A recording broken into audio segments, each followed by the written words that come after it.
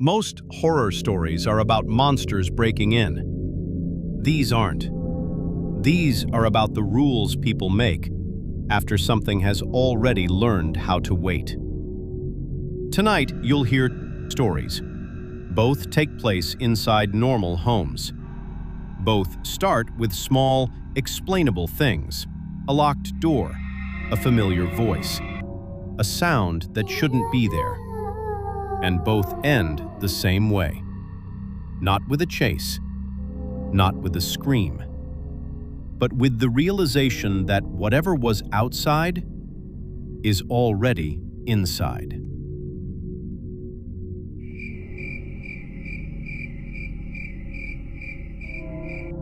My father never let the door stay unlocked after 9:12. Every night at exactly 9:12, my father locked the front door. Not 9:10, not 9:15, exactly 9:12. First the knob, then the deadbolt, then the sliding latch, then the chain, and finally a wooden wedge he jammed so hard beneath the door that the frame bowed inward. 5 steps, always in the same order, every single night. My mother used to joke about it. "Your dad just likes routines," she'd say. But routines don't come with shaking hands, and they don't come with prayers whispered under your breath. The first time I realized something was wrong, I was 7 years old. It was 9:10, and my parents were screaming. "You locked it too early," my father shouted. I know, what does it matter? It matters because they listen." "Stop it, Daniel, you're scaring him." "I said unlock it." I peeked into the hallway just as my mother yanked the door back open. "I'm going outside," she snapped. "I need air." My father went pale. "Rachel, don't." She laughed. "Oh my God, not this again." "They follow late sounds," he whispered. "They learn voices." She froze, then rolled her eyes. "I'll be 5 minutes." The door slammed behind her. The house went quiet. Too quiet. I stepped forward. "Dad, is Mommy coming back?" He stared at the door, didn't answer. Finally, he knelt in front of me and forced a smile that didn't reach his eyes. "She's strong," he said. "If anyone can make it through the night, she can." "Make it through?" His mouth opened, and before he could answer, a soft alarm chimed from his pocket. The tune was cheerful. Wrong. 9:12. His eyes went wide. He ran. Locks snapped shut one by one. Lights went off. Curtains yanked closed. He grabbed me and dragged me to the couch, wrapping one arm around my chest and clamping a hand over my mouth. "Don't breathe loud," he whispered. Then, tap, tap, scratch. Something touching the door. My father started praying. "Lord, shield this home. Blind what walks in darkness. Turn their eyes away." A knock. "Daniel?" My mother's voice. My heart jumped. "Open up, it's freezing." I tried to speak. His hand tightened. "Daniel, stop joking." Another knock. Then, hello?" Her voice changed, confused. "Sir, could you help me? I think something followed me." My father squeezed me so hard it hurt. "Please," he whispered. "Please don't let it learn her voice." A scream. Short, wet, then silence. We buried an empty coffin a week later. No body, no blood, no answers.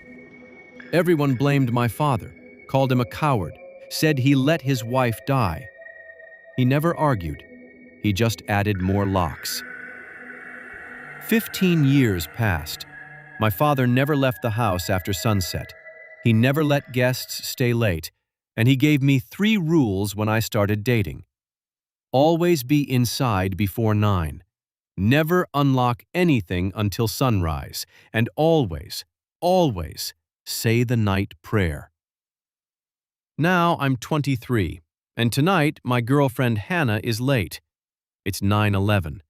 She texted 10 minutes ago. Traffic's bad, almost there. My father is pacing, sweating, checking the clock every few seconds. She won't make it, he whispers. She will, I say. Dad, relax. She's going to knock after the sound window, he says. I don't understand. I call her. Hannah, where are you? Like 7 minutes away?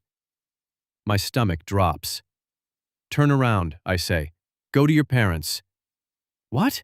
Why? Just go. My father rips the phone from my hand. Hannah, he says quietly, listen to me very carefully.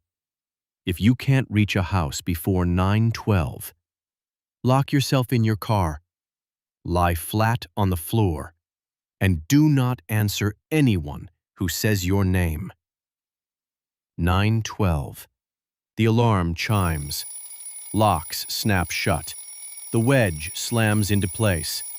I run for the door. My father throws me to the floor. No! A knock. Honey? Hannah, crying. I'm here. Please, open it. I scream. I fight. He covers my mouth. Then, another voice, right outside. Wrong. Sir, can you help me? Too careful. Practiced. Hannah screams. Glass shatters. Something heavy slams into the porch. I bite my father's hand, hard. He yells, and I run. I rip out the wedge, undo the chain, throw the door open. Hannah is there, bleeding, cornered, holding a broken bottle.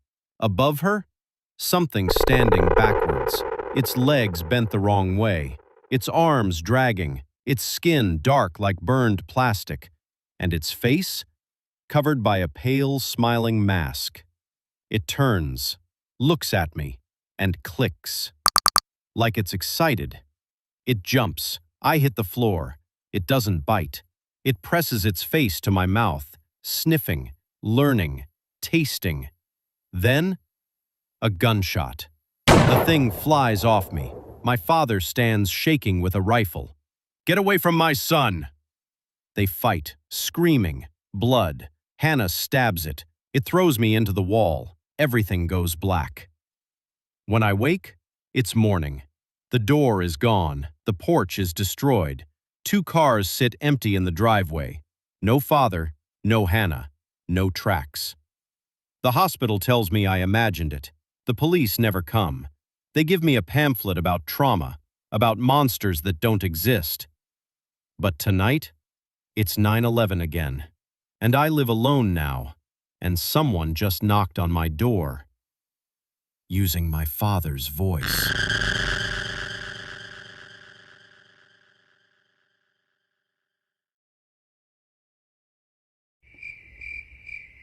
The Skinwalker. I didn't believe in skinwalkers. I thought they were just stories people told around campfires.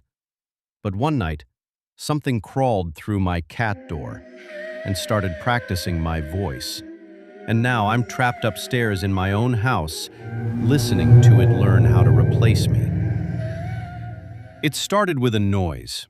Not a bang, not a crash, just a quiet rattling sound coming from somewhere downstairs. The kind of sound you only hear when you're half asleep, the kind your brain tries to ignore. I rolled over in bed and checked the clock. 2:41 a.m. Then I heard it again. Click, scrape, click. I groaned and threw my blanket aside. Silver, I muttered. My cat had a bad habit of losing the magnet on her collar and slamming the cat flap all night when she wanted attention. If anything in her routine changed, she made sure the whole house knew. Barefoot and irritated, I walked down the stairs and into the dark kitchen. Moonlight spilled across the tiles. The back door was moving, not swinging, twitching. The cat flap was snapping open, then shut, then open again. Slow, deliberate. I crouched and whispered, "Silver?" And that's when I saw the feet. Dirty, bare, human, standing on my back porch. The flap slammed shut. Something pressed against the frosted glass. A face.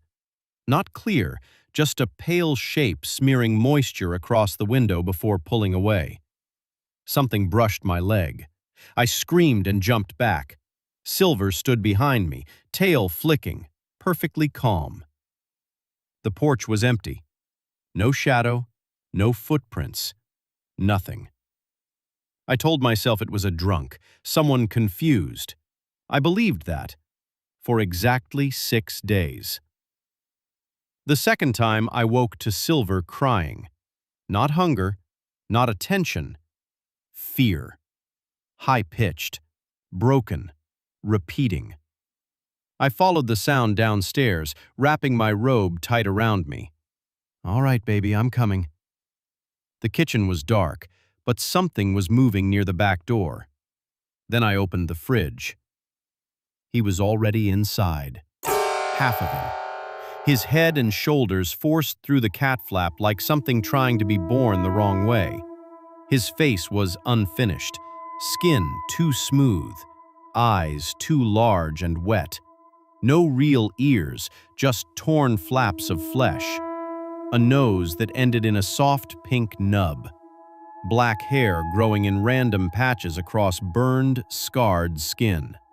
His tongue hung out of his mouth, thick and blue, like he'd forgotten how to close it. His arms were too long, fingers bending backward as they clawed across my floor. He looked at me and opened his mouth. Meow. Perfect. Exactly like my cat. I screamed. I threw whatever I could grab.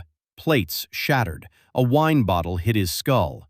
He shrieked, not like a man, like a radio screaming through static. And then he folded, bones popping, joints twisting, and slid backward through the cat flap. Gone. I replaced every door the next morning. Steel frames, reinforced glass, no flaps, no gaps. The locksmith promised me nothing living could get through them. The police humored me. They wrote, "Attempted break-in by unknown male." They didn't believe a word. For a week, nothing happened. I slept again. I ate again. I almost convinced myself I imagined it. Then, one evening, I came home and saw Silver sitting at the top of the stairs. Not blinking, not moving, just staring into the living room. The lights were off. Something was breathing. Slow, wet, curled on my couch.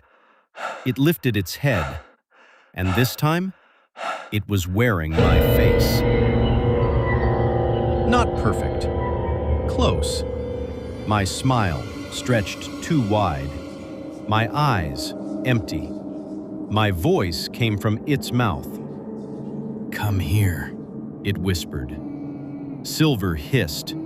I ran. It chased. Not fast. Confident.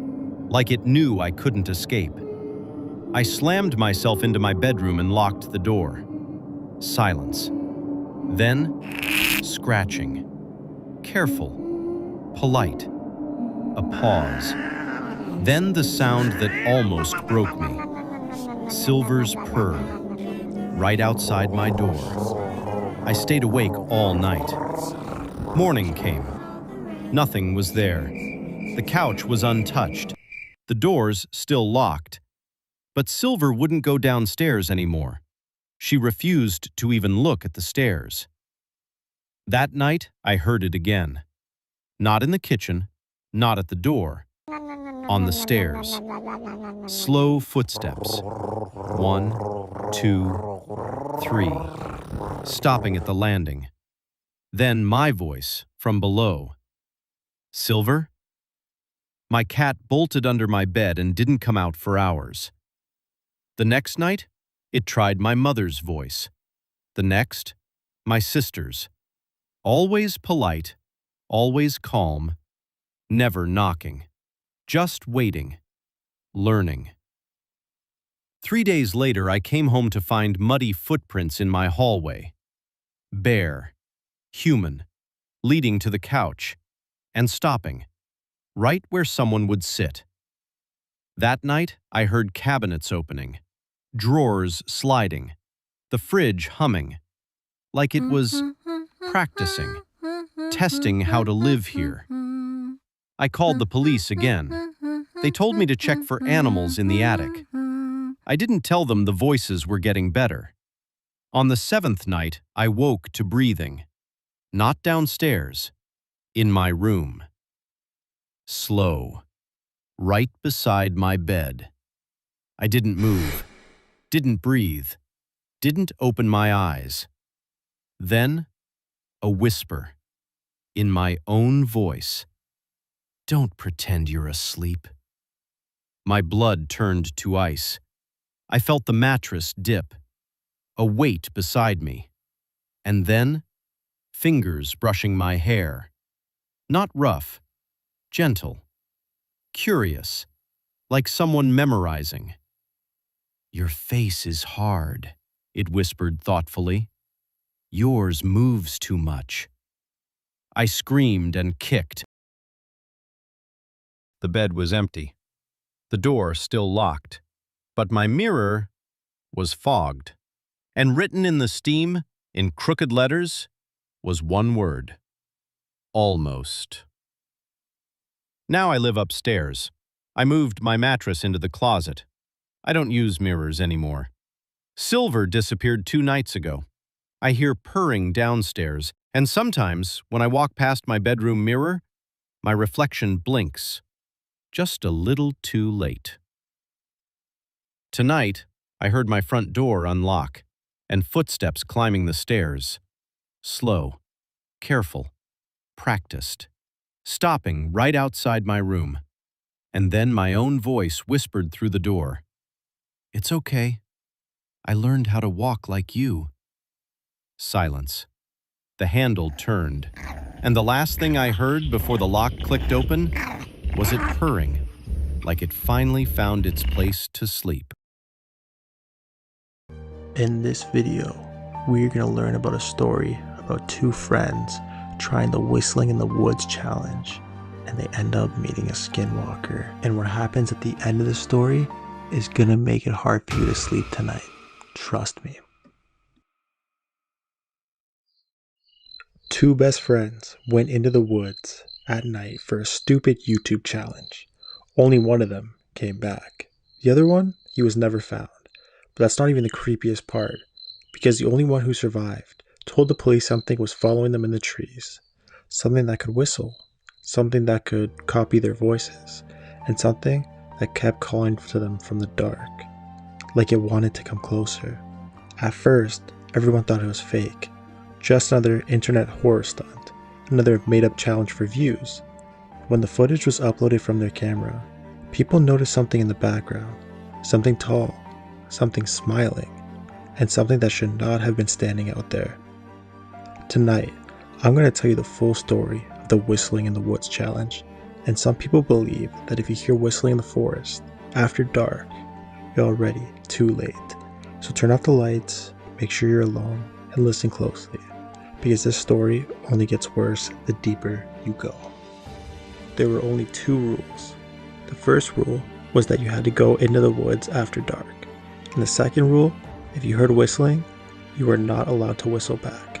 At first, people online treated it as a joke, just another dumb internet challenge, something teenagers filmed for views, something people copied because they thought nothing bad would happen.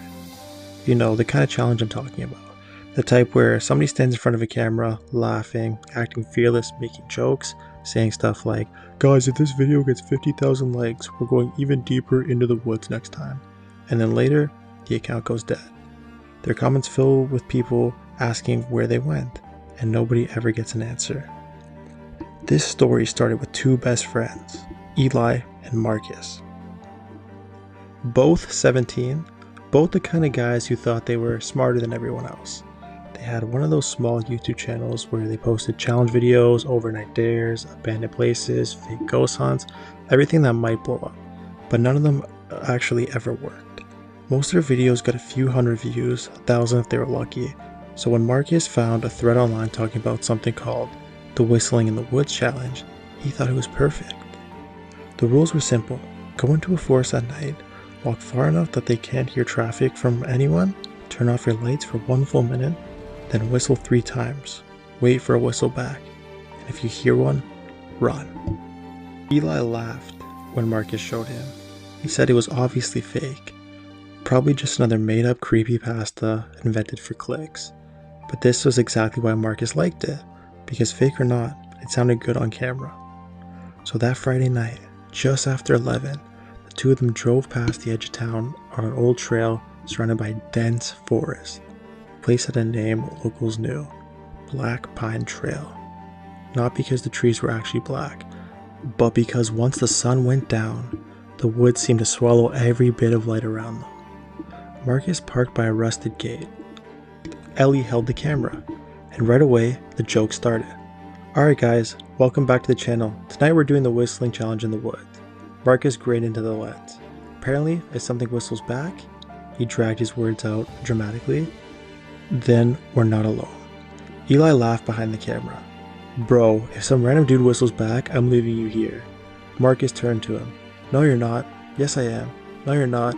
Okay, Eli said. Maybe I'll think about helping. The whole time they were clowning around, neither of them noticed something strange. The woods went quiet. Too quiet.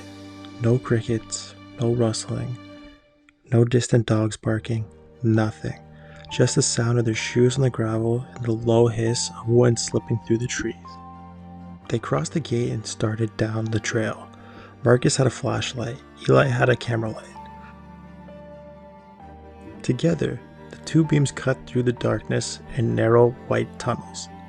Everything outside that light looked thick and endless. The deeper they went, the more the trail changed. At first, it was wide and easy to follow. Then it narrowed. Branches leaned over it. Roots pushed up through the dirt like bones under skin.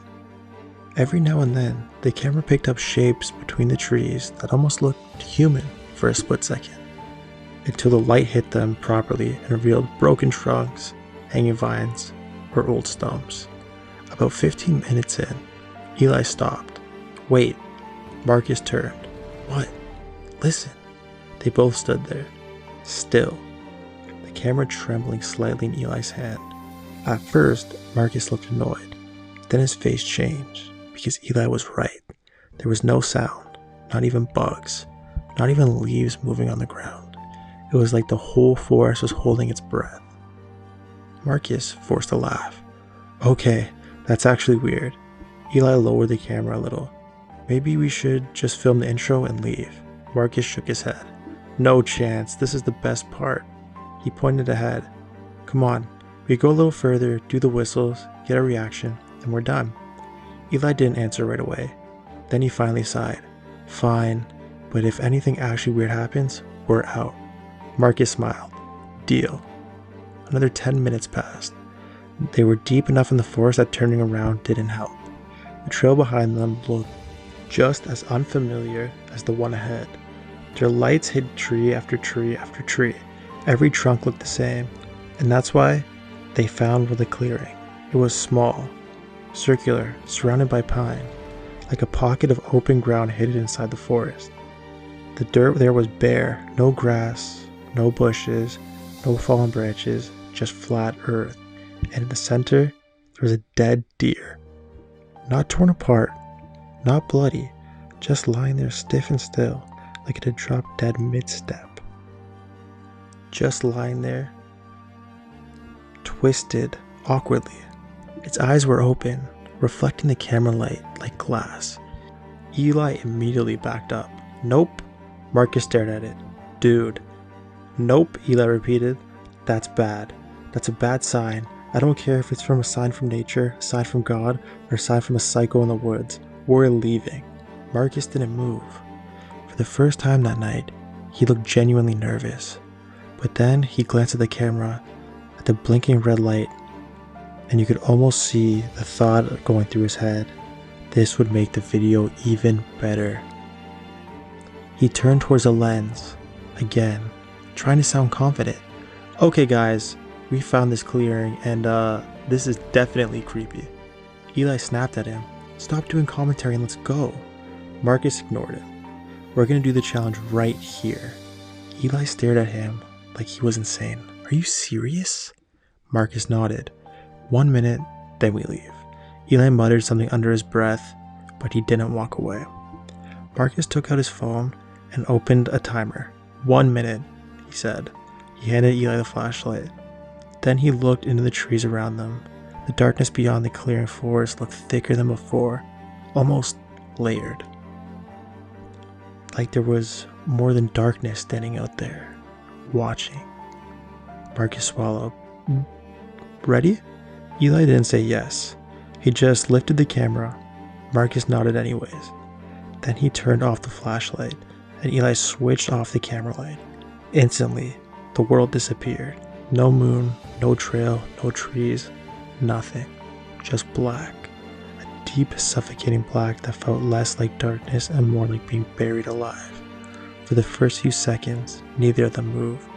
They could hear each other breathing, the faint rustles of the clothes, the slight shift of tone against the dirt, and then something else.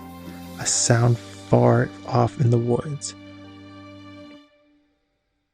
Not a footstep, not a branch snapping, just soft movement, like something large slowly circling the clearing. Eli whispered, Marcus. Marcus whispered back, shut up. The timer ticked on, 10 seconds, 15, 20, and then something was behind them. Something whistled, low, thin, human, 3 notes, clear as day. Eli inhaled sharply. Marcus fumbled for the flashlight, but his hands were shaking.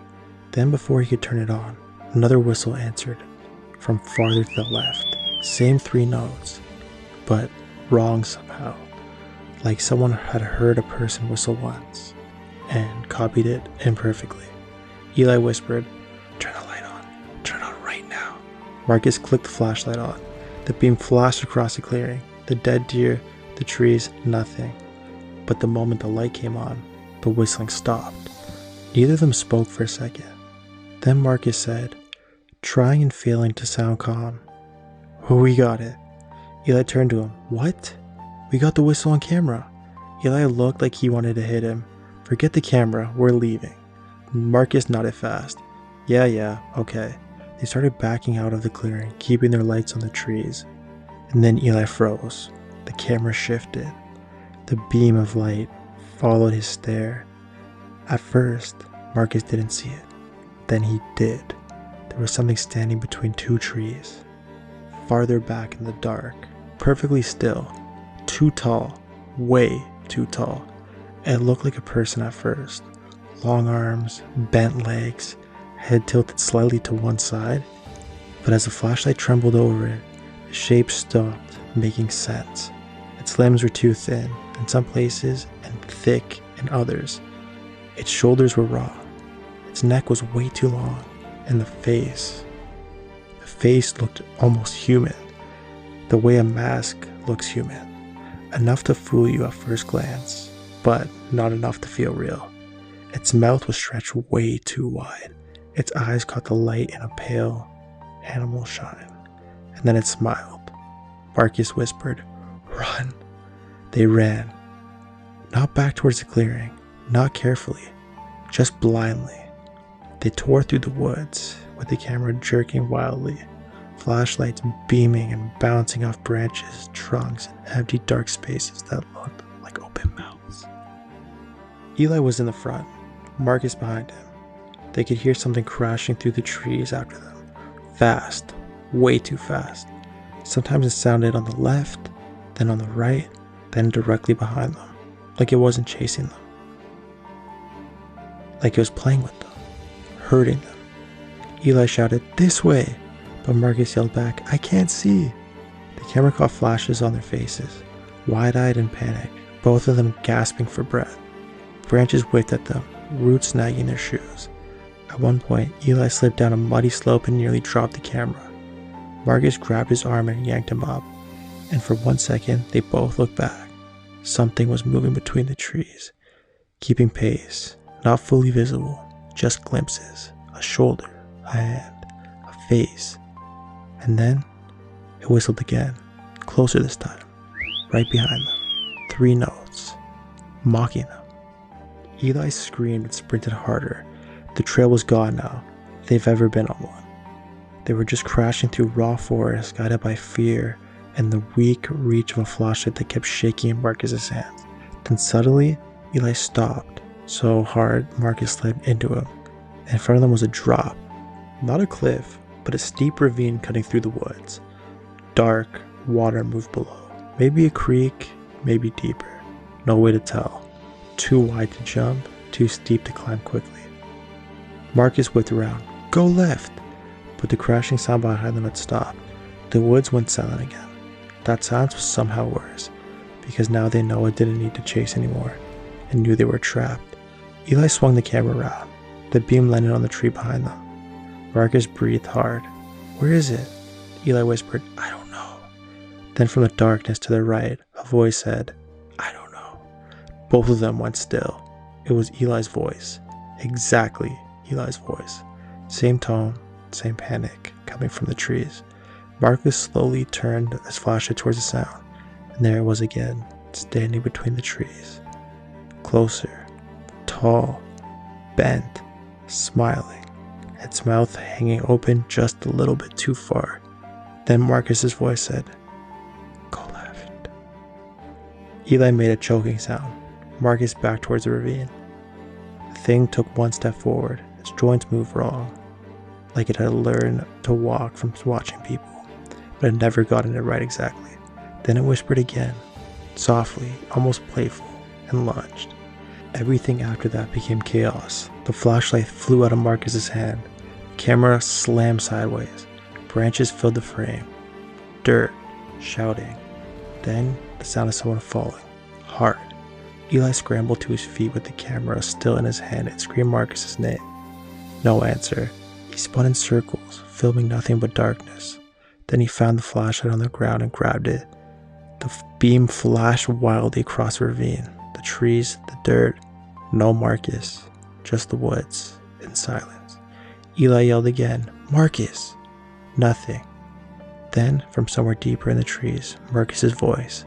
Faint, desperate. "Eli, help me!"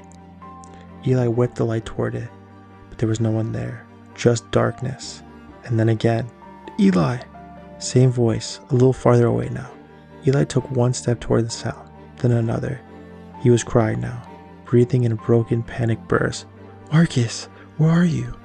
The voice answered immediately. "Over here!" Too fast. Too perfect. And that's when Eli realized something was wrong. Marcus's voice wasn't actually echoing through the woods naturally. It sounded close no matter which direction it came from. Flat, like it was being thrown at him. Then, behind him, right next to his ear, something whispered in Marcus's voice. "Don't turn around." Eli did, and the camera caught it for half a second. A face inches away from him. Not Marcus. Something wearing Marcus's expression like stolen clothing. Its smile pulled too wide, its eyes dead and pale, its skin stretched and uneven. And then the footage cut out in a burst of static. That's the video people found 3 days later, uploaded automatically to their channels at 3:12 in the morning. No title, no thumbnail, just raw footage. Comments exploded instantly. Some people said it was fake, others said it was the best horror marketing they've ever seen. But the police didn't think it was funny, because Marcus's bike was still parked at the gate. Your backpacks were found on the trail. At nearly a week of searching, they didn't find a soul. Thank you guys so much for watching another episode of Sleepy Hollow. If you enjoyed the video, leave a like, subscribe, and comment what your favorite part is. And if you want me to cover another story, leave it in the comments and I'll definitely check it out. I woke up to breathing that wasn't mine. Slow. Practiced. I opened my eyes. Something was standing at the foot of my bed. It was breathing like it was learning how. When it saw me looking at it, it ran. Bare feet, one slap on the floor. Gone. Then I heard my own voice under the floor. The first night I slept in the unit, I woke up to my own voice coming from underneath the floor. It wasn't talking. It was practicing. I moved in because I needed somewhere cheap, quiet, and temporary. Remote job, no friends in the city, no reason to pay full price for a place I'd barely live in. The building used to be offices. Someone converted it into apartments without changing much. Long hallways, drop ceiling, fluorescent lights that buzz when they're tired. My unit was on the ground level, technically Unit 1, which sounded normal, until I noticed the heavy metal door at the end of the hall. Storage only. I asked the landlord about it during the walkthrough. He didn't even look at the door. Nothing down there, he said. Old junk, pipes, storage, locked for a reason. The way he said locked for a reason felt memorized, like he'd said it a lot. But I signed anyway, because cheap rent makes you ignore instincts. That first night, I crashed hard. Phone on the charger, shoes kicked off, lights out, new start. Then I woke up. Not from a nightmare, from a sound. Hey, it's me. I sat up instantly, because that was my voice. Not from the hallway, not from another unit, from under the floor. Hey, it's me. It said the same thing again and again, but each time it sounded slightly different. Hey, it's me. Hey, it's me. Hey, it's me. Like it was trying to find the right rhythm. Like it was learning where to put the humanity. I swung my legs off the bed. The moment my feet touched the floor, the voice stopped. No pipes. No creaks. No buildings settling. Just silence. Then something shifted under the floor. Not footsteps. Weight. Like something pressed up against the underside and waited. I didn't sleep after that. The next morning I did what everyone does. I tried to explain it away. Old building. Echoes. Imagination. I checked the hallway. Empty. I checked the basement door. Locked. I leaned in close. Nothing. But when I pulled back, I smelled something. Sweet. Not rot. Not sewage. Like a candle someone lit to hide something worse. That night I came home and immediately knew something was wrong. My bathroom light was on. I never leave it on. There were muddy footprints on the tile. Bare feet, too long, too narrow. They started near the drain, like someone had stood there dripping. And they ended at my bedroom door.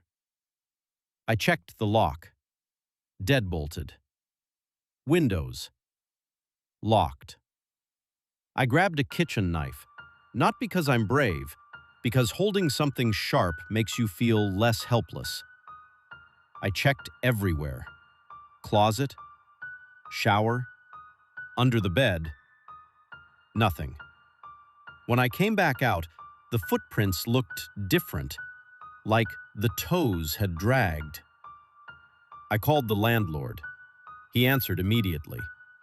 I told him about the footprints. He went quiet. Then he said, "Are you sure they're footprints?" I said yes. Another pause. "Don't open the basement door." I asked why. "Because you'll make it worse." Then he hung up. That night, it started using someone else's voice. My mom's. Soft. Careful. Close. "Hello?" My stomach dropped. Then my own voice again. "Don't answer." The floor creaked. Not breaking. Pressing. Like a face against the wood. Breathing. Patient. The next day, I bought a cheap camera. I aimed it at the basement door. That night, I stayed awake. Around midnight, the camera picked up movement. The handle twitched. Not turning. Testing. Then my voice breathed into the mic. The camera was gone in the morning. Not broken. Gone. The landlord wasn't surprised. When I said the word skinwalker, he whispered, "Don't say that in the building." Then he said, "It's still hungry." I started packing. The sounds followed me, room to room, under the floor, tracking. When I tried to leave, the basement door was open. Not wide, just enough. My mom's voice came from inside. Perfect this time. "Sweetie?" I stepped forward. Then my own voice smiled. "That's it." I ran. I woke up on concrete. Cold. Damp. The basement. But not storage. Rooms. Old offices turned into something else. Footprints everywhere. Different sizes. Different ages. Above me, I heard my voice, living my life, talking to new tenants, selling the unit. Then it spoke without copying anyone. "Stay. Listen. Learn." My phone uploaded this on its own, because that's how it spreads. Through rooms. Through walls. So if you hear a familiar voice tonight saying, "Hey, it's me," don't open the door, because it can do you better, and it's already practicing. Our dog started standing on two legs at night. Only when it thought we were asleep. We adopted him 3 weeks earlier. My girlfriend Mara found the listing late one night while we were half watching TV. No pictures, no description. Just one line. Adult dog, very quiet, needs experienced owners. That should have stopped us. But it didn't, because something about him felt familiar. We hadn't had a dog since Scout, our first dog, 7 years earlier. Scout had been with us since college. White fur, long legs, too smart for his own good. And one night, he disappeared. No barking, no scratching, no open doors. Just gone. We searched for weeks. Posters, calls, late-night walks through the neighborhood. Nothing. Eventually, people stopped asking, and we stopped talking about it. But when Mara read the shelter listing out loud, she looked at me and said, "He sounds like Scout." That should have scared me. Instead, it made us nostalgic. The shelter was on the edge of town, backed up against trees. Not deep woods, but close enough that the air felt colder. The woman at the desk didn't smile, didn't ask our names, didn't ask why we were there. She slid the paperwork across the counter and said, "He doesn't like being watched." We laughed. She didn't. He was in the last kennel, sitting, perfectly still. White fur, long legs, chest too deep. When I knelt, he didn't wag his tail, didn't bark, didn't whine. He just stared at me, unblinking. Mara whispered, "Do you see it?" I nodded, because I did. Something about his posture, the angle of his head, the stillness. It reminded us of Scout. Not exactly, but close enough to make my stomach tighten. The woman said his name was Hollis. She said it like it wasn't his first name. "Has he been returned before?" Mara asked. The woman paused. "Twice," she said, "for behavioral reasons." We signed anyway, because sometimes your heart recognizes something your brain hasn't caught up to yet. At home, Hollis didn't explore, didn't sniff corners, didn't check rooms. He walked straight to the living room, sat down, and watched us all night. No pacing, no sleeping, just watching. When Mara said his name, his ears twitched, and he looked at me, the same way Scout used to. The first night, we closed the bedroom door, not because we were scared, just instinct. Sometime after midnight, I woke up, not from a sound, from that feeling, like someone was standing too close. I opened my eyes. The bedroom door was cracked. I knew we'd closed it, and in the gap, I saw Hollis, standing upright, back legs straight, front paws hanging loose at his sides, balanced, still.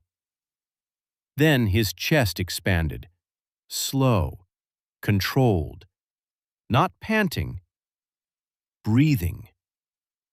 I squeezed my eyes shut, counted to 5, opened them again. The door was closed. Hollis was gone. I didn't sleep after that. The next morning, Mara said, "Did Scout ever do that thing where he'd just stand there and stare at us?" My stomach dropped, because she'd never told me that before. Scout used to stand at the foot of our bed, never like a dog, like he was waiting. 2 weeks later, he vanished. The second night, I stayed awake, lights off, breathing slow. At 2:17 a.m., the hallway creaked. Careful, deliberate. The door opened. Hollis stepped in.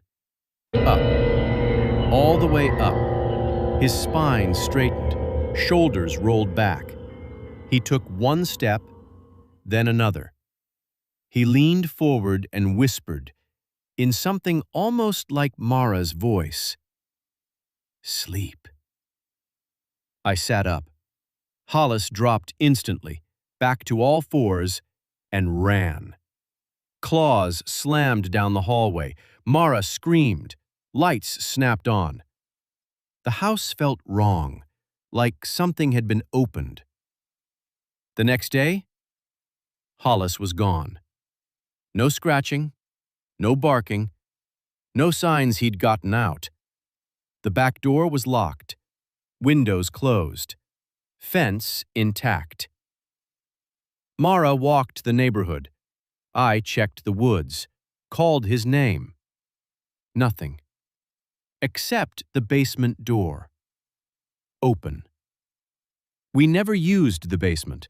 It was unfinished, concrete, cold. When I looked down the stairs, I smelled it.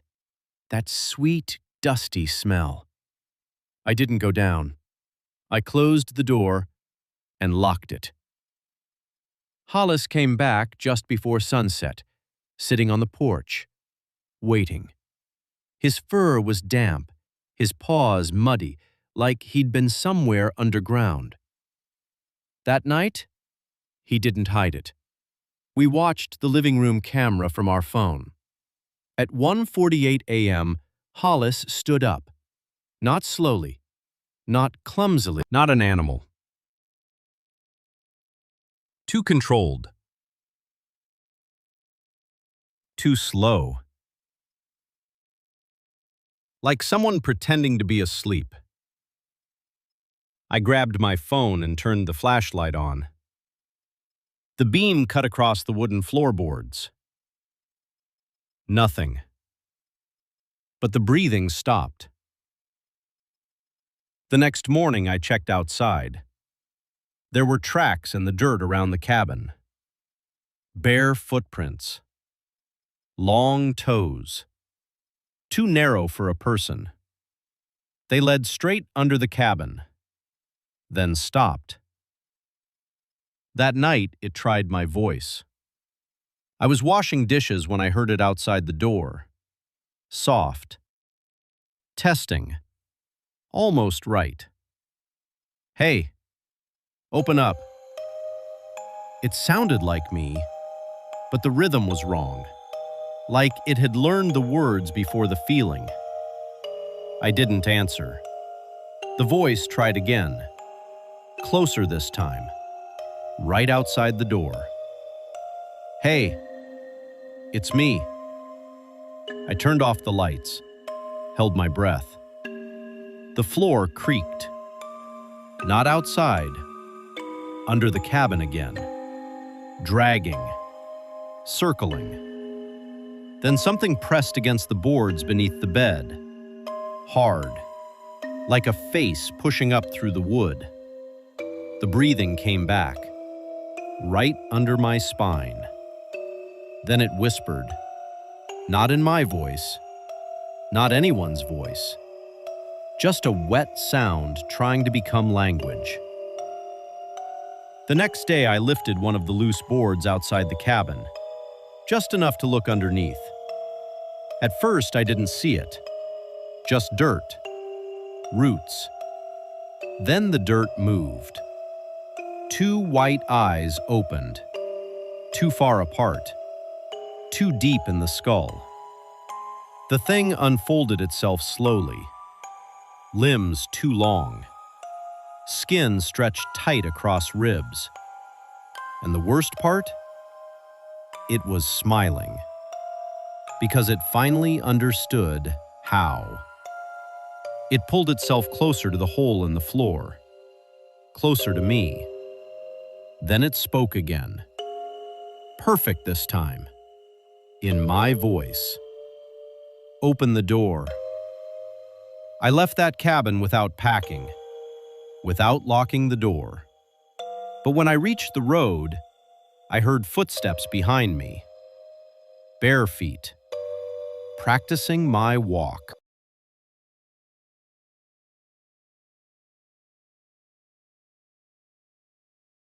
Stories like these always end the same way. Someone hears something familiar, a voice, footsteps, something calling from the dark, and for a moment, they almost answer it. Because that's the trick. Skinwalkers don't just hunt people, they study them. They watch how you move, how you talk, how you breathe. Until one night, they can do it better than you can. So if you ever hear something outside your door, or under your floor, or walking beside you in the woods, and it sounds exactly like someone you trust, don't answer it. Don't follow it. And whatever you do, don't let it see how afraid you are. Because somewhere out there, something is still practicing, and it might already know your voice. Get comfortable. Just don't forget, if something starts to sound familiar, it might not be part of the story. The first time I heard it, I thought it was my brother. And that's what made it worse. Because if it sounded wrong, if it sounded unnatural, if there was even the smallest detail that didn't match, I would have ignored it. I would have stayed in bed, pretended I didn't hear anything. But it didn't sound wrong. It sounded normal. Too normal.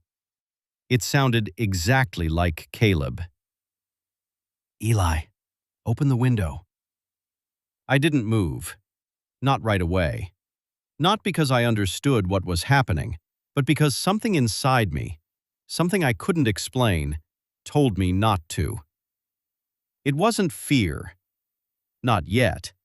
It was hesitation.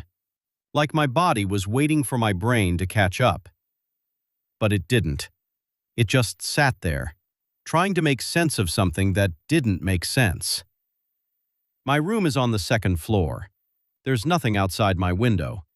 No balcony, no ledge, nothing. So how was he there?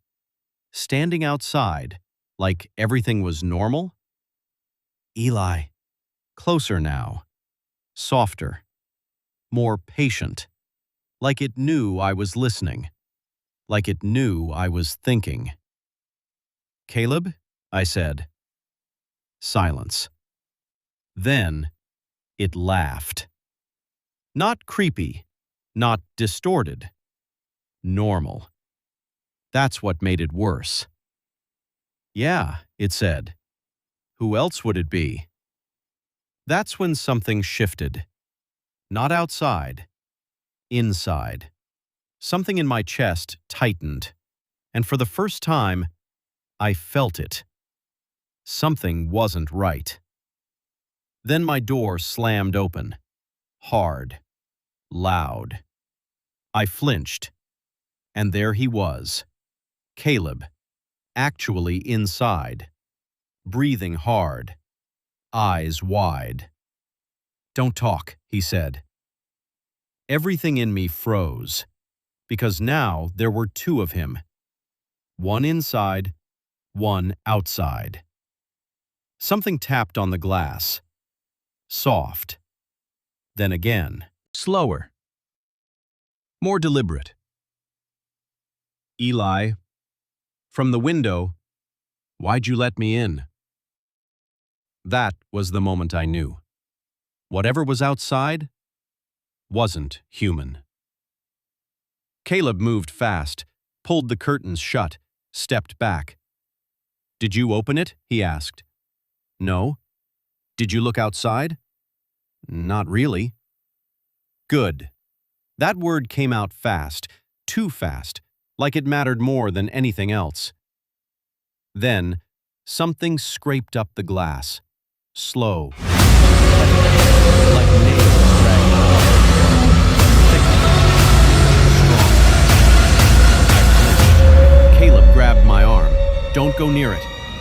What is that? I whispered. He didn't answer. And that silence told me everything. Then, a gunshot echoed outside. Sharp. Close. I jumped. Caleb didn't. He just went still. Listening. And then, from outside my window, in my dad's voice, "Boys, open up!" Perfect. Every detail. The tone. The way he said, "boys." Everything. I looked at Caleb, and his face went pale. Not confused, not scared, recognizing. He pulled out his phone, showed me the screen. Do not open the window. Do not look outside. If it talks, ignore it. My chest tightened. Speeding. Action. What do you mean, again? He didn't answer, because outside, the voice spoke again. It's freezing out here. 1, 2, 3. It wasn't freezing. That's when I realized. It didn't understand what it was saying. It just knew what it was supposed to sound like. Come on, Caleb said. He grabbed my arm. We moved, fast, out of the room, into the hallway. The house isn't empty. The house felt wrong, too quiet, too still. Then we heard it. A floorboard downstairs. Creak. We froze because no one else was home, and something was walking through our house. Slow, deliberate, like it belonged there. Then, the back door opened. Slow, heavy. And a voice came from downstairs. "Boys?" "Dad." "Perfect. Too perfect." I whispered. "That's him, right?" Caleb shook his head. "No." "How do you know?" "Because Dad's still outside." That didn't make sense, but I believed him. The voice downstairs said, "Put some lights on." Caleb whispered, "That's not how he talks." Then, the footsteps started coming upstairs. One step at a time. Slow, controlled, not rushing, like it knew we had nowhere to go. Caleb grabbed me, pulled me into his room, locked the door, grabbed a bat. We stood there, listening. The steps stopped outside. Silence. Then, in my voice, "Caleb?" He stepped back, like something inside him broke. Then, it laughed. Wrong. Stretched, like it didn't understand what laughter was. The handle turned. Once, twice, then stopped. Silence. Then footsteps, walking away. Caleb checked the window, looked, pulled back fast. "What?" I whispered. "There's something on the roof."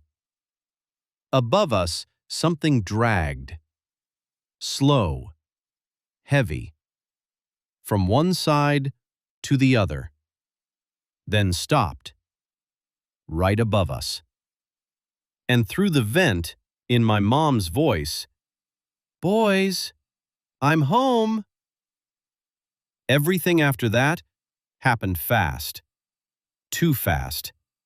Voices, more than one, inside, outside, everywhere. Then Caleb said the rule. If it gets inside, you don't let it leave. We ran. To the kitchen. Turned on the gas. The smell filled the air. Something moved behind us. More than one. He lit it. Hesitated. Then threw it. Everything went white. I woke up outside. The house was gone. Burned. Ash everywhere. Then, footsteps. I turned. Caleb. Alive. "You made it," I said. "Yeah." Something felt wrong.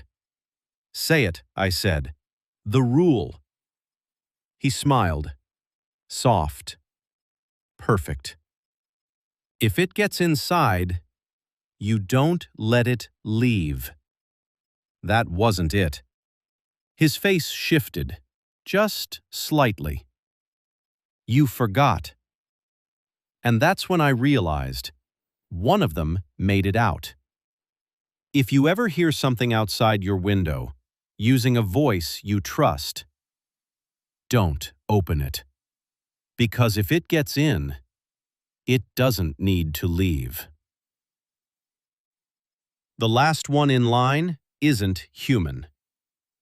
If you're walking in the woods with friends, count them. Not once, not casually, count them again. Because if you don't notice when it changes, you won't notice which one isn't real. And by the time you do, it's already too late. We weren't supposed to be there that late. It started as something normal, just a hike. 6 of us. Me, Jordan, Marcus, Tyler, Chris, and Evan. We'd done trails like this before. Nothing serious, nothing dangerous. Just something to get out of the city. Clear your head. We got there in the afternoon. The sun was still up. The trail was clear. Everything felt normal. Too normal. That's how it always starts. The first feeling. At first, nothing felt wrong. We were joking, talking, messing around, the usual. Then slowly, it got quiet. Not suddenly, not in a way you'd notice right away. Just one conversation ended, then another, until no one was talking anymore. All you could hear was footsteps, leaves crunching, branches snapping, breathing. Then even that felt off, like something else was matching it. Marcus was the first to stop. "Yo!"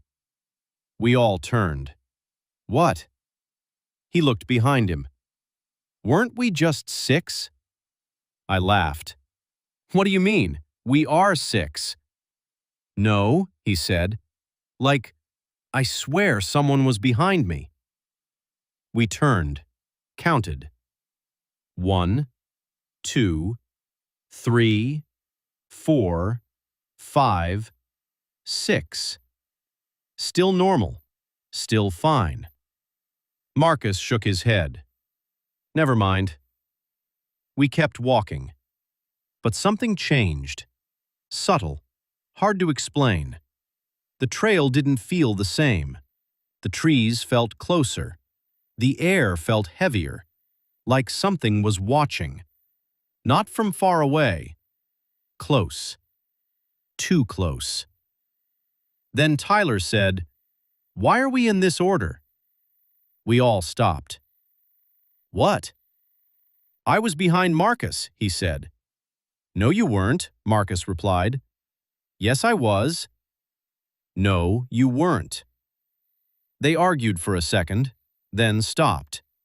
Because none of us knew. Not for sure. That's when the confusion started. We started walking again, closer together now, quieter, more aware.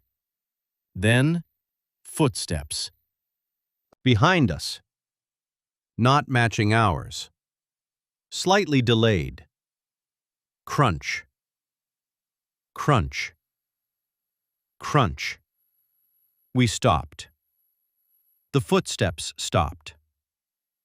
We walked. They walked. Marcus turned slowly. "You hear that, right?" No one answered. Because we all did. "All right," Jordan said. "Everyone stop." We lined up. Carefully. Deliberately. He pointed.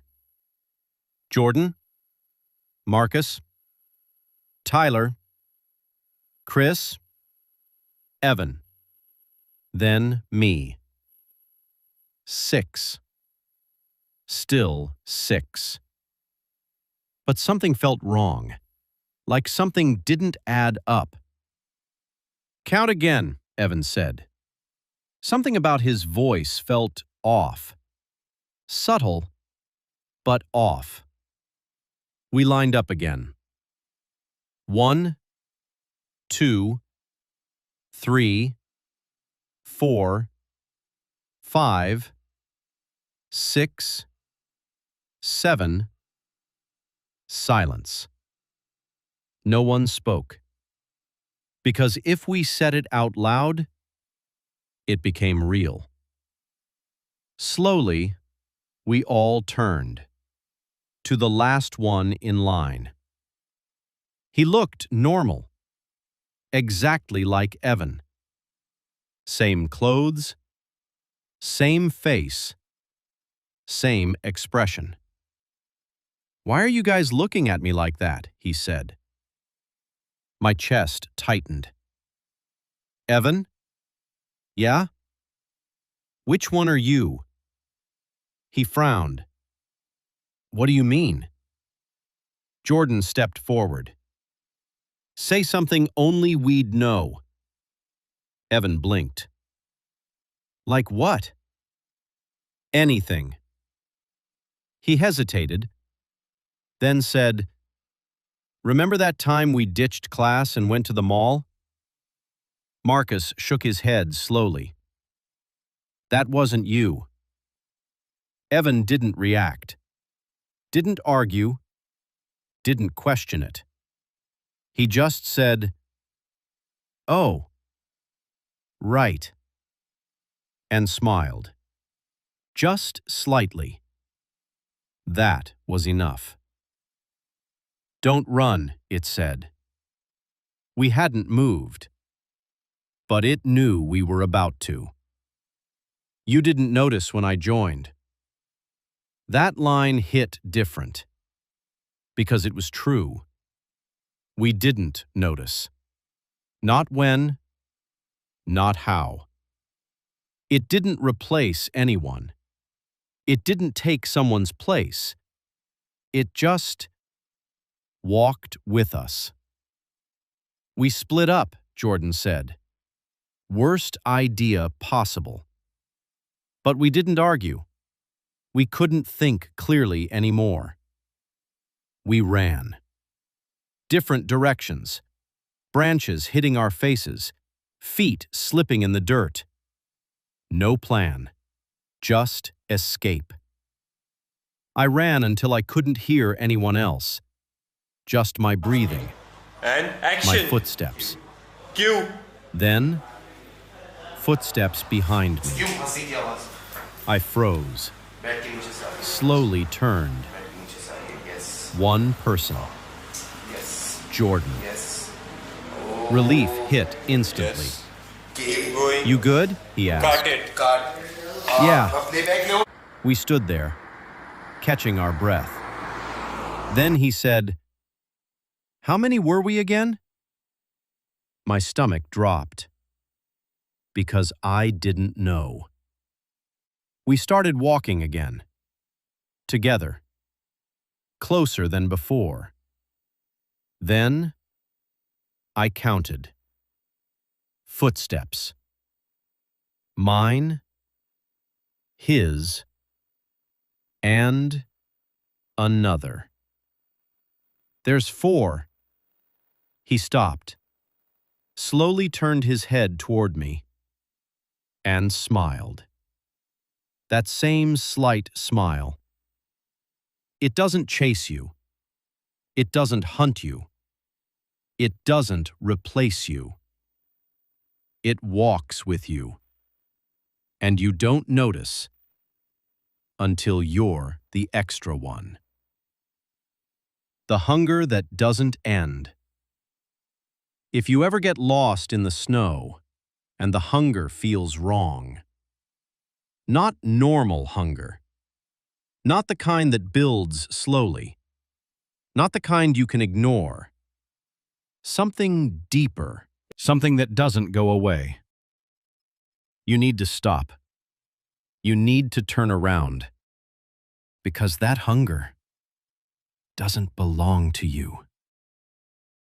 We were supposed to be back before sunset. 4 of us. Me, Daniel, Marcus, and Kyle. It wasn't supposed to be dangerous. Just a winter hike.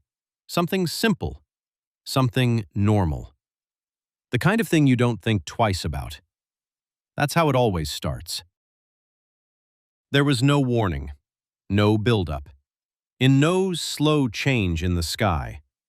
1 minute, clear. The next, white, endless, blinding.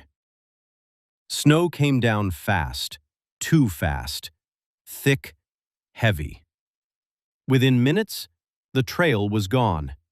Footprints gone. Path gone. Everything gone. Just white. The first feeling. At first, we weren't scared, just confused, trying to figure out direction, trying to stay calm. Then it started. The hunger. Sudden, sharp, aggressive, like we hadn't eaten in days. "You feel that?" Marcus said. "Yeah," Kyle replied. "I'm starving." That didn't make sense. We had just eaten. A lot. But the feeling didn't go away. It got worse. Then we saw it. At first, just a shape between the trees, barely visible through the snow. Then, clearer, tall, too tall, limbs too long, body too thin, standing still, watching us. It didn't move, didn't react, just waited. "Go," Daniel said. We didn't argue. We ran. Snow crunching, branches snapping, breath burning in our lungs. But behind us, something followed. Not fast, not chasing, just keeping up. The hunger came back stronger. Not pain anymore. Something else. A pull. A need. Marcus fell, hard. Didn't get up. "I can't," he said. Flat. Empty. "Leave me." That thought hit instantly. He's right. Leave him. I froze, because I didn't just hear that thought. I believed it. Then we heard it. "Help." Weak. Human. "I can't move." Closer. Too close. "We have to check," I said. "No," Daniel said immediately. "That's not real." The voice came again. "I'm so cold." Then it stopped. Completely.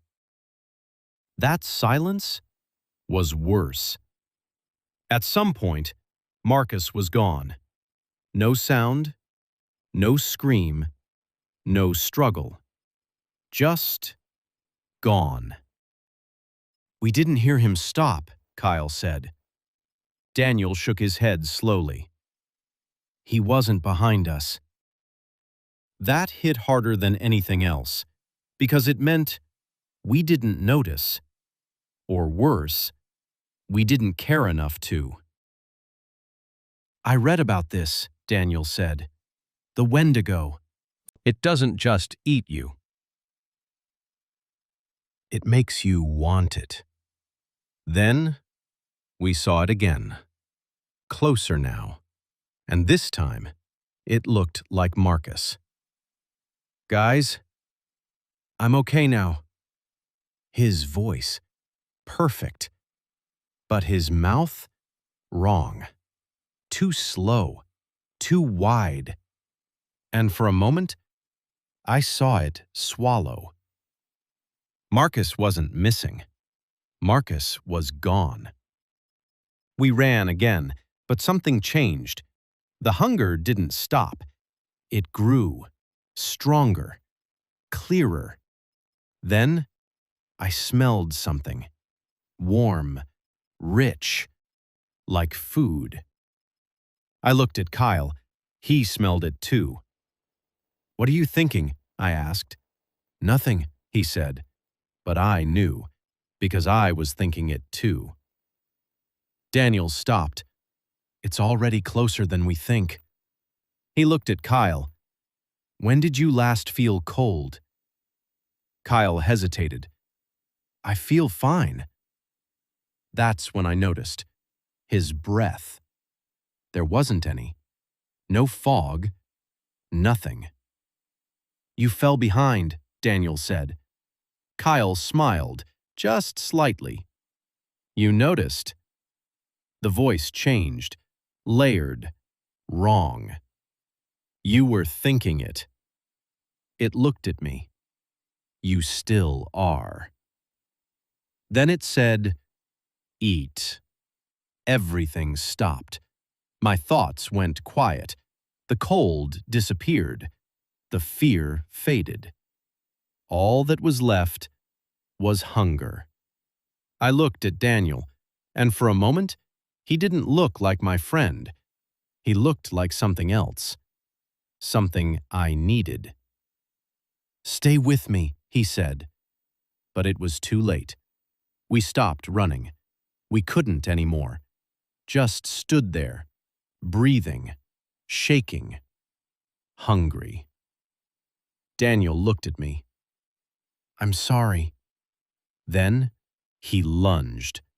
We fell into the snow, fighting, not because we wanted to, because we couldn't stop. The storm was gone. The sky was clear, bright, silent. I stood alone, in the snow, looking down. 2 sets of tracks, going in, 1 coming out. I didn't feel full. That was the worst part. I was still hungry. If you ever feel hunger like that, run. Because once it starts, it doesn't stop. If you made it this far, I appreciate you. Every story you heard in this video was written and recorded by Sleepy Hollow. No reposts, no stolen content, just original stories designed to stay in your head long after the video ends. If you enjoyed this, make sure you subscribe and turn on notifications, because the next story might be worse.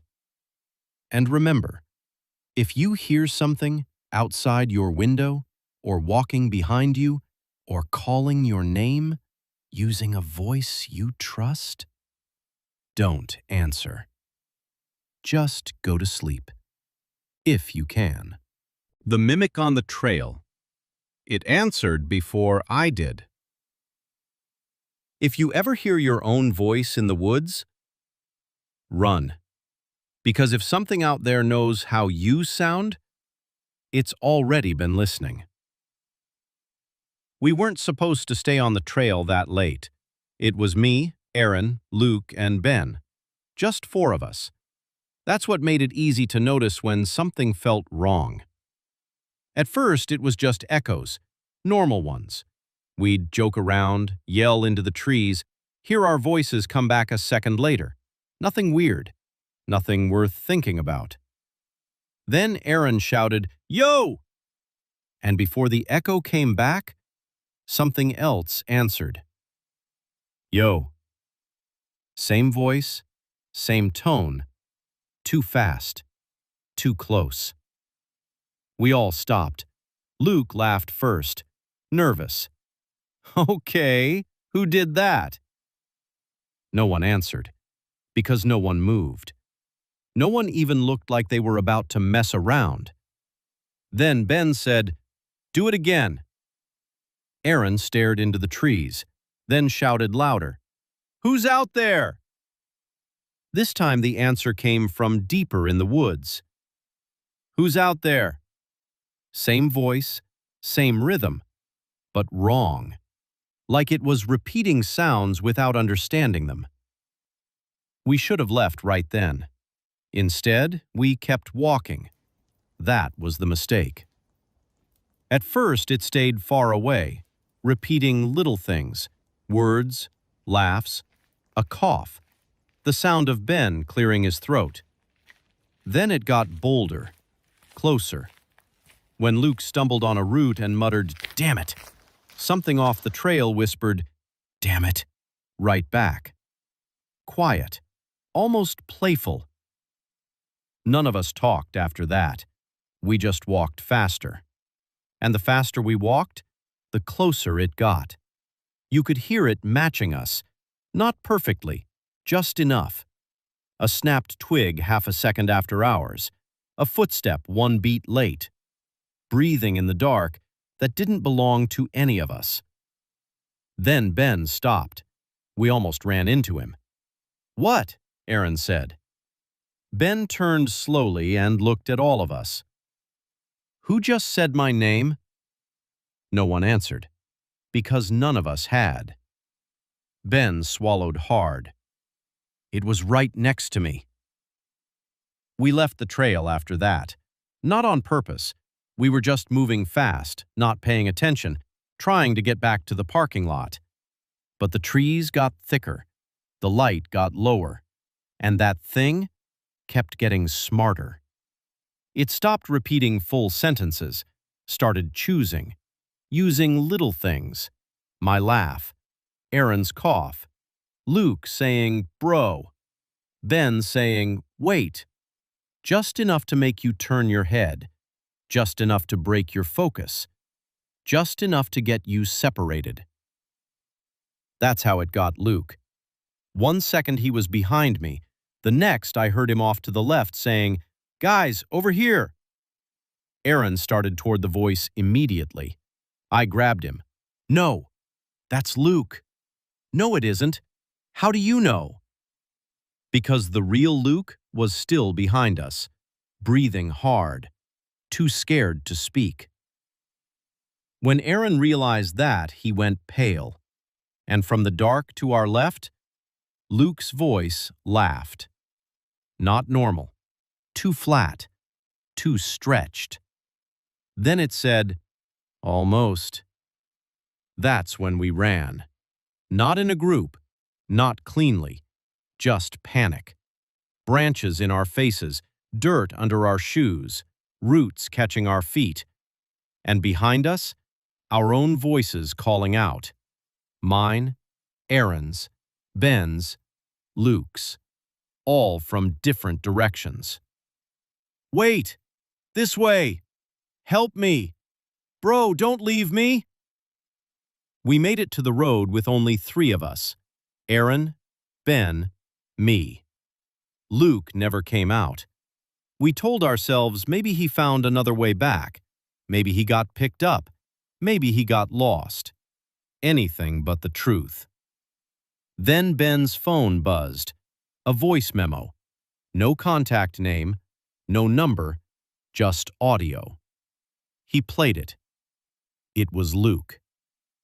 Crying, saying our names, begging us to come back.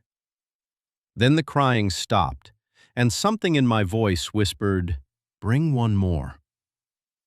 If something in the woods answers you too fast, it's not an echo. He only moved when I blinked. There's a kind of fear that hits all at once. A loud noise, a scream, a face at the window. And then there's the kind that builds, slow, quiet. So slowly you almost convince yourself it isn't real. That's the kind that stays with you. I first saw him when I was 8. Not clearly, just a shape, in the corner of my room. Too dark to be clothes, too tall to be a chair. Just there. I remember pulling the blanket over my head and waiting for morning. That's what kids do when something doesn't make sense. You hide from it. And when the sun comes up, you pretend it never happened. In the morning, the corner was empty, so I forgot about it, or tried to. Then I saw him again when I was 12. Same corner, same shape. Only this time I was old enough to know my room, to know what belonged there, and that thing did not belong there. I stared at it for what felt like an hour, waiting for it to move. It didn't. Eventually, I turned my lamp on, and it was gone. That should have made me feel better. It didn't. Because if it was just my imagination, why did it always stand in the exact same place? Why did it always look the same height? Why did it always feel like it was watching me? I never told my parents. What was I going to say?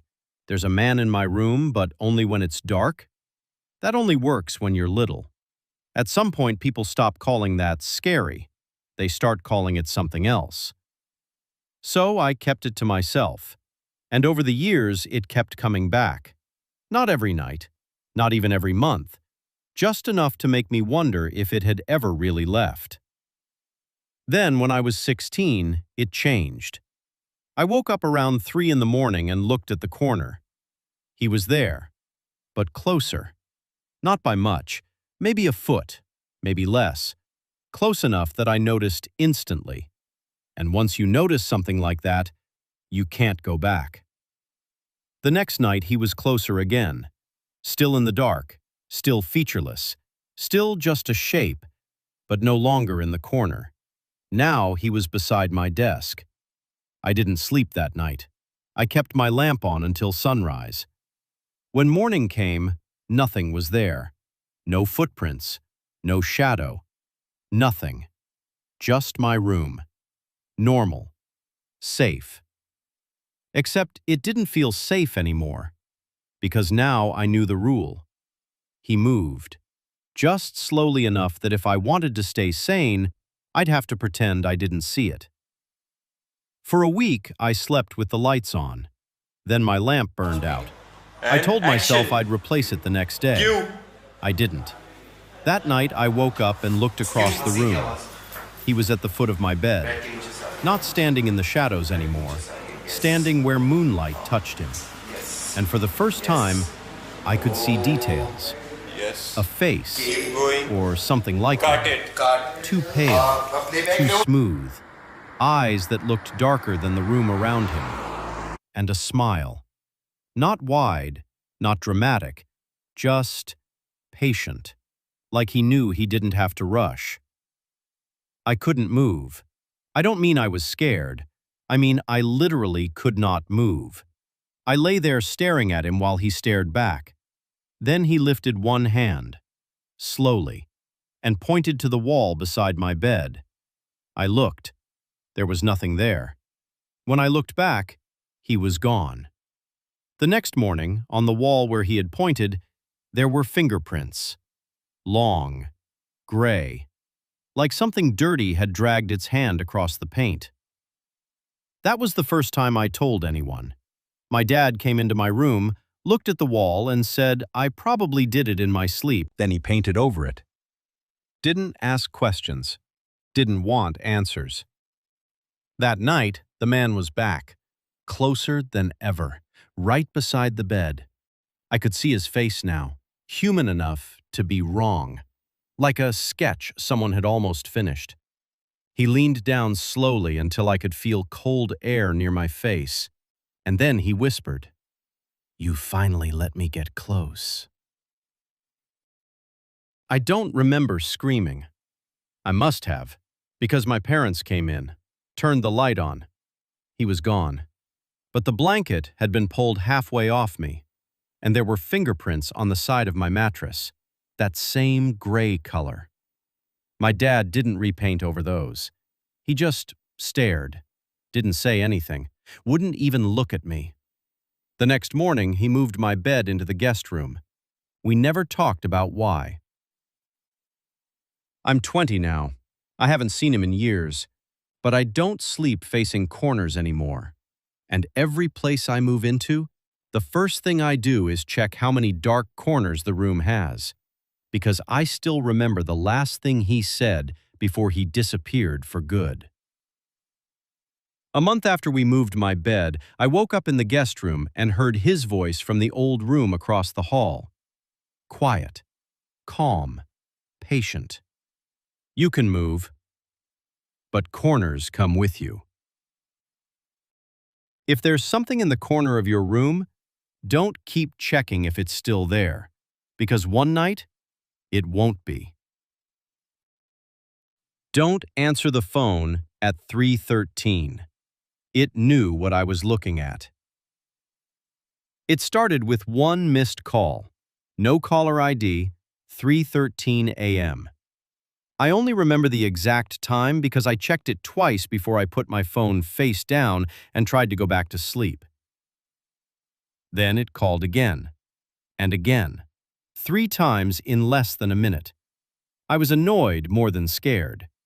That changed when it left a voicemail. I didn't listen to it until morning.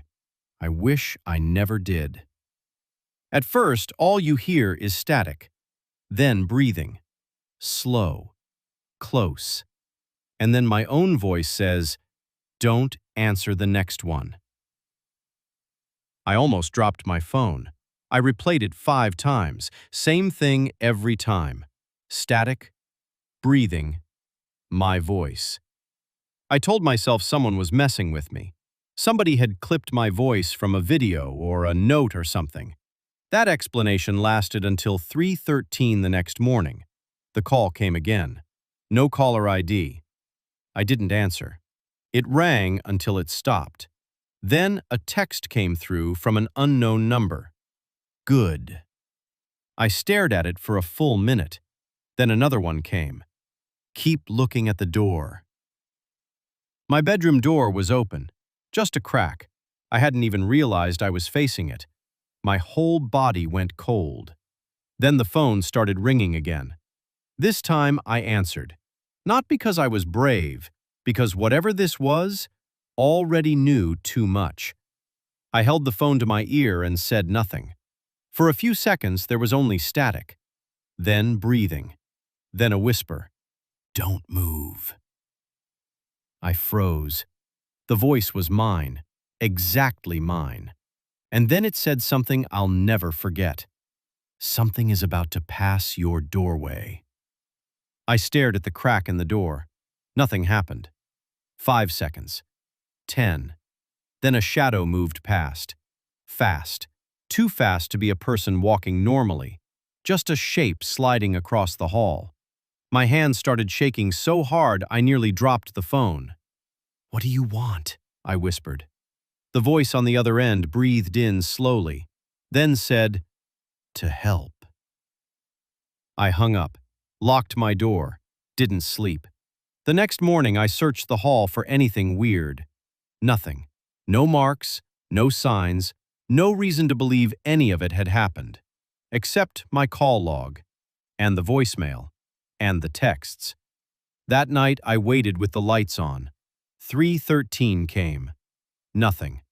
3:14. Nothing. I almost laughed. Then my phone buzzed. No ringtone, just a vibration. Unknown number. Under the bed. I don't know why I looked. Instinct, maybe. I leaned down slowly and checked. Nothing. Then the phone buzzed again. Too slow. At the same moment, something tapped underneath the mattress. Once. From inside the frame. I jumped back so hard I hit the wall. The phone rang. I answered immediately. Stop this! Static. Breathing. Then my voice said, you keep checking where it was. You're supposed to look where it's going. I looked up. At my closet. The door was open an inch. I knew for a fact it had been shut. Then it moved. Not fully, just a little wider. Then the call ended. After that, I stopped sleeping in my room. I took the couch downstairs. My parents thought I was being dramatic. They laughed when I said I kept getting calls from myself. That stopped the third night, because at 3:13 the house phone rang. Not my cell, the actual house phone, the one nobody used. My dad answered it, listened for maybe 3 seconds, then slowly looked at me and hung up. He didn't say what he heard, wouldn't, just unplugged the phone from the wall. At 3:14, my phone buzzed. He heard it too. The next message came right after. Don't let him check the basement. I ran to the basement door. Too late. My dad was already opening it. He turned on the light. Nothing there. He looked back at me like I'd lost my mind. Then the light at the bottom of the stairs went out. Not flickered, out. And something down there laughed. Quiet, flat, like it had just learned how. My dad shut the door so hard the frame cracked. We never talked about that night, but he nailed the basement shut the next day. 3 boards across. No explanation, no argument. At 3:13 the next morning, I got one last call. I answered without thinking. This time there was no static, no breathing, just my voice. Calm, clear. Now it knows you listen. I changed my number after that, got a new phone, knew everything. The calls stopped. For a while. Then, last month, I woke up at 3:13 to a voice memo on my laptop. No sender, no file name, just audio. When I played it, it was my voice. Again. Only this time it sounded relieved. You finally stopped using the phone. So now it has to come inside. If your phone rings at 3:13 and the voice sounds like you, let it ring. Because the moment you answer, it knows where to start talking from. The figure in the rear view. It was closer every time I checked. If you're driving at night, don't check your rear view mirror too often. Not because something might be there, but because, if it is, you might not notice when it gets closer. It started on a normal drive home. Late, past midnight, empty roads, no traffic, just me and the sound of my engine. I remember checking my mirror once, just out of habit. Nothing behind me, no headlights, no movement, just darkness. I checked again a few minutes later, and that's when I saw it. Far back, standing in the road. Still. Too still. At first, I thought it was a person. Someone walking. Maybe broken down. Maybe lost. But something felt off. It wasn't moving. Not even a little. I slowed down slightly. Not enough to stop. Just enough to think. Should I turn around? Should I check? Then I looked again, and it was closer. Not walking, not running, just closer. That's when I sped up. Instinct, no thinking, just acceleration.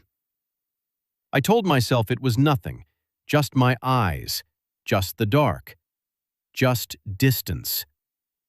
Then I checked again, and it was still there. Still in the middle of the road, still facing me, but closer, closer than it should have been.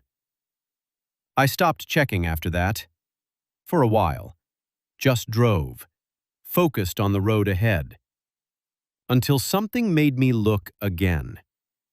Not a sound, not a movement, just a feeling, like something was behind me. Close. Too close. I checked the mirror, and my heart dropped. It wasn't in the road anymore. It was standing directly behind my car.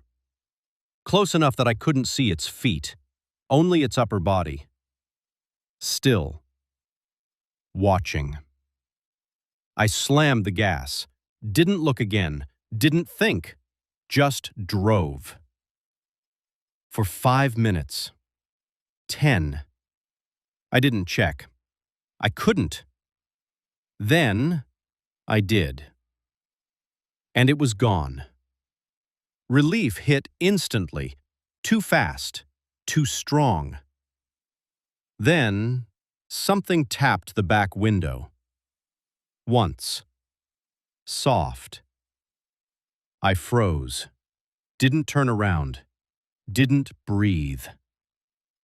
Then it tapped again. Slower. Closer. I checked the mirror, and this time, it wasn't behind me. It was sitting in the back seat. If you see something in your rearview mirror, don't look away. Because if it disappears, it didn't leave. The extra person in my house. There was always one too many. There's a rule in my house now. We count. Every time. Before we go to sleep, before we eat, before we leave a room. Because if we don't, We won't notice when it happens again. It started small, just a feeling, like someone was around, even when no one was. Then it turned into something else, something we couldn't ignore. My mom was the first to say it. "How many are here right now?" We laughed. 5. Always 5.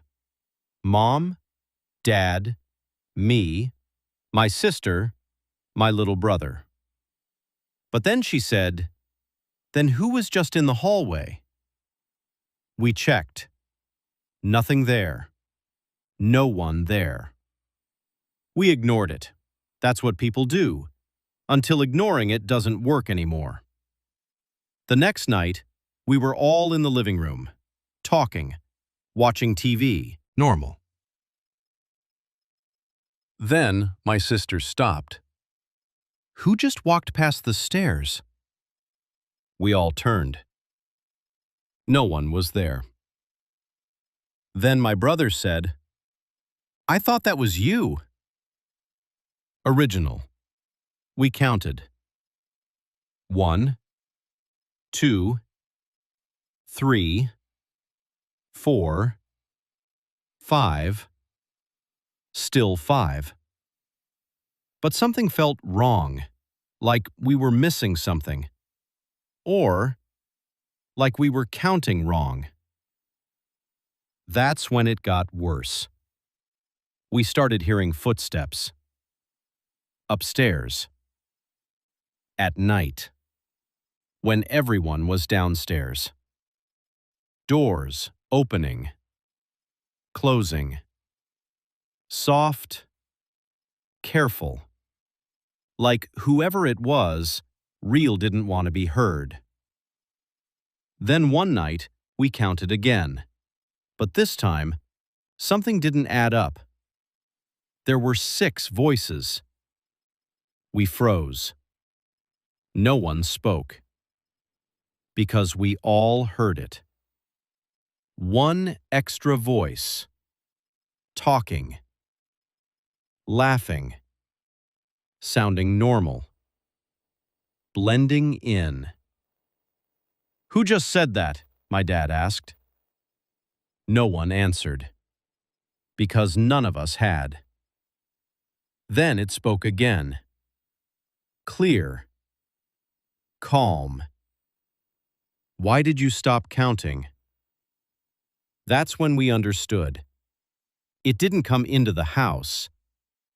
It was already here. If you ever feel like there's someone in your house, count. Because if you don't notice the extra one, it doesn't need to hide.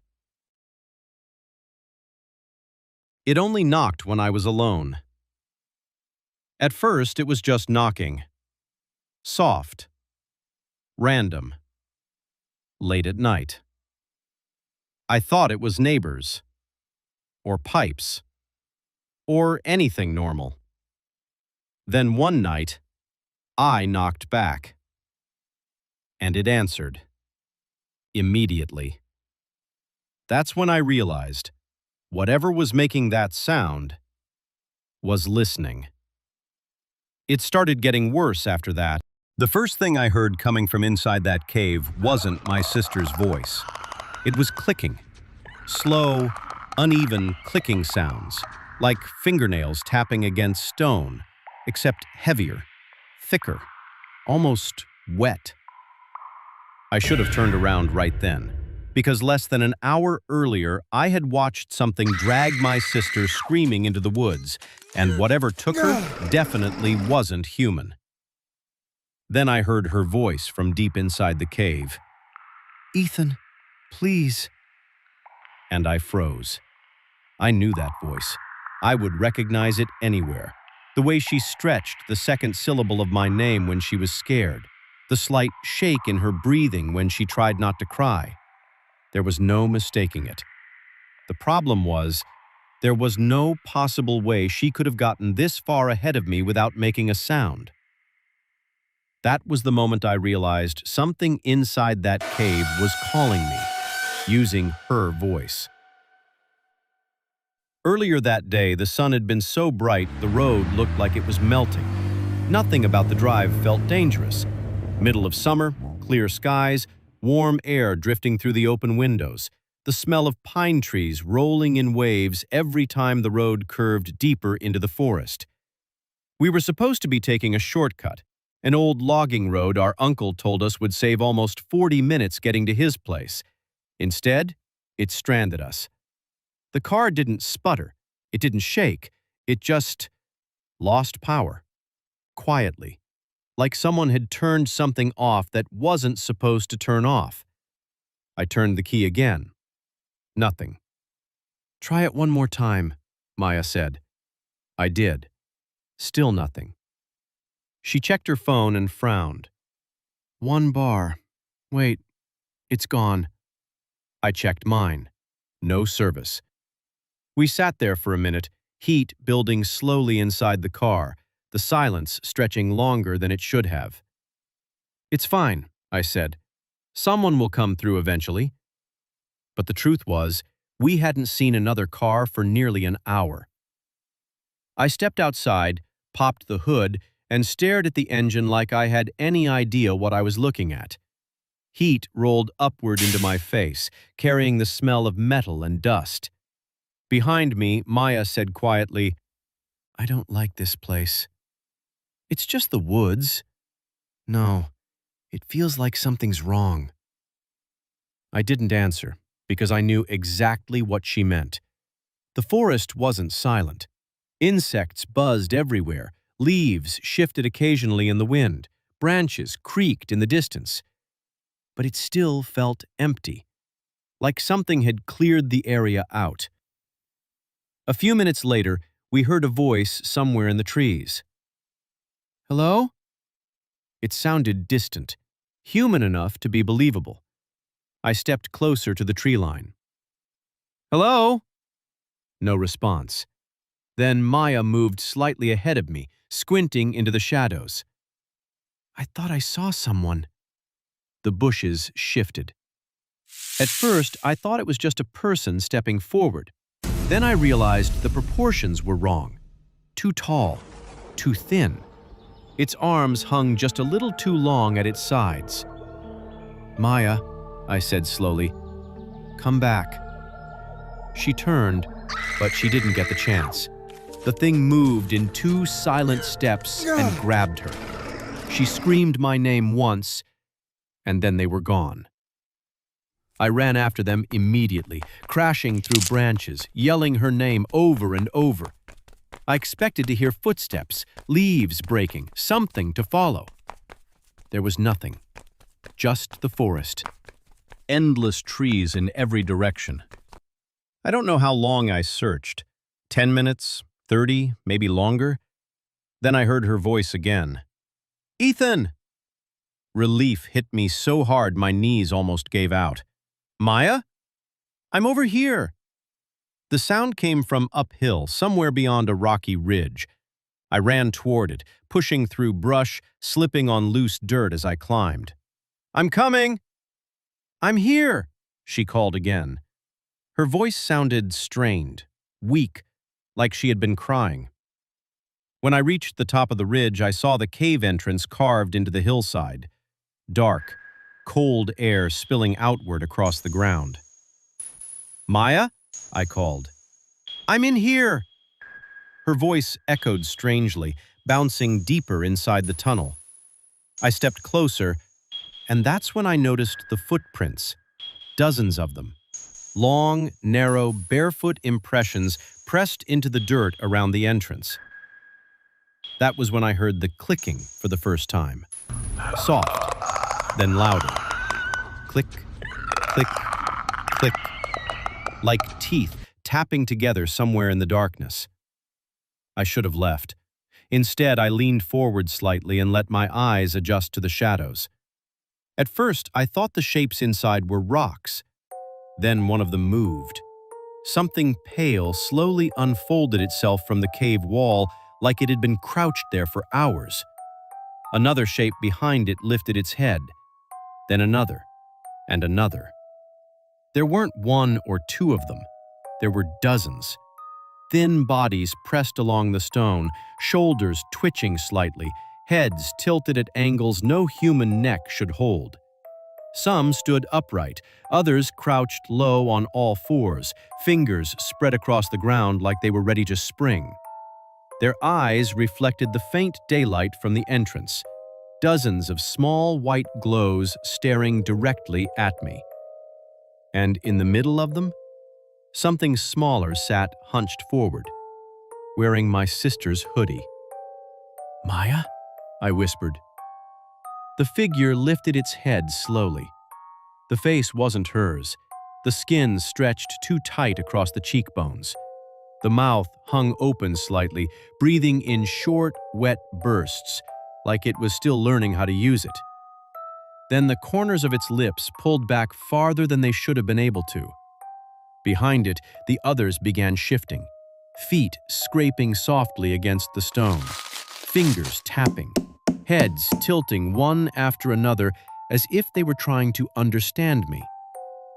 Then, in perfect unison, every single one of them smiled.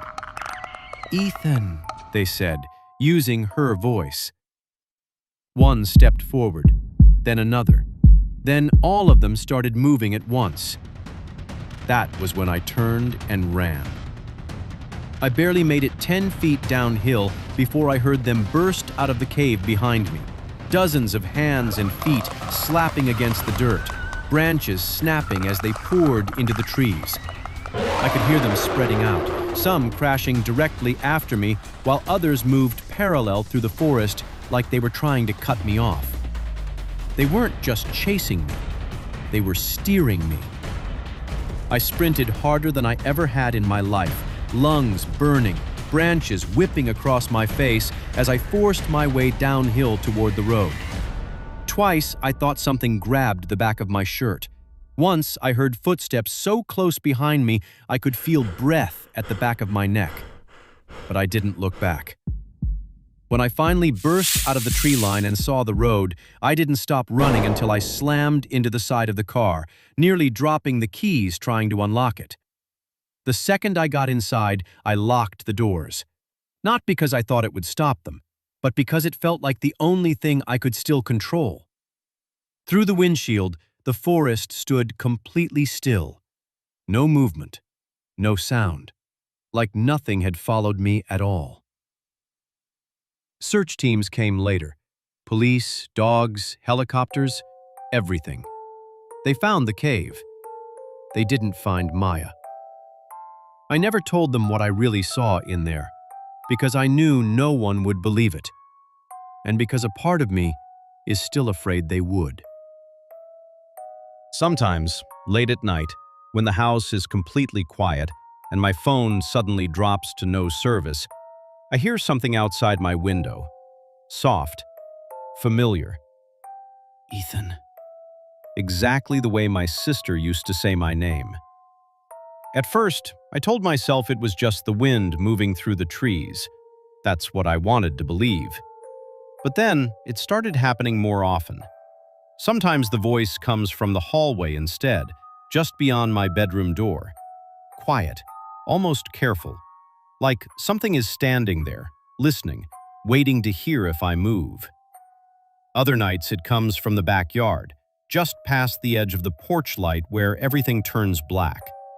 I don't look outside anymore, because the last time I did, I thought I saw something standing near the tree line. Tall, thin, perfectly still. At first, I thought it was just a shadow, until it shifted slightly and the porch light caught the outline of a familiar hoodie. And just before it stepped back into the darkness, it called my name again.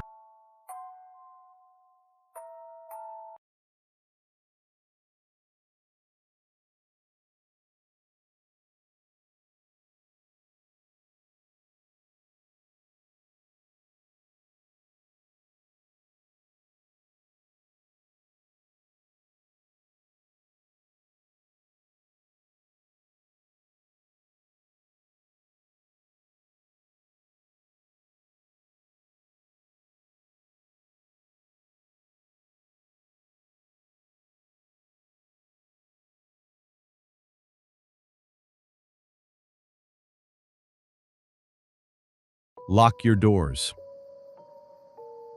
Not because of what's outside, but because of what might already be inside.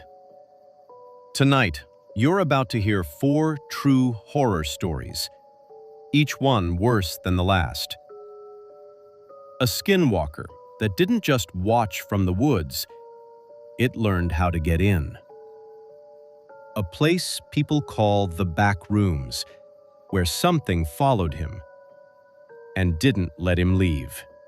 A stalker who never got caught because he was always closer than she thought. And a school where something was waiting, long after everyone else had gone home. If you hear something while watching this, don't check. It might be listening too. This is 2 hours of true horror, and you're not supposed to make it to the end. It started with a dog scratching at our front door. My wife thought it needed help. I thought it was lost. It was late, raining, dark outside. No cars, no people, no sound except water hitting the windows. Just that dog standing on our porch, staring into the house. It wasn't barking. It wasn't growling. It wasn't even whining anymore. It just stood there, like it had come to the right place. When I opened the door, it didn't hesitate. It didn't act scared. It didn't back away. It just walked inside. That should have been the first sign. My wife grabbed a towel. I checked the collar. And that's when I realized there was no name, no address, just a phone number. So I called it. Someone answered immediately, but they never said a word. They just breathed. Slow. Heavy. Right into the phone. No hello. No, who is this? No, you found my dog? Just breathing. And for some stupid reason, I gave them our address. 10 minutes later, there was a knock at the door, and standing outside was something pretending to be human. My name is Evan. My wife's name is Maya, and what happened that night still doesn't feel real. We lived in a quiet neighborhood, the kind of place where nothing ever happened, the kind of street where people left porch lights on and forgot to lock sheds, the kind of place that felt safe mostly because it was boring. That night, Maya and I were in the living room watching some random show neither of us cared about. I was half paying attention. She was curled up on the couch with a blanket over her legs, scrolling on her phone. It was one of those ordinary nights you forget 5 minutes after it happens, and that's the part that still bothers me the most. Nothing felt wrong at first. Nothing warned us. No weird feeling in the air. No power outage. No voice outside. No shadow at the window. Just rain. Then we heard it. Scratch. Scratch. Scratch. 3 slow drags across the front door. Maya muted the TV and looked at me. Did you hear that? Before I answered, it came again. Scratch. Slower this time. More deliberate. Then a soft little whine from outside. I got up first. Maya followed behind me. When I opened the front door, there was a dog standing on the porch. Medium-sized, light brown fur, soaked from the rain. Collar around its neck, tail hanging low. It looked tired. Not injured, not starving, not frantic, just wet. Still, watching us. There was something strange about the way it looked at us. Not aggressive, not scared, just focused. Like it wasn't asking for help, like it was waiting for permission. Maya crouched a little and said, "Hey, sweetheart." The dog stepped forward. Then, without us having to pull or coax or anything, It crossed the doorway and walked into our house. Maya shut the door behind it. I remember actually laughing a little, not because anything was funny, just because the whole thing felt weird in a normal way. Like, okay, somebody's dog got loose in the rain. That's all this is. Maya went to grab a towel from the closet. I knelt down and turned the collar tag over. No name. No street. No little heart-shaped tag or anything like that. Just a phone number stamped into the metal. And the last 3 digits were 6. 6. 6. I stared at it for longer than I should have. Maya came back and saw my face. What? I held up the tag. She looked at the number and gave this little uncomfortable laugh. That's weird. Yeah. You should call it. I should have said no. I should have waited until morning. I should have taken the dog to a shelter. I should have done literally anything else. Instead, I took out my phone and dialed the number. The line rang once. Then someone picked up. I put it on speaker because something about the silence on the other end made me not want to hold the phone to my ear. Hey, I said. I think we found your dog. No answer. Just breathing. Slow inhale, slow exhale. The kind of breathing that sounds too close, too intentional. Like whoever was on the other end wasn't just breathing normally. They were making sure we heard it. Maya leaned in closer. Hello?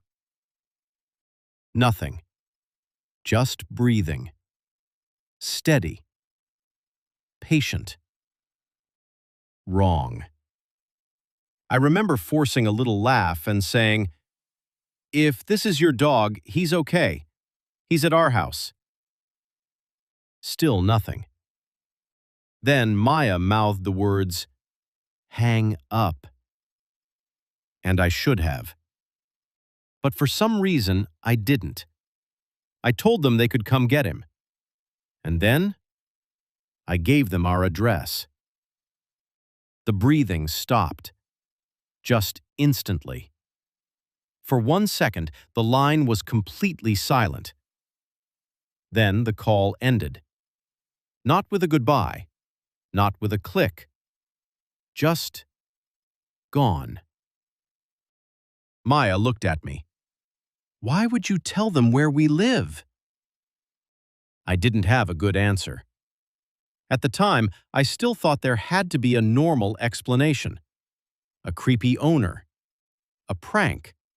Some weirdo messing with us. Not dangerous. Just strange. The dog walked into the living room and sat down in front of the couch. It didn't pace. It didn't bark. It didn't sniff around. It just sat there, looking toward the front door. Waiting. Then, exactly 10 minutes later, there was a knock. 3 heavy knocks. Slow. Controlled. Nothing rushed about them. No panic. No apology. No, sorry to bother you. Just 3 perfect knocks against the wood. I looked through the narrow glass panel beside the door. There was a man standing on the porch. At least, I thought it was a man. He was tall. Too tall, honestly. Standing perfectly still in the rain. He wasn't hunched over. He wasn't shivering. He wasn't wiping water from his face. He just stood there, looking into the house. Maya came up beside me, took one look at him, and whispered, "Don't let him in." I wish I had listened. I opened the door halfway. The smell hit us first. Wet earth.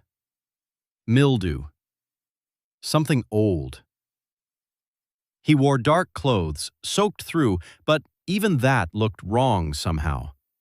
Like the clothes were hanging on him instead of fitting him. His skin looked pale under the porch light. Too pale. His face looked almost normal, but only almost. Like somebody had tried to copy a human face from memory and gotten most of it right. His eyes looked too deep in their sockets. His mouth looked a little too wide. His expression didn't match the rest of him. I said, "Your dog?" He looked past me, into the house, toward the living room. Then he nodded once. Maya said, "We found him outside in the rain." The man slowly turned his head toward her. That movement. I still remember that movement. It was too slow, too deliberate, too smooth. Like turning his head was something he had to think about before doing. Then he smiled. Just a little. Not friendly. Not relieved. Just enough to show us that he could. I stepped aside. "Come in." Maya looked at me like I'd lost my mind. But it was too late. The man stepped into our house. He passed between us, and I swear the temperature dropped. Not by a little, by enough that I felt it in my teeth. The dog stood up when he came in, but it didn't run to him. It didn't wag its tail. It didn't act happy. It just stood there, still, watching him. Watching us. Maya asked, "What's his name?" The man looked down at the dog, then back at her, and said, "It changes." His voice sounded dry, like the words hurt coming out. Maya and I looked at each other. The dog took a few slow steps toward him. The man bent down and rested one hand on its head. The dog flinched. Just once. Tiny. Fast. But it flinched. That was the moment I stopped thinking this was just some creepy guy. There was something else going on. The man started looking around the house. Not casually, not like a guest. Like he was measuring the rooms. The hallway. The staircase. The kitchen doorway. The ceiling. Maya took a step back. "You can take him now." The man didn't answer. The dog turned and started walking toward the kitchen. The man followed it. I said, "Hey." He didn't stop. By the time Maya and I reached the kitchen doorway, both of them were standing near the back door. The dog sat in the middle of the tile. The man stood by the glass, looking at his own reflection in the dark window. Then he lifted one hand and pressed his palm flat against the glass. He whispered something too low for us to hear.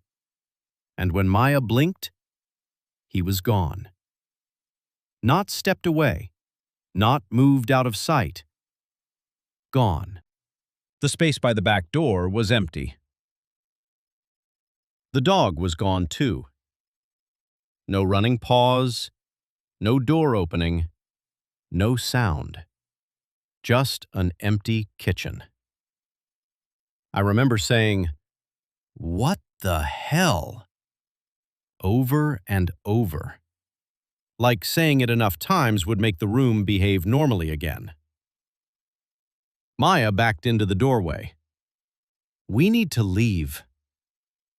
I checked outside.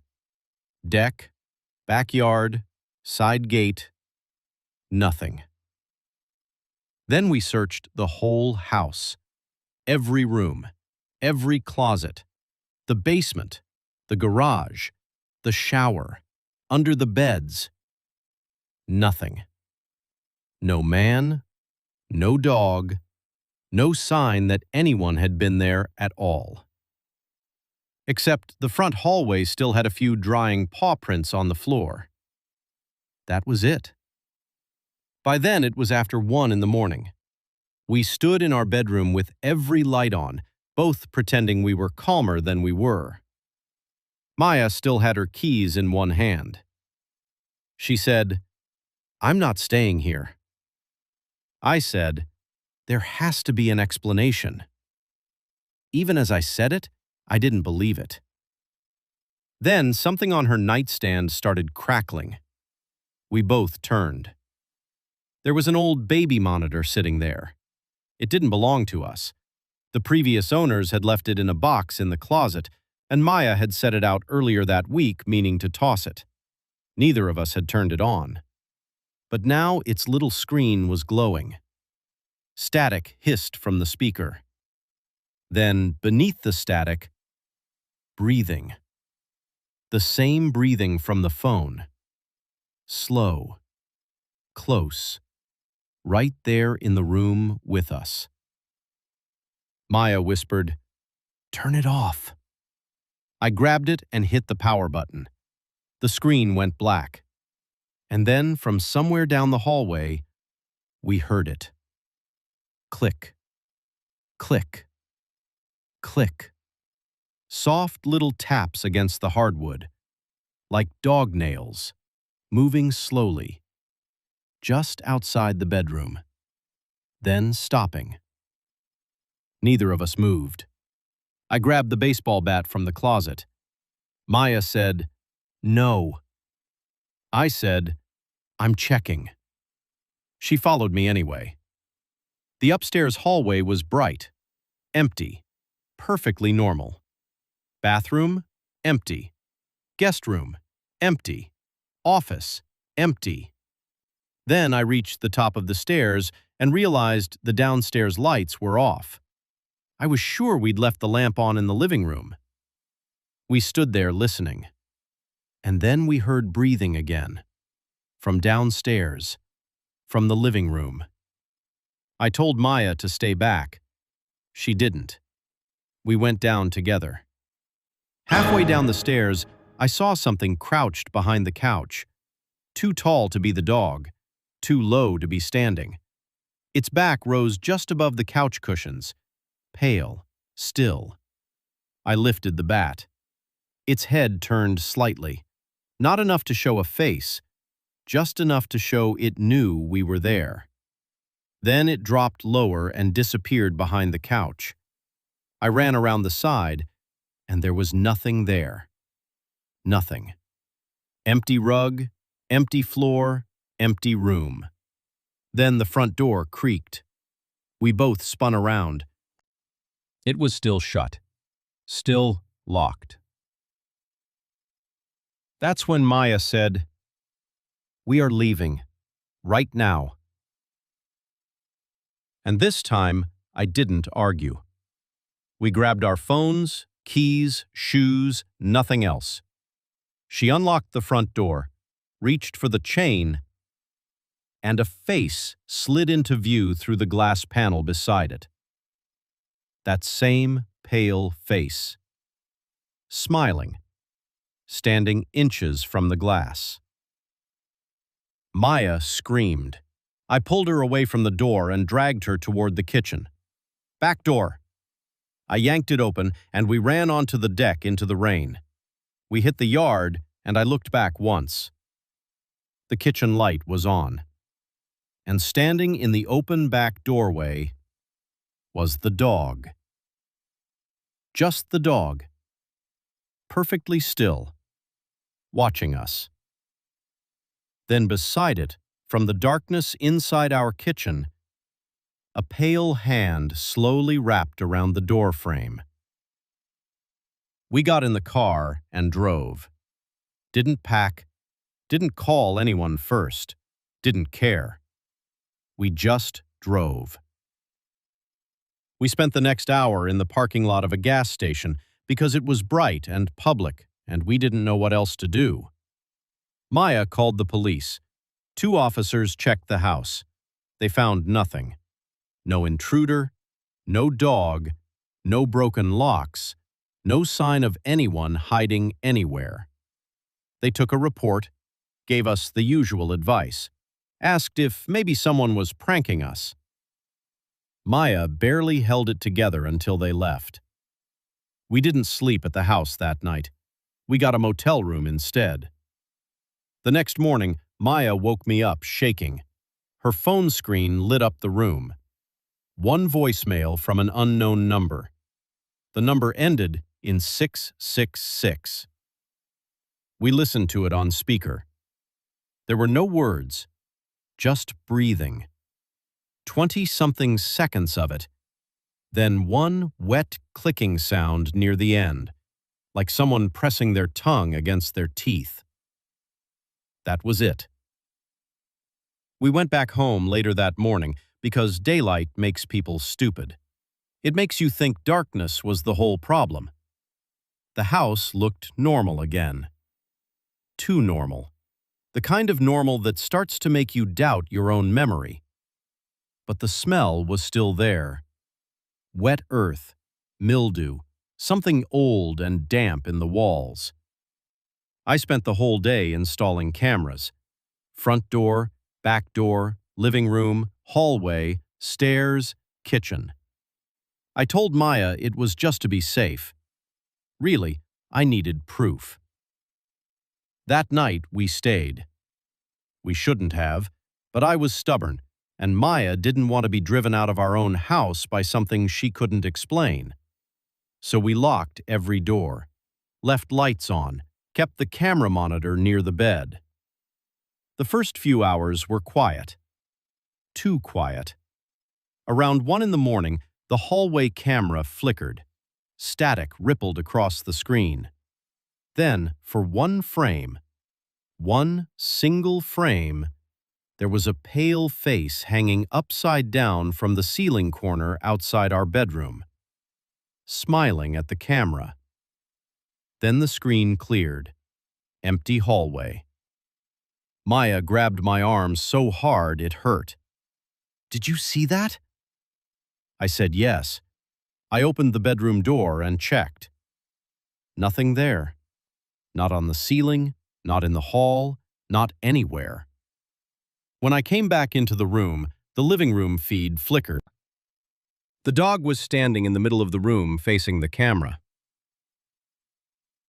Still wet, still staring. Then the screen glitched again. Gone. I ran downstairs. The room was empty. But the front door was open 3 inches. I know I locked it. I know I did. I shut it, locked it again. Then from somewhere outside near the side yard, I heard paws running through wet grass. And then this horrible sound, like laughter trying to pretend to be human. That night, we locked ourselves in the bedroom. At 2:27 in the morning, breathing started outside the door. Slow, steady, close enough that it sounded like whoever was making it had their face pressed against the wood. Then came 3 little scratches near the bottom, like a dog asking to come in. Maya started crying. I stood there with the bat and couldn't move. Then a voice came from the hallway. Maya's voice. Perfectly. "Evan?" Both of us looked at each other. Maya hadn't spoken. From the other side of the door, her voice came again. "Open the door." The words were right. The tone was almost right, but the rhythm was wrong. Tiny pauses in the middle, like something had learned speech by listening to it, not by living it. Then it used My voice. Then another voice. Then laughter. Then breathing again. By morning, there were 3 long, muddy streaks near the bottom of the bedroom door. Not paw marks. Finger marks. We should have left then. Permanently. But fear doesn't always make people smart. Sometimes it makes them cling harder to routine. The next few days were worse. The cameras kept catching things. A pale arm hanging down into the stairwell for half a second. The dog standing in the kitchen at 3:11 in the morning, looking up at the ceiling like something was moving above it. The man on the porch at 2 a.m. staring directly into the camera for 42 minutes without moving.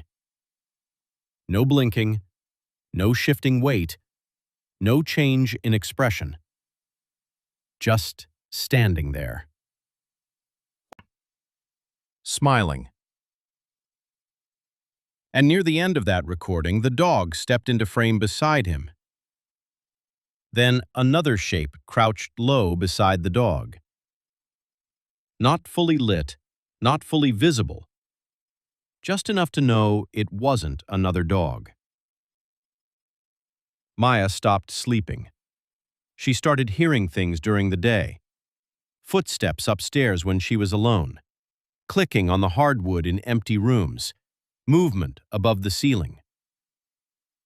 One afternoon, she was in the kitchen making coffee when she saw the man standing behind her in the microwave reflection. She turned around. Nothing there.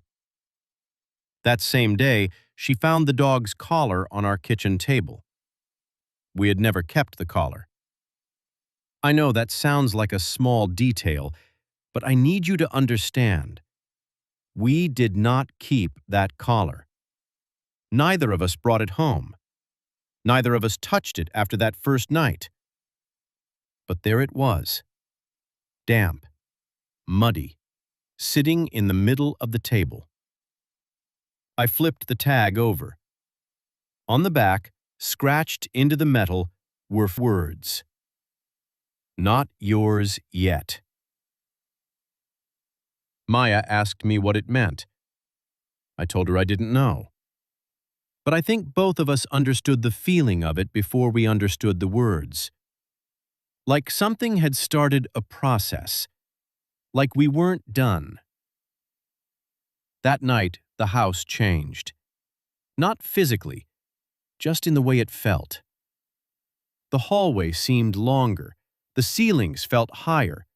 Rooms looked darker than they should have. At 12:32, every camera shut off at once. The monitor screen went black. Then, from directly above our bed, came scratching. Slow circles on the ceiling. There was no crawl space above that room, just roof. The scratching moved, stopped. Then, right above us, through the ceiling, I heard my own voice whisper, "Let me in." Maya screamed. We ran out of the bedroom. Something heavy moved above us. The ceiling in the hallway cracked. Plaster dust drifted down. We ran downstairs. I went for the front door. And when I opened the living room, the front window shattered inward. Glass everywhere. Wind and night air rushing in. And in the middle of the broken glass sat the dog. Just sitting there, watching us. Then it opened its mouth, and a man's voice came out. "Come outside." I grabbed Maya and pulled her toward the basement. The front door no longer felt like an exit. Nothing did. We slammed the basement door behind us and locked it. The basement was unfinished concrete and exposed beams and old storage shelves. One bare bulb swinging from the ceiling. We stood down there shaking, listening to movement above us. Pause. Footsteps. Dragging sounds. Then silence. Then 3 scratches on the basement door. Very soft. I don't know why my eyes landed on the old metal shelf in the corner. Maybe panic makes you notice anything that looks like an option. Behind it was an old hatch the previous owners had mentioned once. An old crawl tunnel sealed off years ago. I moved the shelf, pulled the hatch open. Cold air came out. A dirt tunnel. Narrow. Dark. Maya said no immediately. Then the basement door thudded once upstairs, like something had leaned its full weight against it.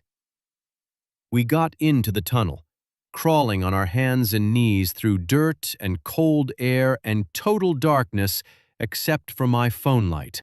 Behind us, somewhere back in the basement, we heard the door open. Not crash, not splinter, just open. Then a sound that still makes me sick to remember. A dog panting.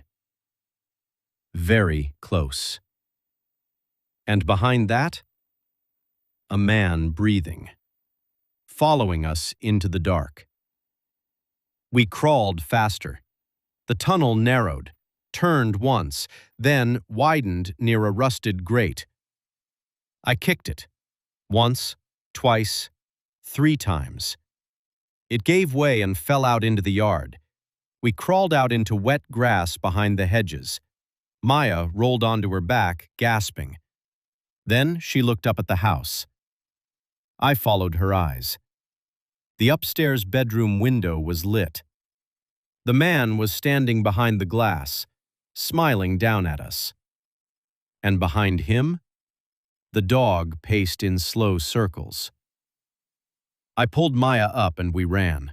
Through the side yard, past the neighbor's fence, down the block, barely looking back. We never slept there again. Police came. Reports got filed. People asked questions.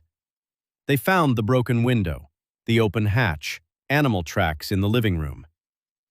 But no man, no dog, no explanation. The camera system was mostly corrupted. Only one clip survived. 21 seconds from the living room camera. It showed Maya and me running toward the kitchen. Then the image darkened, and a pale face lowered into view upside down from above the camera, smiling directly into the lens. Beside it, pressed close enough to share the frame, was the dog.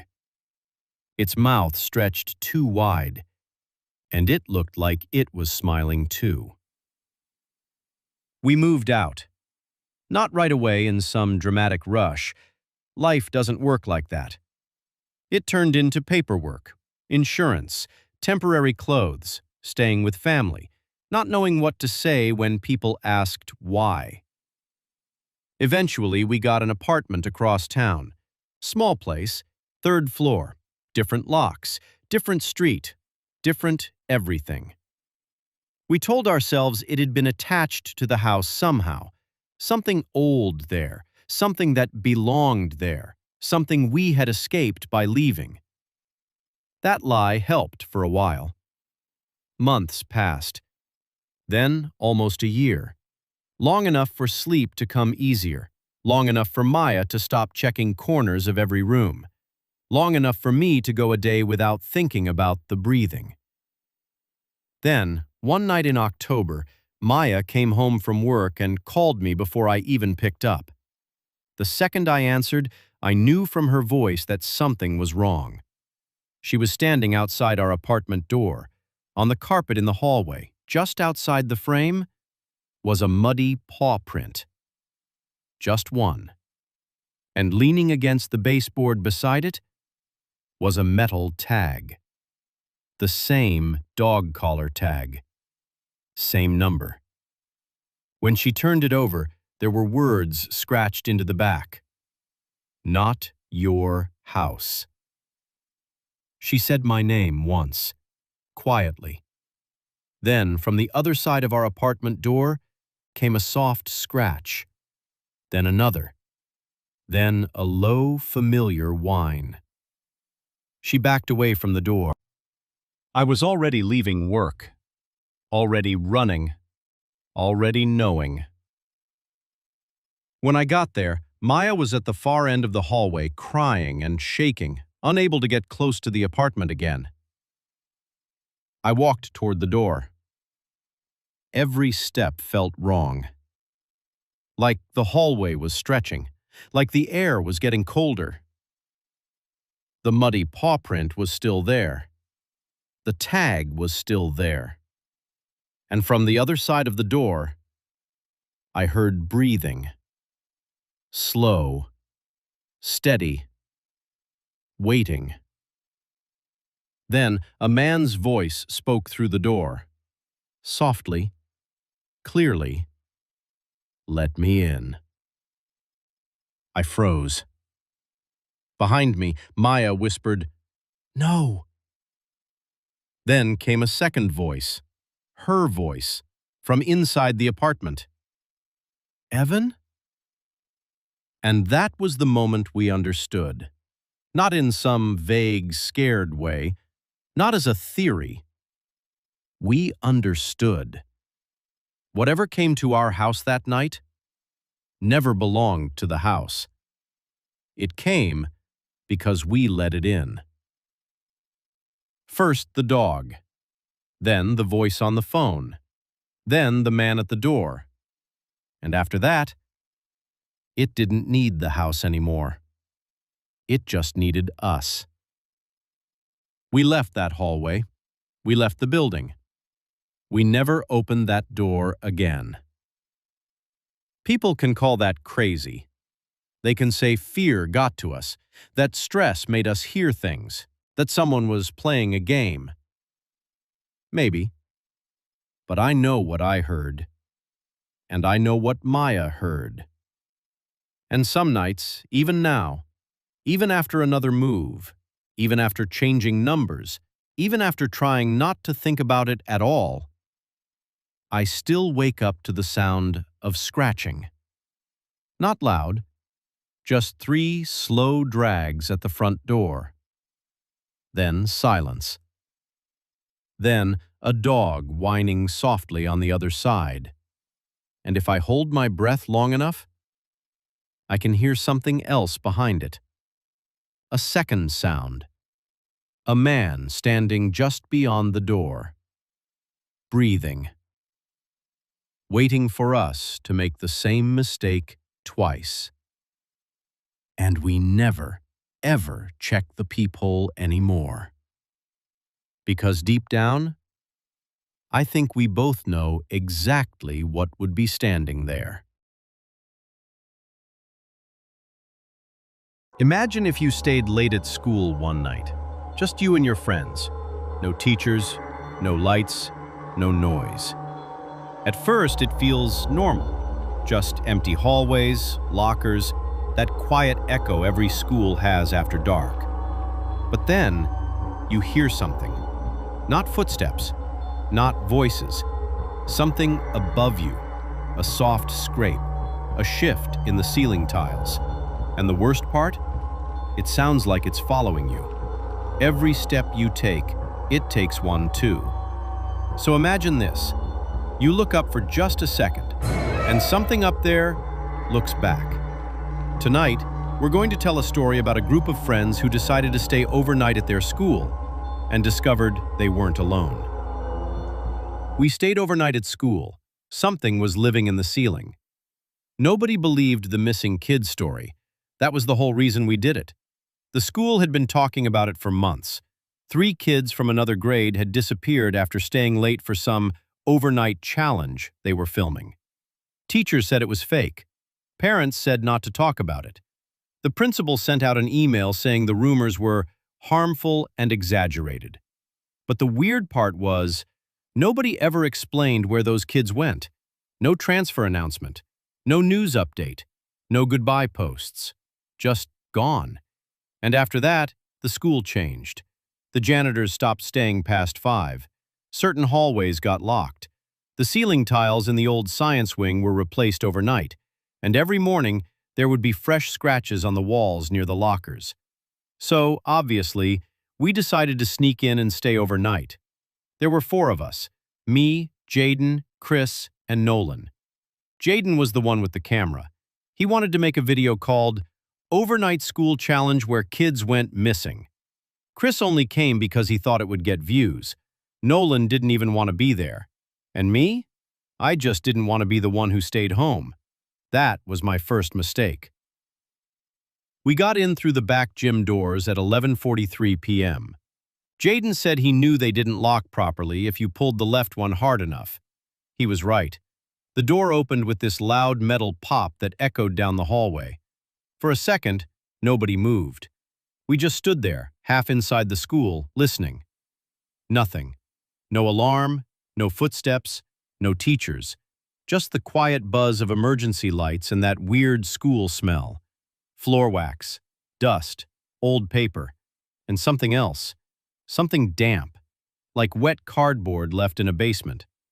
Jaden lifted the camera and whispered, "Yo, we're in." Chris smiled and threw up a peace sign. Nolan looked behind us and said, "Can we not be loud?"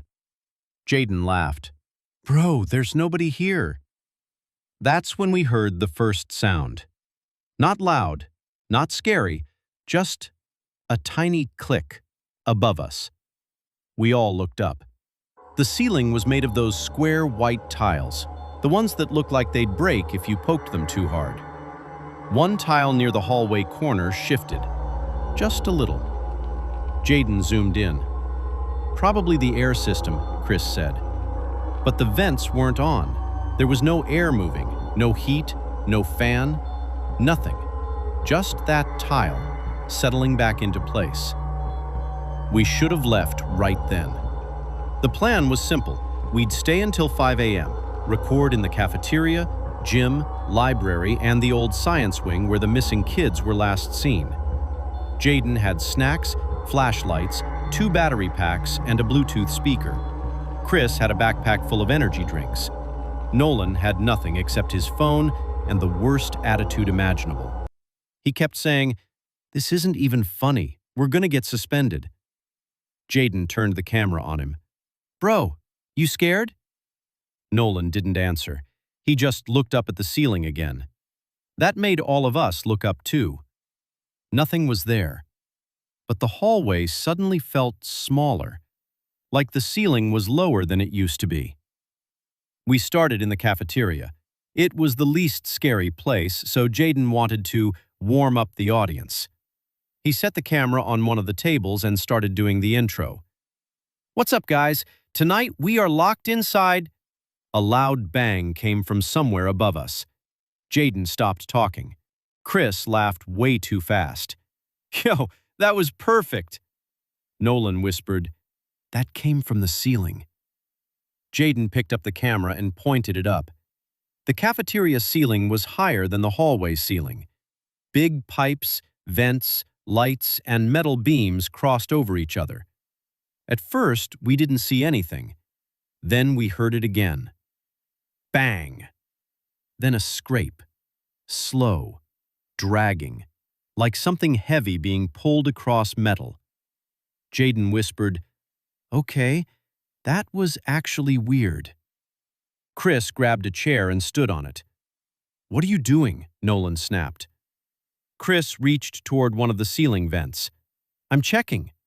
"Don't touch it." Chris ignored him. He pushed the vent cover with 2 fingers. It didn't move. Then something on the other side pushed back. Chris fell off the chair, not jumped, fell, like his whole body forgot how to work. The chair slid across the floor and slammed into a table. Jaden started laughing because he thought Chris was messing around. But Chris wasn't laughing. He was staring at the vent. His face had gone pale. "What?" I asked. Chris swallowed. "There's someone up there." Nobody said anything. Then his phone buzzed. He looked down. His face changed again. "What is it?" Jaden asked. Chris turned his phone toward us. It was a message from an unknown number. It said, "Don't look into the ceiling." We all stared at it. Jaden whispered, "Is this one of you?" Nobody answered. Then all 4 of our phones buzzed at the same time. Same message. Don't look into the ceiling. That's when Nolan said he was done. He started walking toward the gym doors. Jaden followed him with the camera. "Bro, don't leave now. This is literally the best part." Nolan spun around. "No, this is stupid. Someone knows we're here." Chris nodded. "Yeah, maybe security."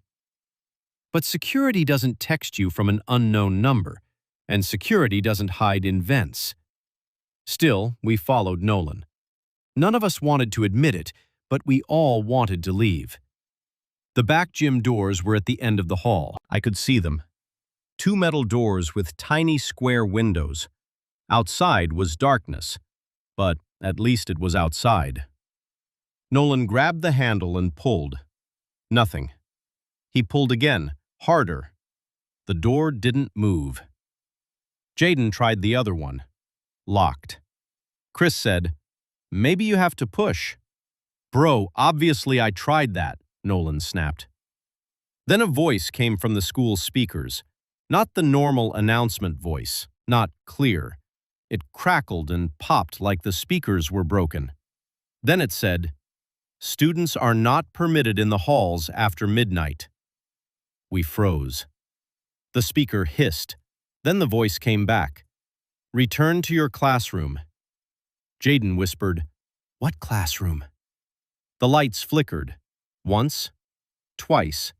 Then every light in the hallway shut off. For 3 seconds we were standing in complete darkness, and above us, something moved. Fast. Not walking, not crawling normally. It was like nails tapping across the ceiling tiles. Tick, tick, tick, tick, tick. Right over our heads. Chris whispered, "Run." The lights came back on. We ran. Not toward the doors, away from them, back into the school. The sound followed us through the ceiling. Every few steps a tile would shift above us. One lifted, another cracked. Dust fell onto my hoodie. Jaden kept the camera running even while sprinting. I heard him breathing into the mic. Chris was yelling, "Where do we go?" Nolan pointed to a classroom. "In there." We shoved the door open and rushed inside. Nolan closed it as quietly as he could. We all ducked behind the teacher's desk. For a minute, nobody said a word. The room was dark except for the red exit sign outside leaking through the little window in the door. Then the ceiling above the classroom creaked, slowly. One tile bowed downward, like something was pressing its weight onto it. Chris covered his mouth. Jaden lifted the camera. Nolan pushed it down and mouthed, "Stop." The tile bent lower, lower, then stopped. And from above the ceiling, we heard a sound. Breathing. Wet. Slow. Right above us. My phone buzzed. I almost dropped it. Another unknown message. "It hears whispers." None of us moved. The breathing above us stopped. For a second, I thought it had left. Then Chris's energy drink can rolled out of his backpack. It hit the floor. Tiny sound, barely anything. But the thing in the ceiling heard it. The tile exploded downward, not fully, just enough for one arm to slip through. Long, gray, too thin. The hand opened and closed in the air, feeling around. The fingers were stretched out and crooked, bending at strange angles. Jaden made this tiny choking sound. The hand froze. Then slowly, it turned toward us. Not the body, just the hand. Like it knew where the sound came from. Nolan grabbed the can and threw it across the room. It hit the wall. The hand snapped toward the sound. Then the whole ceiling started shaking. "Go!" Nolan yelled. We ran for the door. Behind us, ceiling tiles crashed onto the desks. Something huge moved above the classroom. We burst into the hallway and sprinted toward the stairwell. The speakers crackled again. "Students are not permitted to run." Chris screamed, "Shut up!" The second he yelled, the ceiling above him split open. Not enough to fall through, enough for a face to press between the tiles. I only saw it for half a second. Long mouth, no hair, eyes too wide, and a smile that didn't fit its face. Then it vanished back into the ceiling. Chris didn't see it, but I did, and Jaden's camera did too. We made it to the second floor. That was the old wing. Nobody used it anymore except for storage and some science rooms. The air changed up there. Colder, damp. The smell was worse. Wet cardboard, rust. Something rotten but not strong enough to identify. Nolan whispered, "This is where they went missing." Jaden stared at him. "What?" "The kids. This hallway." Chris looked like he might cry. "You're telling us that now?" "I didn't think we'd actually come up here." The hallway was lined with old lockers. Most were empty. Some were chained shut. At the far end was the science room, room 217. The door had yellow caution tape across it, but it was old and peeling. Jaden slowly lifted the camera. "Guys?" On the door, someone had scratched words into the wood. Not written, scratched. "Do not open if you hear them above you." We all looked up. Nothing. No movement, no breathing, no tapping.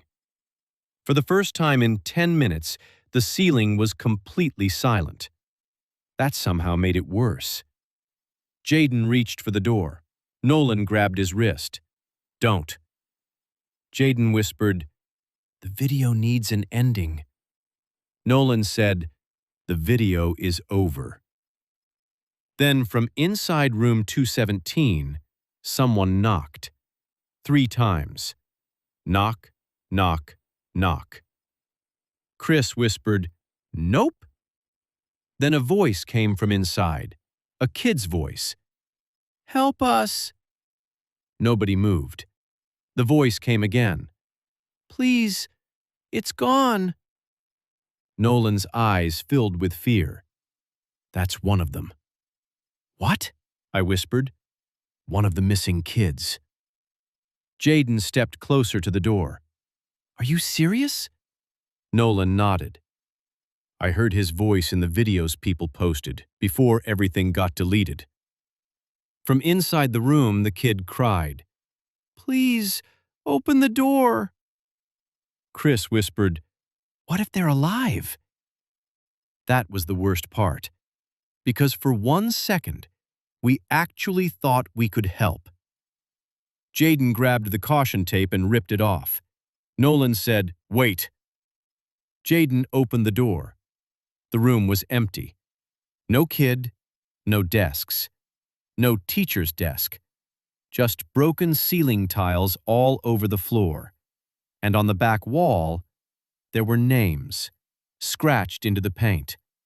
Dozens of them, some old, some fresh. And near the bottom were the names of the 3 missing kids. But beside each name was the same word, taken. Then the door slammed shut behind us.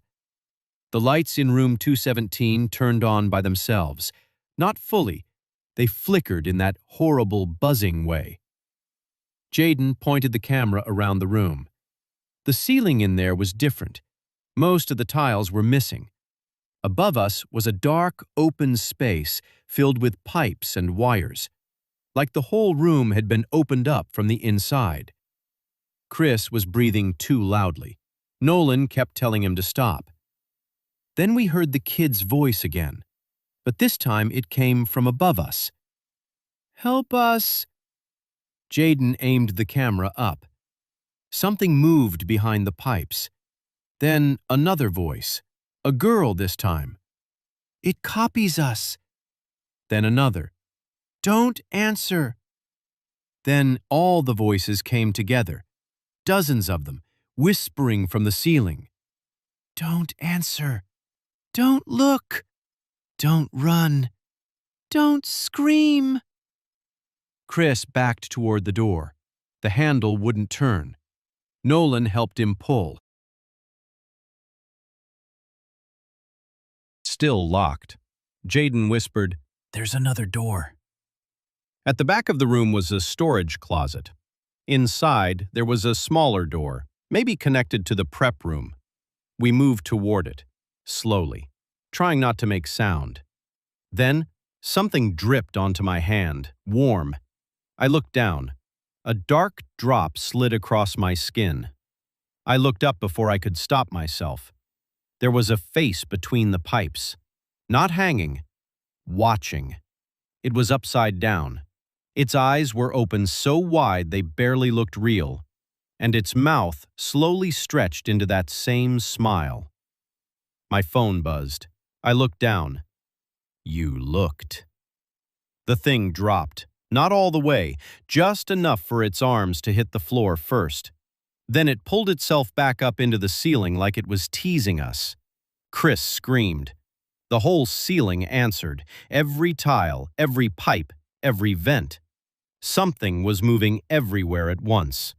Nolan kicked the storage door open. We ran through. The prep room was small and dark. Glass cabinets lined the walls. Old equipment, dusty jars, broken posters. Jaden slammed the door behind us. There was another exit on the far side, but before we could reach it, we heard a sound from inside the cabinets. Tap, tap, tap. Chris pointed. Inside one of the glass cabinets was a phone, screen glowing, recording. Jaden slowly opened it. The phone was old, cracked, still filming. On the screen was a video, 3 kids standing in the same room, whispering, terrified. One of them said, "It lives above the 2nd floor." Another said, "It gets in through the ceiling." The third kid looked directly into the camera and said, "If you hear our voices, don't trust them." Then something above them moved. The video cut to black. Jaden's hands were shaking. "This is real." Nolan stared at him. "Yeah, no kidding." Then the phone screen changed. The camera flipped to live view. It was showing us, all 4 of us in the prep room, but from above, like something in the ceiling was filming us. Chris whispered, "How is it doing that?" On the phone screen, the ceiling tile above Chris slowly moved, but when we looked up in real life, it hadn't moved yet. The phone was showing what was about to happen. I grabbed Chris and pulled him away. A second later, the tile crashed down exactly where he had been standing. A long arm reached through and slapped against the floor. The fingers dragged across the tile, searching. Jaden yelled, "Back door!" We ran through the second exit and into another hallway. This one had no lights at all, only our phone flashlights. Behind us, the thing crawled through the ceiling, fast now, not hiding anymore. We could hear its body scraping across the tiles above us. Chris was sobbing. Jaden kept saying, "Keep moving, keep moving." Nolan grabbed my sleeve and pointed ahead. The main stairs. If we got down to the 1st floor, maybe we could break a window. Maybe the doors were only locked from inside the system. Maybe somebody would hear us. Maybe. We reached the stairs. Then the speakers turned on. Leaving early is not permitted. The stairwell door slammed shut by itself. Nolan slammed into it. Locked. Behind us, the ceiling went silent. Jaden whispered, "Why did it stop?" Then Chris looked down the hallway. At the far end, a ceiling tile lifted. A head slowly lowered out, upside down, watching us. Then another head lowered beside it, then another. But they weren't different monsters. They were copies. Faces of the missing kids. Faces from old yearbook photos. Faces stretched over the same wrong smile. And then one of them spoke in Chris's voice. "Guys, wait for me." Chris started shaking. "That's not me." Another voice spoke in Nolan's voice. "Open the door." Then mine. "Come closer." Jaden whispered, "It copies voices." Nolan said, "No, it collects them." We ran the other way. No plan, no direction, just away from the voices. We ended up in the library. The door was open. We rushed inside and pushed a table against it. For a few minutes, there was nothing. No speakers, no footsteps, no ceiling sounds. Just us, hiding between bookshelves, trying not to fall apart. Jaden checked his camera. The battery was almost dead. Chris said, "Delete the footage." Jaden looked at him like he was insane. "That's proof." Chris snapped. "Proof for who? We're not getting out." Nolan told him to shut up. Chris stood up. "I'm done listening to you."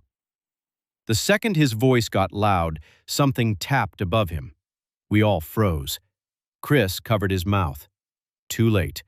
The ceiling tile above the library entrance lifted. A hand appeared. Then another. The monster didn't drop. It slowly crawled out across the ceiling, upside down. Its body was thin and folded wrong, like it had been living in tight spaces for too long. Its head turned toward Chris. It didn't move fast. It didn't need to. Chris backed away. "Don't run," Nolan whispered. Chris ran. The monster crossed the ceiling in a blur. Bookshelves shook. The lights flickered. Chris made it behind the front desk. Then everything went quiet. "Chris?" I whispered. No answer. Jaden aimed the camera toward the desk. Chris slowly stood up. For 1 second, I felt relief. Then he smiled. That same stretched smile. Nolan whispered, "No." Chris tilted his head. Not like Chris, like something wearing him badly. Then he said in the missing kid's voice, "Return to your classroom." We ran. Now there were 3 of us, me, Jaden, and Nolan. We didn't know what happened to Chris. We didn't know if he was gone, hiding, or something worse. And we didn't stop to find out. We made it to the gym. Big space, high ceiling, no tiles. That was Nolan's idea. If it lives in the ceiling, we go where there's no ceiling tiles. For a second, it felt smart, safe. The gym was open and dark, with moonlight coming through the high windows. Jaden's camera finally died. He threw it in his backpack and pulled out his phone. "We still have to record." Nolan shoved him. "Are you serious?" Jaden shoved him back. "This can't be for nothing." Then the basketball net moved, just slightly. The chains rattled. We all looked up. The gym didn't have ceiling tiles, but it had rafters, high metal beams, and something was crouched on one of them, watching. It had been above us the whole time. Jaden whispered, "No." The thing dropped onto the top of the basketball hoop, then climbed down the wall like an insect, not rushing, not hiding, just showing us it could. The speakers crackled. But this time the voice didn't come from the speakers. It came from the monster, in Chris's voice. "Guys, it's safe." Nolan picked up a dodgeball and threw it. It hit the monster in the shoulder. The thing stopped smiling. Then every exit door in the gym slammed shut at once. Jaden whispered, "You made it mad." The monster dropped to the floor. We ran for the locker rooms. Nolan got there first. Jaden followed. I was last. Right before I got through the door, something grabbed my backpack. I slipped out of it and fell forward into the locker room. Nolan slammed the door shut.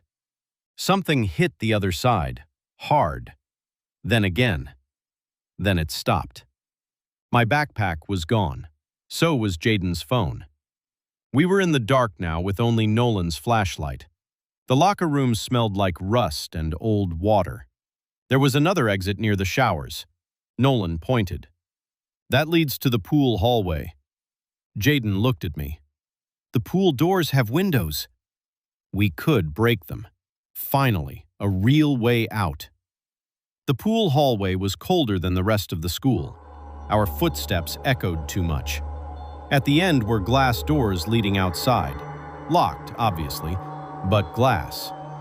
Jaden grabbed a metal sign from the wall. He swung it into the door. Crack. Again. Crack. Again. The glass started to break. Then the speaker above us clicked on. Vandalism is not permitted. Nolan screamed. We don't care! The ceiling above the hallway opened. Not one tile, all of them. Like something had been waiting behind every single square. Jaden swung again. The glass shattered. Cold night air rushed in. I could see outside. Freedom. Nolan climbed through first, then me. Jaden turned back. His camera bag was still on him. He reached for it like he was checking the footage. That 1 second cost him. A hand dropped from the ceiling and grabbed the strap. Jaden screamed, "Help me!" Nolan and I grabbed his arms. We pulled. The thing pulled back. Jaden's face was inches from mine. He was crying. "Don't let go." We didn't. But then the monster spoke, in Jaden's own voice, from the ceiling. "Don't let go." Then another voice, Chris. "Pull harder." Then the missing kids, all whispering at once. "Stay, stay, stay." Jaden's backpack strap snapped. He fell through the broken door with us. The three of us hit the pavement outside. We were out. We were actually out.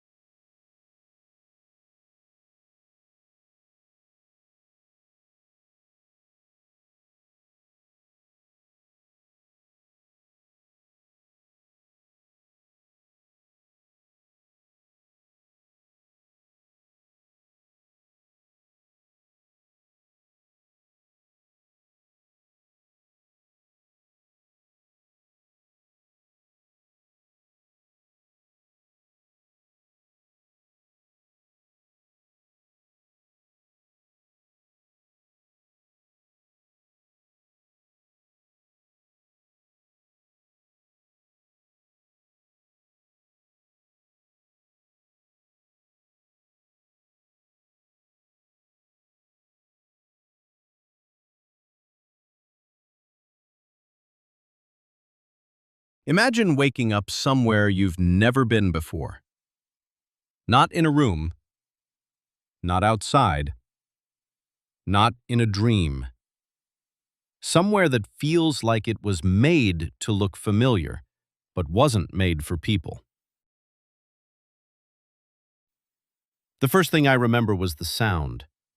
That low, buzzing, constant, electric, like fluorescent lights humming directly inside my skull.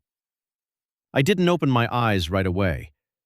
I just lay there, face pressed against damp carpet, breathing in this old, wet, dusty smell, like an office building after a flood.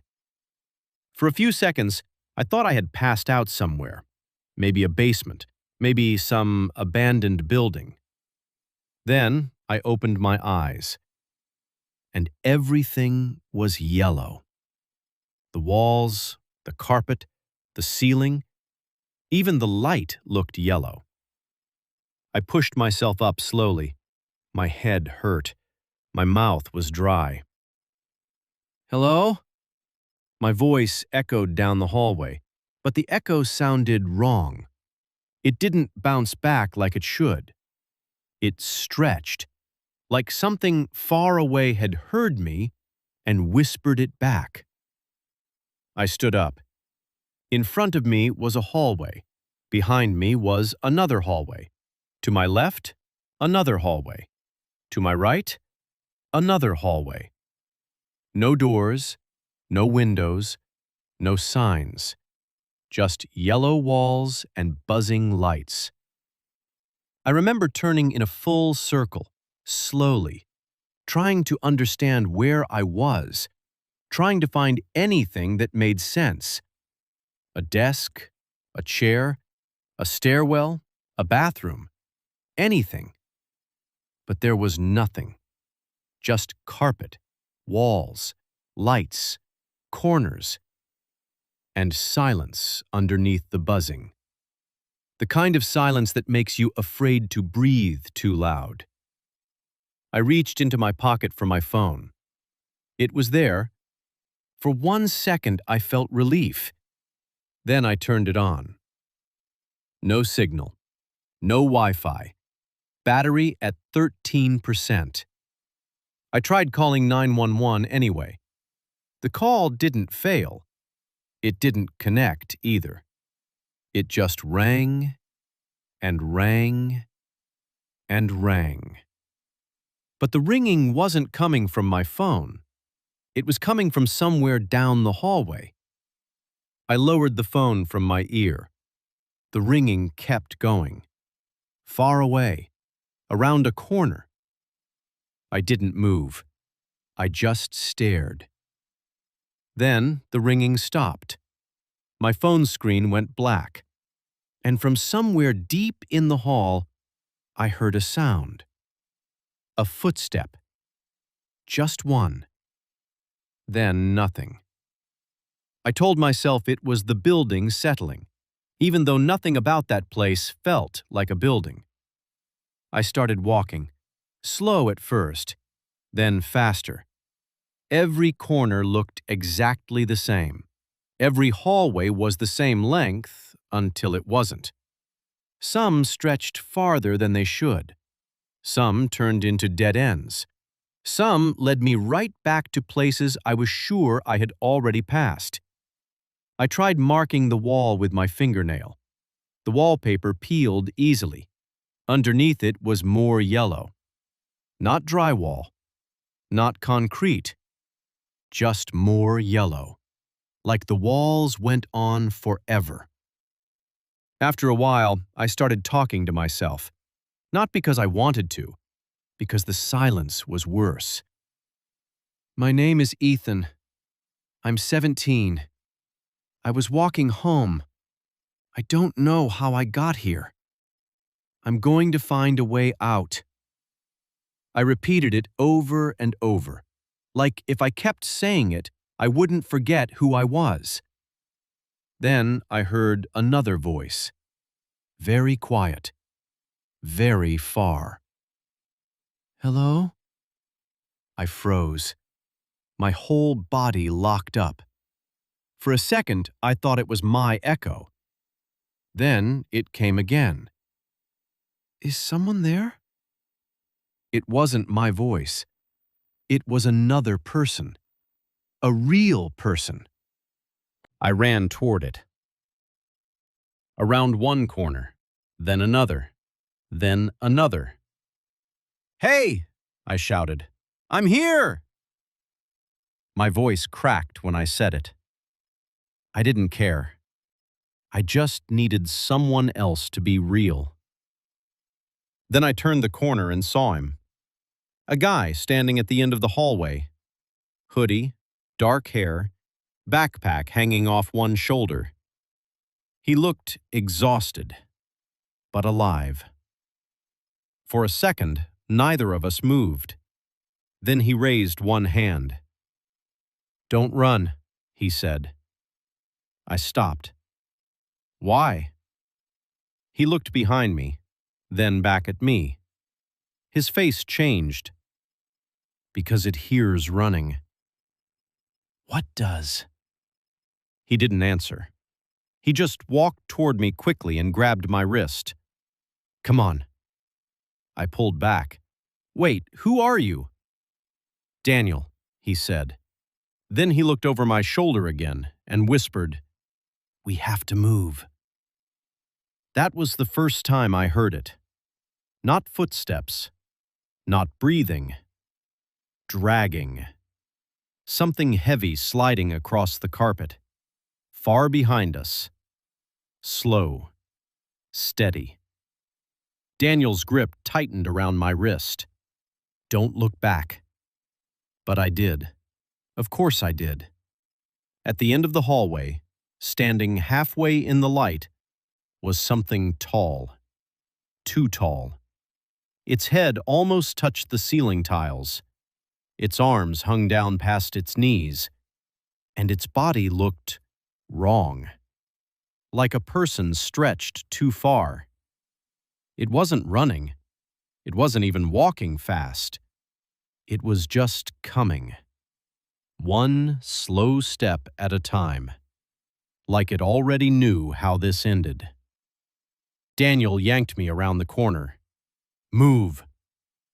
We didn't sprint. Not at first. Daniel kept us moving fast but quiet. Every time my shoes hit the wet carpet too hard, he shot me a look. Light steps, he whispered. I tried, but my legs were shaking. Behind us, the dragging sound continued. Sometimes close, sometimes far, but always there. Like it wasn't following our path, like it already knew where we were going. Daniel led me through turns I never would have chosen. Left, straight, right, right again, then into a hallway where half the lights were dead. He stopped before entering. I almost crashed into him. What are you doing? I whispered. He lifted one finger to his lips, then pointed down the dark hallway. At first I saw nothing. Then one of the lights flickered, and for less than a second, I saw a shape crouched near the wall. Not the tall thing. Something smaller. Something folded. Like a person sitting with their knees against their chest. But its knees bent the wrong way. Daniel slowly pulled me back. Wrong hall, he whispered. We backed away. The thing in the darkness didn't move, but I could feel it watching. That was when I realized Daniel knew this place. Not completely. Nobody could know a place like that completely. But he knew enough to survive. And that made me trust him. Maybe too fast. But when you wake up in hell, the first person who knows where to step starts looking like an angel. We found a small room after what felt like hours. It wasn't really a room, more like a break in the walls. A square space with no furniture. one flickering light, and a carpet stain in the corner shaped almost like a handprint. Daniel sat down first. I stayed standing. I couldn't stop looking at the entrance. "How long have you been here?" I asked. Daniel rubbed his face. "I don't know." "What do you mean?" "I mean, I don't know." He looked up at the ceiling. "There's no day, no night. Your phone dies. You sleep when your body shuts down. You wake up somewhere that looks the same." He looked at me. "After a while, time stops being useful." I sat across from him. "What is this place?" Daniel didn't answer right away. Then he said, "The back rooms." I almost laughed. Not because it was funny, because I had heard of it. Everyone had. A creepy internet thing.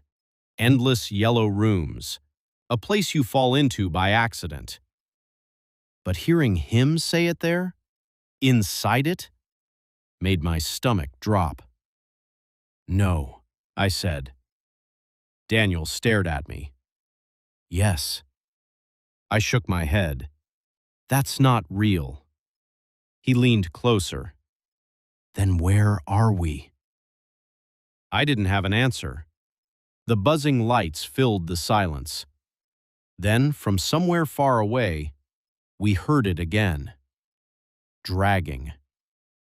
Daniel stood up immediately. "We can't stay." "It found us?" "It always finds sound." I stood too fast and got dizzy. Daniel caught my arm. "Listen to me," he whispered. "If you see it far away, don't stare. If the lights flicker, move. If you hear it breathing, don't speak.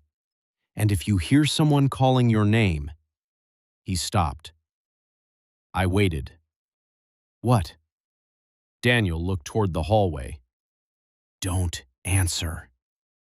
I wanted to ask what he meant, but then the dragging stopped, and the silence after it was worse.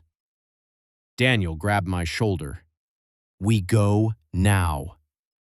We left the room and moved deeper into the maze. I kept close behind him, closer than I wanted to admit. Every hallway looked the same, but Daniel watched details I hadn't noticed. A missing ceiling tile, a water stain, a section of wall where the wallpaper bubbled. He used them like signs, like warnings. Then he stopped again. This time he crouched. I crouched too. Ahead of us, the hallway opened into a larger space. A wide room full of support pillars. Yellow pillars, yellow carpet, buzzing lights. But something was different. There were marks on the walls. Scratches. Thousands of them. Some looked random. Some looked like words. I moved closer. Daniel grabbed my sleeve. "Don't." But I had already read one. It said, "He is not your friend." I turned to Daniel. He stared at the wall, expression empty. "People lose their minds down here," he said quietly. I looked back at the words. There were more. "Don't follow him. He brings it. He knows the door." My throat went dry. "Daniel." He didn't look at me. "That's what this place does," he said. "It turns you against the only people who can help you." I wanted to believe him. And honestly, I did. Because the alternative was worse. The alternative was that I had been following a stranger through an impossible maze, and the walls were warning me about him. Then one of the lights above us popped. Darkness swallowed the far side of the room. Daniel's head snapped toward it. "Run." This time he didn't care about being quiet. We sprinted. Behind us, something screamed. Not loud like an animal. High, broken, almost human. The carpet dragged under my shoes. My lungs burned. Daniel was faster. He kept looking back, making sure I was still there. The lights flickered harder. Every time they went dark, the thing behind us got closer. Light. It was far. Dark. It was closer. Light. Closer. Dark. Closer. Then the lights went out completely. Daniel grabbed me and shoved me sideways. We slammed into a narrow opening between two walls, a gap barely big enough for both of us. He clamped a hand over my mouth. "Don't breathe loud." I heard it pass. Not running anymore. Walking. Right outside the gap. Its breathing was wet, slow, like it was enjoying this. I could see part of it through the crack. A long arm, gray skin, fingers dragging across the wallpaper. One finger stopped right beside my face, separated from me by less than an inch of wall. My eyes watered from trying not to blink. Then the thing leaned closer and whispered in Daniel's voice, "Ethan." My stomach dropped. Daniel's hand pressed tighter over my mouth. The thing whispered again, "Ethan, come out." It sounded exactly like him. Exactly. Not a recording, not a mimic. Like Daniel was standing outside the wall. But Daniel was beside me. His hand was shaking. For the first time since I met him, he looked scared. Really scared. The creature stayed there for a long time. Then, slowly, it moved away. The dragging sound returned.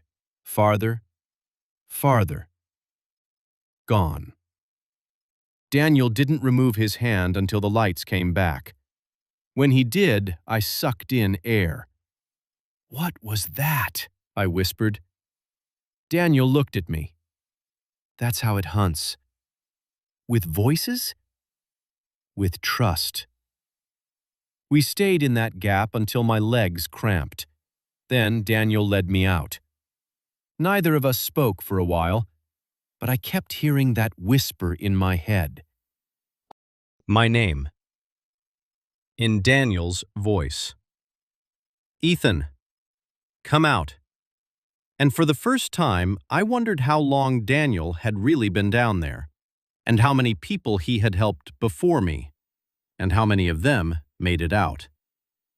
We kept moving. The halls changed slowly. The carpet got wetter, the wallpaper darker. Some of the lights buzzed lower than the others, almost like they were dying. Daniel said that was bad. Why? Because the darker it gets, the easier it moves. I looked behind us. Nothing. But the hallway felt longer than before, like it had stretched while we weren't looking. We found an old vending machine standing in the middle of a hallway. No wall behind it, no outlet. Just there. Its lights were still on. Inside were rows of water bottles, but every bottle had no label. Daniel walked up and pressed a button. Nothing happened. He pressed another. The machine hummed, then dropped one bottle. He gave it to me. I stared at it. "Is it safe?" Daniel smiled a little. "Nothing here is safe." Then he took the bottle back, opened it, and drank first. After that, I drank too. The water tasted wrong, like metal, but I was too thirsty to care. Then the vending machine made another sound. A click. Daniel froze. The display changed. It didn't show a price anymore. It showed words. "Thank you, Daniel." I looked at him. His face had gone pale. What does that mean? Daniel stepped back. I don't know. But he said it too fast, like he did know. Then the vending machine display flickered again. Bring him closer. The hallway went silent. Even the lights seemed quieter. Daniel grabbed my arm. We're leaving. I pulled away. What is going on? We're leaving now. Daniel! He turned on me. For a second, his expression didn't look like fear. It looked like anger. Then it vanished. I'm trying to keep you alive, he said. I wanted to argue, but from somewhere behind the vending machine, we heard a soft laugh. Not Daniel's, not mine. A third voice. Low, dry, amused. Daniel didn't wait. He ran, and I followed, because what else was I supposed to do? We ran until the vending machine was gone, until the hallway changed again, until we reached a place where the walls had no wallpaper at all, just stained concrete. The buzzing was quieter there. Daniel said we could rest, but I didn't sit beside him this time. I sat across from him, watching. He noticed. You saw the wall, he said. I didn't answer. You saw the machine. Still, I said nothing. Daniel looked exhausted, more than before. They mess with you, he said. The walls, the sounds, the signs, everything down here wants you afraid. And you? He looked confused. What about me? Do you want me afraid? He stared at me for a long time. Then he said, No. But he said it softly, almost sadly, like he wished that was true. I wanted to stand up, wanted to walk away, but the second I imagined being alone again, my chest tightened. That was the worst part. I didn't fully trust him anymore, but I was more afraid of losing him. Daniel seemed to know that. He stood up and adjusted his backpack. There's a place I've been trying to reach, he said. What place? A door. I looked up. You found an exit? Maybe. Why didn't you tell me? Because I didn't know if it was real. And now? He looked down the concrete hallway. Now I think we're close. That one sentence changed everything. Close. To a door. To a way out. To home. Suddenly, every warning felt smaller. Every doubt got pushed down. Because hope is dangerous down there. Hope makes you ignore things. Hope makes you follow. And that's exactly what I did. I followed Daniel deeper. The back rooms changed again. The yellow walls returned, but now they were stained with dark streaks. The carpet squished under every step. Somewhere above us, water dripped through the ceiling. But when I looked up, the tiles were dry. We walked for what felt like another hour. Then we heard music. Soft music. Old music. Like something playing from a radio in another room. Daniel stopped so suddenly I almost bumped into him. What? He shook his head. We don't go that way. The music came from the left hallway. It sounded warm, safe, human. I stepped toward it. Daniel grabbed me hard. Don't. What if someone's there? There isn't. You don't know that. His eyes locked on mine. Yes, I do. Then the music stopped, and a woman's voice called from the left hallway. Ethan? I stopped breathing, because it was my mother's voice. Not close, not loud, but perfect. Soft, scared, calling for me. Ethan, honey? I pulled against Daniel. No! Daniel held me tighter. It's not her. The voice came again. Please, I'm lost. My eyes burned. I knew it couldn't be real. I knew that. But it sounded like her. It sounded exactly like her. Daniel stepped in front of me. Look at me. I couldn't. I stared past him, down the left hallway. Something moved in the dark. A shape. Not tall this time. Small. Human-sized. It took one step into the light. And for half a second, I saw my mother. Then the light flickered, and her face opened into something that was not a face at all.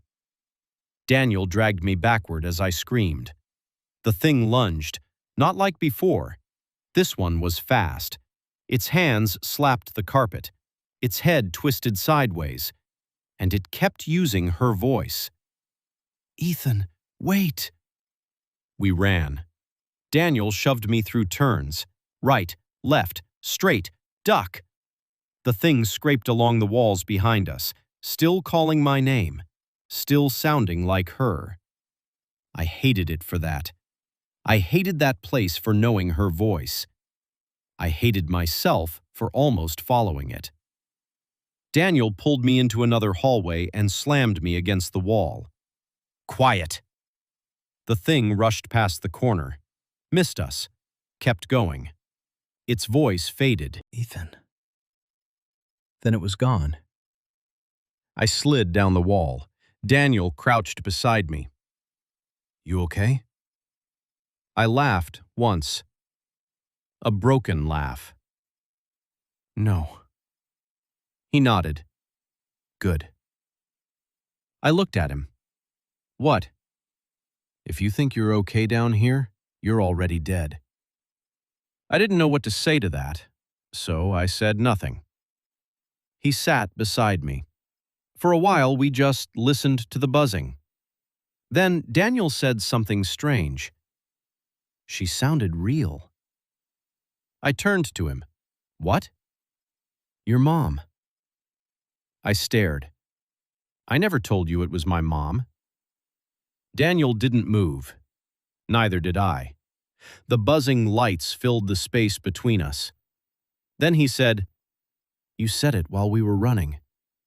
No, I didn't. He looked at me. Calm. Too calm. Maybe you did and forgot. I stood slowly. Daniel stood too. For a moment, I thought he was going to do something, but he just looked tired again. Ethan, he said quietly, this place gets in your head. I wanted to believe him. Again. That became the pattern. Fear him, need him, doubt him, follow him. Over and over, until I couldn't tell if he was saving me or leading me. Eventually, we found the red light. At first, I thought I imagined it. A faint red glow at the end of a long yellow hallway, different from everything else. Daniel saw it too. He stopped walking. His whole body went still. That's it, he whispered. The hallway stretched ahead of us. At the end was a metal door. Old, rusty, out of place. Above it was a small red exit sign. The letters flickered weakly. Exit. I almost cried. I actually almost cried. After everything, there it was. A way out. I started walking. Daniel grabbed me. Wait, I snapped. No, no more waiting. Ethan, no, I'm done. I'm going home. Then the lights behind us went out. One by one.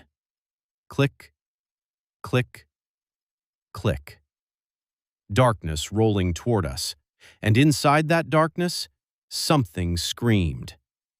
The tall one. The first one. The one that had been following us from the beginning. Only now, it wasn't walking. It was running. Daniel shoved me forward. Go!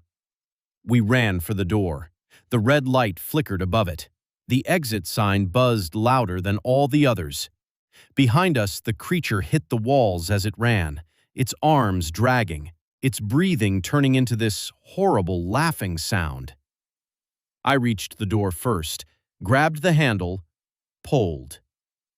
Nothing. Locked. No, no, no! Daniel slammed into the door beside me. Together! We both pulled. The metal groaned. The creature got closer. Again! Daniel screamed. We pulled harder. The door opened an inch. Cold air spilled through. Real air. Not damp, not stale. Cold. Fresh. I could smell rain. Rain. I started sobbing. The creature was almost on us. Daniel shoved his shoulder into the door. It opened wider. Just enough. Enough for one person. Daniel turned to me. His face was covered in sweat. His eyes were wide. Go. What? Go! What about you? He looked behind us. The creature was right there. Tall. Thin. Smiling. Daniel pushed me toward the opening. I'll hold it. I grabbed his hoodie. No. For 1 second, he smiled. A small, sad smile. Almost human. Then he said, "You have to trust me." And I did. That was my mistake. I slipped through the door, fell hard onto cold concrete. The door slammed shut behind me. The buzzing stopped. For the first time in what felt like forever, there was silence. Real silence. I lifted my head. I was in an alley. Night sky above me. Rain falling lightly. Brick walls, trash cans, a street lamp. The real world. I was out. I laughed. Then I cried. Then I turned back to the door. But there was no door. Just a brick wall. Daniel? Nothing. I stepped closer, pressed my hands against the brick. Daniel! No answer. Only rain. Only the city. Only freedom. Then behind me, a voice said, "You made it." I froze. Every muscle in my body went cold, because I knew that voice. Slowly, I turned around. Daniel stood under the street lamp. Dry. Not a drop of rain on him. His hoodie wasn't torn. His face wasn't scared. He was smiling. Too wide. Way too wide. Daniel? He tilted his head, the way the creature had tilted its head. Then he spoke again. But this time, it wasn't his voice. It was mine. You have to trust me. The street lamp above him flickered. The brick wall behind me turned soft. Yellow spread across it like mold. The rain stopped. The alley stretched longer. The concrete under my feet became carpet. Wet carpet. The buzzing returned. Low at first, then louder. Louder. Louder. Daniel stepped closer. Only he wasn't Daniel anymore. Maybe he never was. His smile split wider, and in my voice, he whispered, "Thank you for opening the door." I turned to run, but the alley was gone. The street was gone. The sky was gone. I was back in the yellow halls, alone. No door, no exit, no Daniel. Just the buzzing lights. And far down the hallway, footsteps. Slow, steady, coming closer. Then my own voice called from the dark. "Ethan?" Finally. Someone else.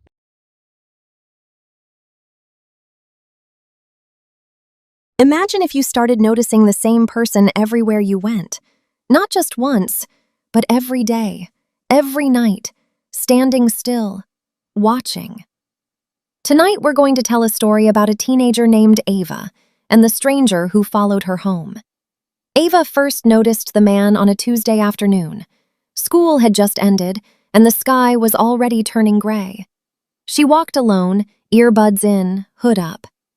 At first, nothing felt wrong. Cars passed, a dog barked, leaves dragged across the sidewalk. Then Ava saw him, a man standing across the street near a bus stop. Not moving, no phone, no bag, just standing there. Ava only looked for a second, but the man was already looking at her, directly. She kept walking. A few minutes later, she turned onto Birch Street. That's when she heard footsteps behind her. Slow, steady. Ava glanced back. The man was behind her now. Same coat, same cap, same stillness. Her stomach tightened. She turned left. The man turned left. She crossed the street. The man crossed too. Ava pulled out her phone. "Yeah, I'm almost home," she said loudly. "Like 2 minutes away." The footsteps stopped. When she looked back again, the man was gone. Ava didn't slow down until she reached her house. She shut the door quickly, locked it, and stood there for a second, listening. Nothing. Just silence. 10 minutes later, from her bedroom window, she saw him again, standing across the street, under the streetlight, facing her house, staring at her window. Ava shut the blinds, but her hands were shaking now. That night, she told herself it was over. But before going to sleep, she checked the window one more time. The man was closer, standing right across from her house, not hiding, not moving, just there. The next morning, Ava left earlier than usual. She took a different route through the park. It was empty, quiet, the kind of quiet that makes every sound feel louder. Then she heard it. A whistle. 3 soft notes. Ava froze. Ahead, past the trees, the man stood there, closer than before, and this time, he took a slow step forward. Ava turned immediately and walked the other way. Her pace quickened, then quickened again. By the time she reached the main road, she was almost running. She didn't stop until she saw other people. At school, she found Tyler near the entrance and told him everything. He didn't laugh this time. He looked past her toward the street.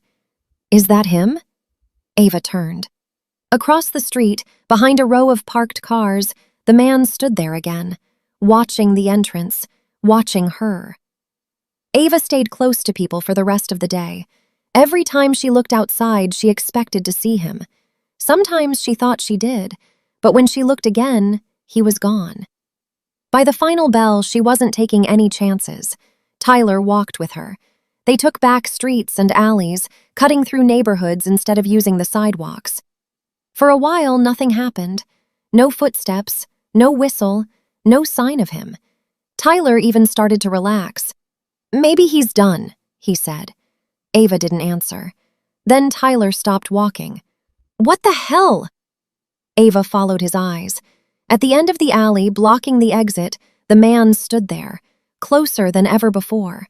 Not across the street, not behind them, right in front of them, waiting. Tyler whispered, "Go." They ran. Their footsteps echoed off the walls as they sprinted back the way they came. Ava didn't look back. She didn't need to. She could feel it. He wasn't chasing them. He didn't have to. They didn't stop until they reached a corner store. Inside, everything felt normal again. Bright lights, people talking, a cashier scanning items, a kid arguing with his mom. Safe. Or at least, it felt that way. Ava looked out the window. Across the street, the man stood beside a mailbox, closer than before, watching her. That night, Ava told her mom everything. Doors were locked, windows checked twice, the police were called.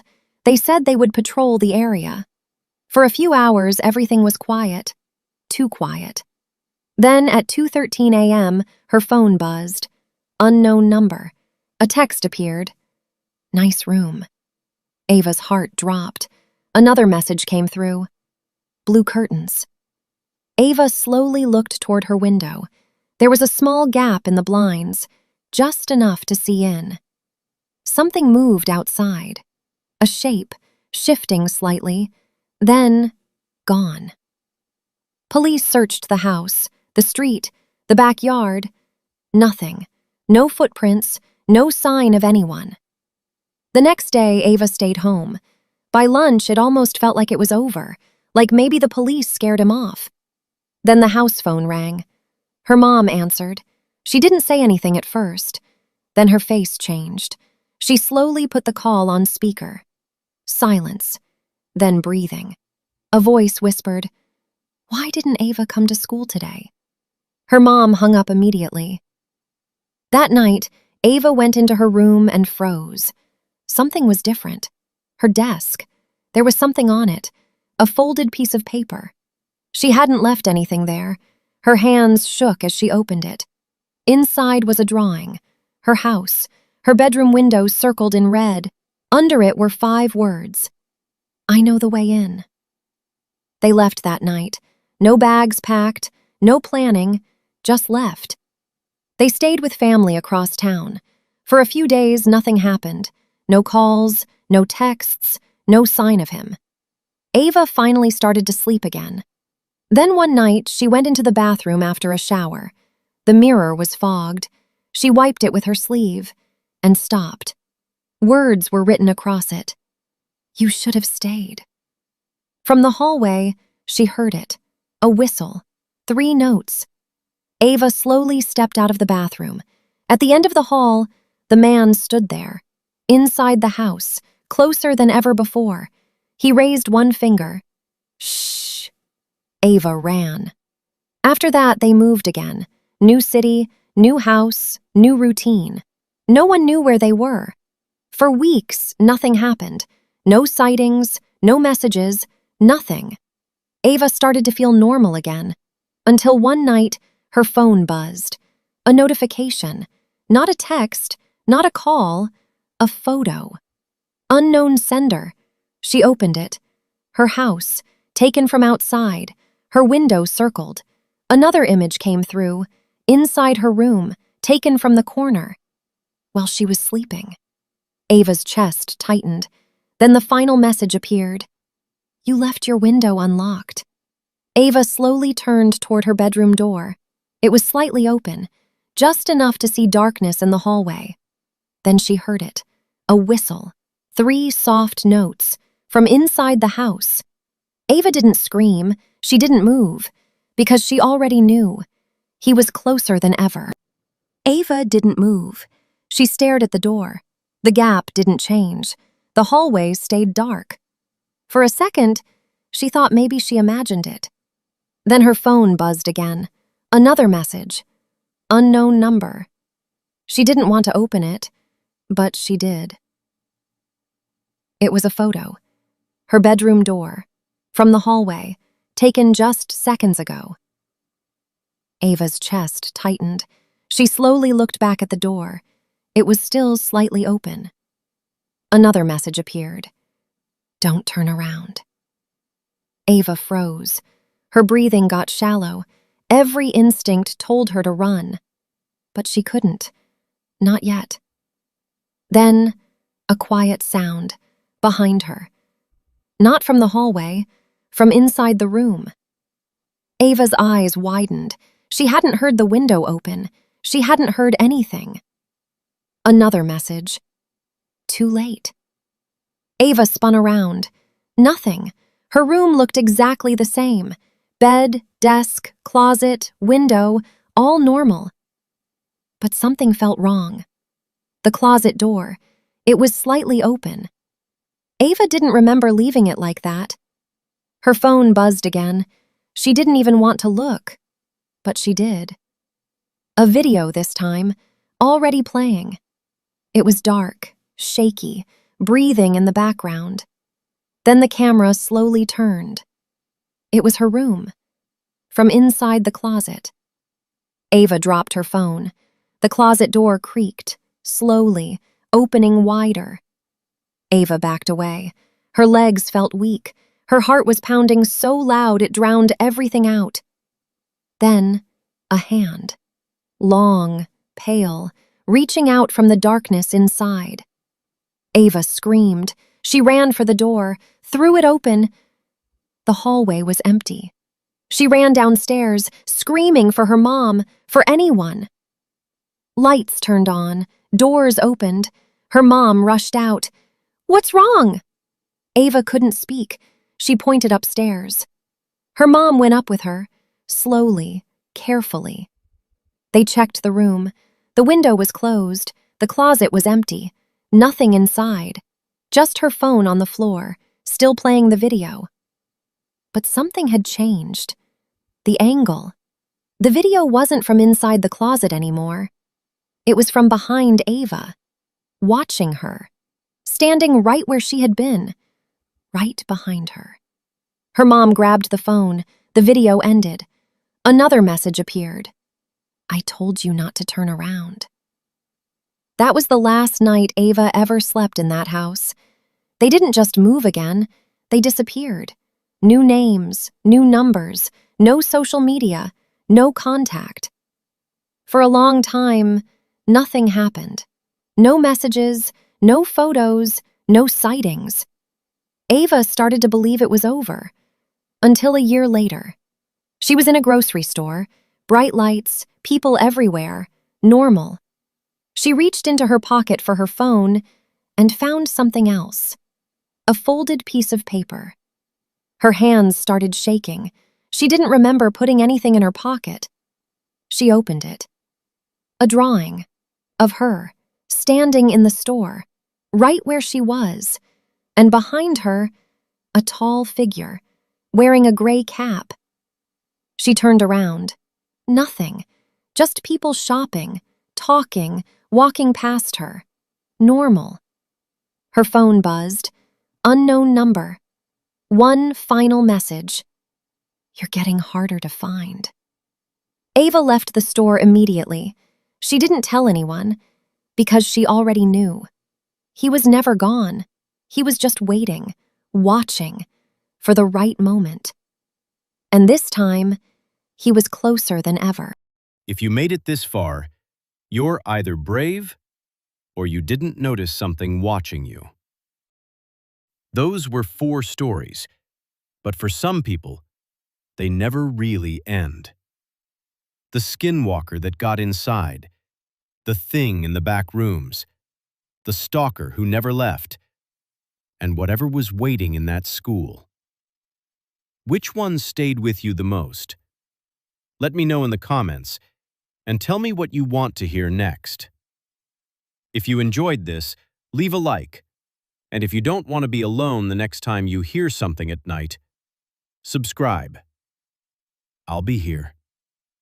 More stories coming soon. Officer Daniel Mercer had been on the force for 11 years. Long enough to know the difference between a normal call and the kind that stayed with you. The kind that followed you home. The kind that sat in the corner of your bedroom at 3:14 in the morning while you stared at the ceiling, pretending not to see it. This was one of those. It started on a Thursday night in late October. Cold wind, empty roads, a thin mist hanging over the town like something alive. Mercer was halfway through the worst gas station coffee he'd ever tasted when dispatch came through his radio. Unit 12, respond to County Road 9 near Briar. Possible disturbance. Caller reports screaming from abandoned property. Mercer set the cup down. Unit 12 en route. Everybody in town knew Briar Road. Nobody liked talking about it for too long. There were 6 houses on that stretch. 5 were occupied. The 6th sat at the very end of the road behind dead trees and a rusted chain-link fence. a two-story farmhouse with boarded windows and a collapsed barn beside it. Locals called it the Wren House. Officially, it had belonged to a man named Elias Wren. Unofficially, it belonged to every nightmare the town had been trying to forget for the last 8 years. Elias Wren had been the prime suspect in the disappearances of 7 people. No bodies, no conviction. Just blood in the basement, a locked room upstairs, and enough missing person flyers pinned around town to wallpaper the whole station. Then one night, before police could bring him in again, Wren vanished. Just disappeared. No car, no note, no sign of forced entry. Nothing. After that, kids dared each other to go near the property. Hunters stayed away from the woods behind it. And every now and then, someone swore they saw a light on in one of the upstairs windows. Mercer never believed the ghost story version of it. He believed in real things. Broken locks, mud prints, bad people. But as he turned down Briar Road that night, even he felt it. That pressure. That wrongness. Like the air itself was warning him to turn around. His headlights swept across the tree line. The fence appeared. Then the house. Dark. Still. Too still. Mercer parked by the gate and stepped out, flashlight in one hand, the other resting near his holster. The wind moved through the trees with a dry, rattling sound. He clicked on the flashlight and aimed it at the house. The front door was open. Just slightly. Maybe 6 inches. Moving a little in the wind. Mercer frowned. That door had been sealed after the last search. He remembered the chain, the padlock. Now both were on the ground. Bent. Like something had pulled them apart. Not cut. Pulled. He raised the radio. Dispatch Unit 12 on scene at Wren property.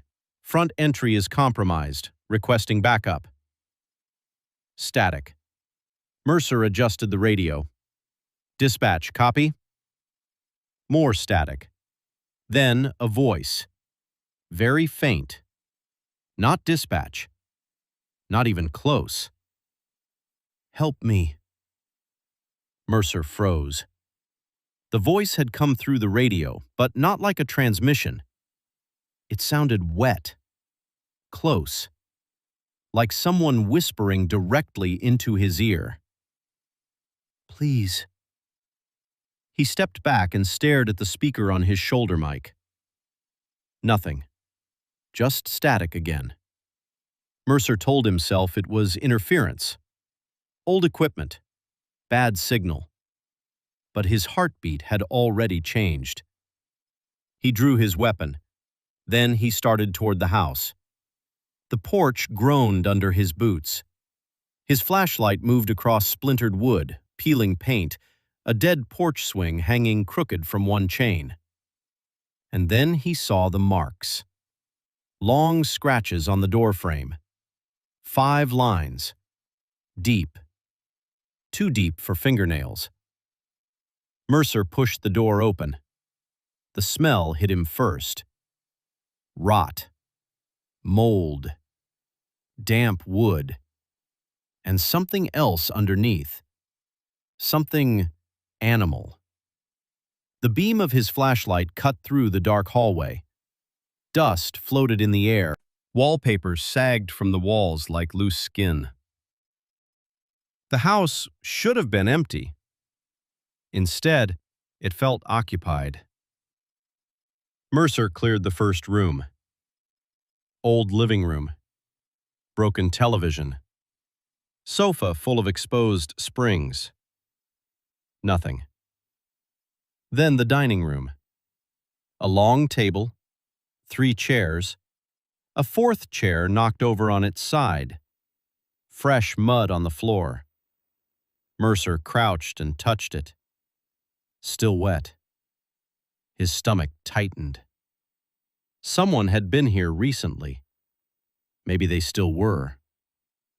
He moved toward the kitchen. Cabinets hanging open. Sink full of black water. A single plate on the counter. Clean. That was wrong enough on its own. Everything else in the house looked abandoned for years. The plate looked like it had been washed an hour ago. Mercer heard a sound above him. A slow creak, like someone putting weight on an old floorboard. He looked up. Second floor. The sound came again. One step, then another. He aimed his flashlight toward the staircase. "Police!" he shouted. "Come down now with your hands where I can see them." Silence. Mercer waited. Nothing. Then, footsteps. Fast. Running across the second floor from one side of the house to the other. Mercer rushed to the stairs, weapon up. The wood groaned under every step. At the landing, he turned left, sweeping the beam down a narrow hallway lined with doors. One was open. At the end of the hall, a room with no light. He moved slowly toward it. Something dripped nearby. Water, maybe. Maybe not. He reached the open doorway and shined his light inside. Empty bedroom. Stained mattress. Curtains rotted away. No one there. But the far wall was covered in photographs. Mercer stepped inside. The pictures were pinned up in rows. Dozens of them. Maybe hundreds. Most were old Polaroids. Some were blurry. Some taken at a distance. All of them showed people, walking to their cars, standing in grocery store aisles, looking through their windows at night. There were children, teenagers, couples, old men on front porches, people who had no idea they were being watched. Mercer's flashlight slowed, then stopped. One photo near the center. A man getting out of a patrol car. Same uniform. Same face. Him. Mercer stared at it. It was recent. Taken outside the station lot. Another photo beside it showed him unlocking his apartment door. Another carrying groceries. Another sitting at the diner on Main Street. His throat went dry. Someone hadn't just been in this house. Someone had been watching him. For days. Maybe weeks. A soft sound came from behind him. Mercer turned. Nobody in the doorway. But something had changed. One of the photos on the wall had fallen. He stepped closer to pick it up. It was a picture of the Wren house, taken from the woods, the upstairs window. And in that window, someone standing there. Tall, thin, bent at the shoulders, watching the camera, watching him. Mercer heard the voice again.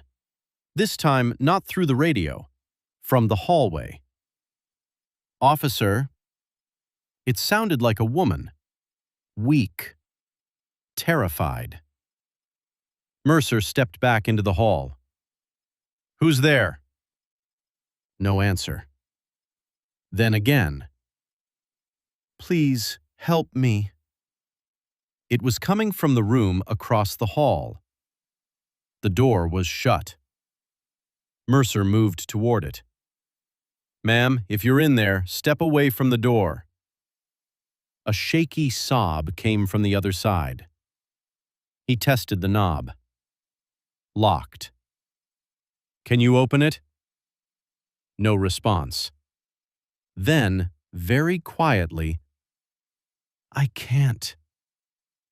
Mercer backed up and kicked the door. The frame cracked. Second kick. The door flew inward. His flashlight sliced into the room. Empty. No woman. No closet big enough to hide in. Just bare floorboards. Dust. A rocking chair in the corner. Moving. Very slowly. Mercer stared at it. Then his flashlight dropped to the floor. Fresh footprints. Bare feet. They started near the far wall, crossed the room, and stopped right in front of him. As if someone had been standing there. As if something had been standing there. Watching. He backed out of the room. His breathing was too loud now. The whole house felt tighter, smaller, like it was closing around him. Mercer keyed the radio again. Dispatch, officer needs immediate backup at Briar Road. Possible suspect inside. Only static. Then, his own voice, crackling back at him. Possible suspect inside. He lowered the radio slowly. Then the copied voice came again. But this time it didn't stop where he had. It kept going. And he's alone. Mercer's blood turned to ice. A floorboard creaked at the far end of the hall. He swung his flashlight. For just a second, he saw it.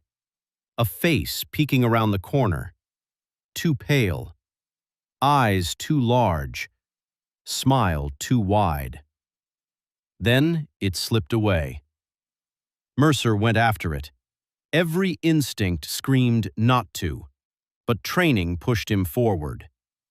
He rounded the corner into another hall, narrower and darker than the first. The wallpaper here had been clawed open in strips. The ceiling bowed low. At the end was a closed door with heavy locks bolted across it. This was the room from the old case file. The one Elias Wren had refused to let police enter without a warrant. By the time they came back with one, he was gone. Mercer shined the light over the locks. Most were rusted. One was new, bright steel, recently installed. Something moved behind the door. Not footsteps, not exactly. A dragging sound. Slow. Then a thump. Mercer swallowed hard. He should have waited for backup. He knew that. But backup wasn't coming. Not tonight. He unlatched the first lock, then the second, then the chain. The dragging sound stopped. Silence. Absolute silence. Mercer rested a hand on the knob, counted to 3, then opened it. The room beyond was larger than it should have been. That was his first thought. The outside of the house did not match what he was seeing.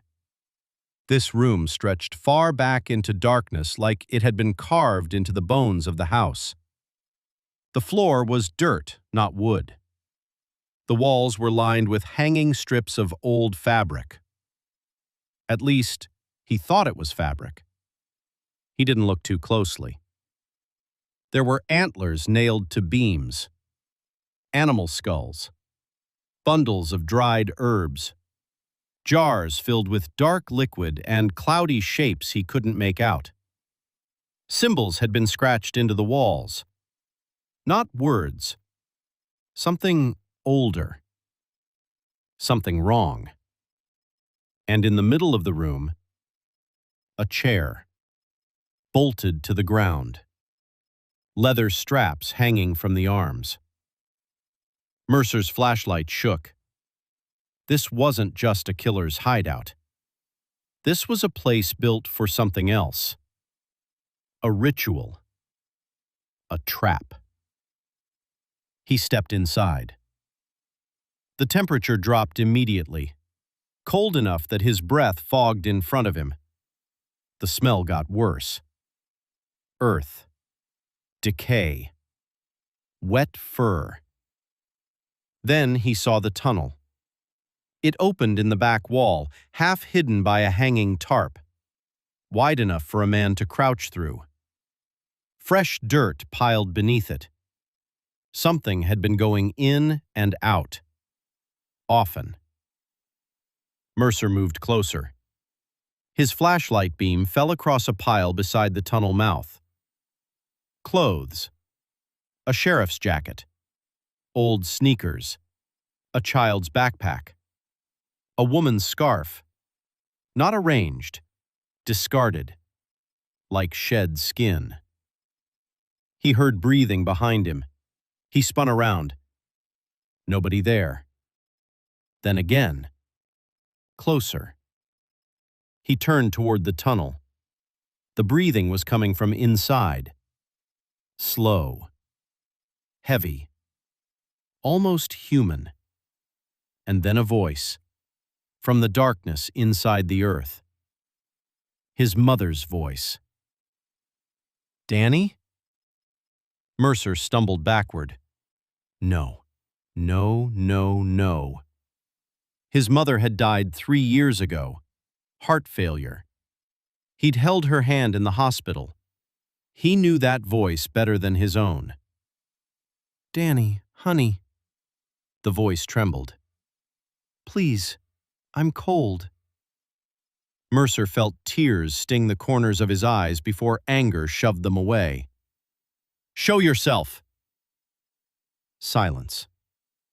Then something crawled forward. Not all the way out, just enough for the light to catch it. A hand. Pale. Long fingers. Bent wrong. It gripped the dirt at the mouth of the tunnel. Then a face began to emerge.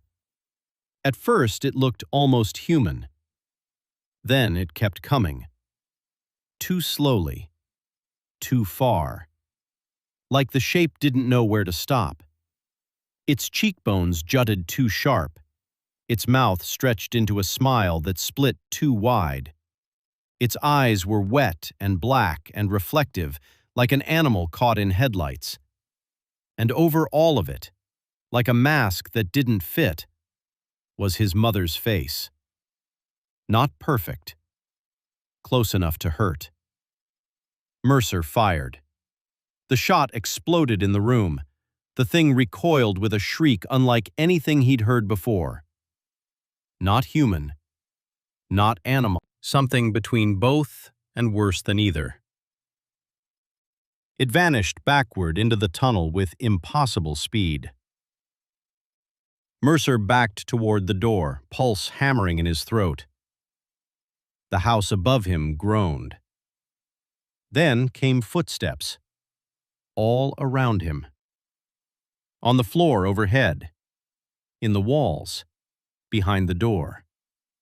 Too many footsteps, like the whole house had suddenly filled up. Mercer slammed the heavy room door shut and threw the locks back on with shaking hands. Something hit the other side immediately. Hard. The wood bowed. Another hit. Then another. Mercer ran. Down the hallway, past the photo room, toward the stairs. As he reached the landing, he heard voices from below. 2 voices. Male. Talking softly in the front hall. Back up. Relief hit so hard it almost dropped him. "Up here!" he shouted. "Armed suspect in the house!" The voices stopped. Then one called back. "Mercer?" He knew that voice. Officer Tom Bennett, his partner from 2 years back, transferred to another county. Mercer hurried down the stairs. "Bennett?" No answer. He reached the bottom. Flashlight beam cutting across the front hall. Empty. Nobody there. Then, from the living room, a low chuckle. Mercer turned. The room was dark, but someone was standing near the broken sofa. Tall. In a police uniform. Back turned. "Bennett?" The figure slowly looked over its shoulder. It had Tom Bennett's face, or a version of it. The skin was too loose around the jaw. The eyes didn't blink, and when it smiled, the cheeks split farther than they should. Mercer raised the gun. The thing opened its mouth, not to speak, to copy. It repeated Mercer's own voice perfectly. "Bennett?" Then another voice came out of the same mouth. A child's. "Help me." Then a woman's. "Please." Then Tom Bennett's. "You shouldn't have come alone." It took one step toward him. Its knees bent backward. Mercer fired twice. The thing jerked, screamed, and dropped to all fours. Its body twisted with snapping sounds as it ran sideways through the living room wall shadows and disappeared. Mercer didn't wait. He bolted for the front door. He hit the porch and almost fell down the steps. Cold night air slammed into him. He ran for the cruiser. The driver's side door was open. He hadn't left it open. The interior light was on. Mercer slowed. Something was sitting in the passenger seat. He aimed the flashlight through the windshield. A person. Head tilted down. Long, dark hair. One of the missing women from the case file. He recognized her from the wall of photos at the station. Lena Voss. Missing 8 years. Her face lifted slowly toward him. Her mouth was stitched into a smile with something black and shiny. Mercer staggered back, and the thing in the passenger seat slammed its face against the window with a snarl. The stitched smile ripped wide open. Inside was not a mouth. Just darkness. Mercer turned and ran away from the cruiser, toward the gate, toward the road. Behind him, he heard the car door open. Then bare feet hitting wet grass. Then more. Not one set. Several. Mercer didn't look back. He hit the gate, shoved through it, and sprinted onto the road. His lungs burned. His legs felt weak, but the sound behind him was getting closer. Fast. Too fast. He dared one glance over his shoulder. Moonlight flashed across shapes moving along the fence line. Human-sized. Some crawling. Some limping upright. All wrong. One wore part of the deputy's uniform. One had a woman's hair hanging over a face too pale to be real. One moved like a dog until it rose onto 2 legs. Mercer ran harder. Halfway down Briar Road, he saw headlights. A truck coming toward him. He stepped into the road, waving both arms. The truck screeched to a stop. A middle-aged man leaned out the window, terrified. "Officer? Lock your doors!" Mercer shouted. "Drive! Go, now!" The man looked past him. His face drained white. Then he floored it. Mercer jumped aside as the truck tore past. He turned. The road behind him was empty. No shapes, no footsteps, nothing. Just the dark line of Briar Road leading back to the house. Mercer kept moving until he hit the main highway and found signal enough to call for real backup. This time, dispatch answered. Normal voice, normal static. He must have sounded insane trying to explain it. Trespasser on Old Wren property. Possible homicide evidence. Urgent response needed. He left out the rest. What else was he supposed to say? That the house was wearing people? That something underground knew his mother's voice? That the missing weren't missing in the way anyone thought? 3 units arrived within 20 minutes. Mercer stayed outside the fence while they went in. He wanted to warn them. He did. But every version of the truth sounded impossible. So he said only this: do not go alone, and do not answer if you hear someone you know. They gave him strange looks, then went inside anyway. 10 minutes passed, then 15. No radio response. No movement. Nothing. Mercer grabbed a shotgun from one of the cruisers and went back in with the 4th officer, a woman named Ruiz. The front door hung open wider now. The hallway looked the same. Almost. The mud tracks in the dining room were gone. The clean plate in the kitchen was gone too. And upstairs? The wall of photos had been stripped bare. Just hundreds of pinholes left behind. Ruiz whispered, "Where the hell did everybody go?" Mercer didn't answer. They found the 1st officer in the upstairs locked room, alive, curled into the dirt floor behind the chair, hyperventilating. Wouldn't speak, wouldn't look at anyone, just kept muttering the same words over and over. It had my brother's face. The 2nd was found outside by the barn, wandering in circles. Gun missing. Hands over his ears, saying, "That's not my wife. That's not my wife. That's not my wife." The 3rd officer was never found. Not that night. Not ever. His cruiser cam later showed him walking calmly into the woods behind the house at 1:13 a.m., as if following someone. As if he trusted whatever was waiting there. The official report said he likely suffered a mental break during a high-stress search operation and got lost in the forest. Mercer knew better. They all did. But nobody wanted to say it. The county sealed off the Wren property by sunrise. State investigators came in. Then federal. Then some other people with no uniforms and too many questions.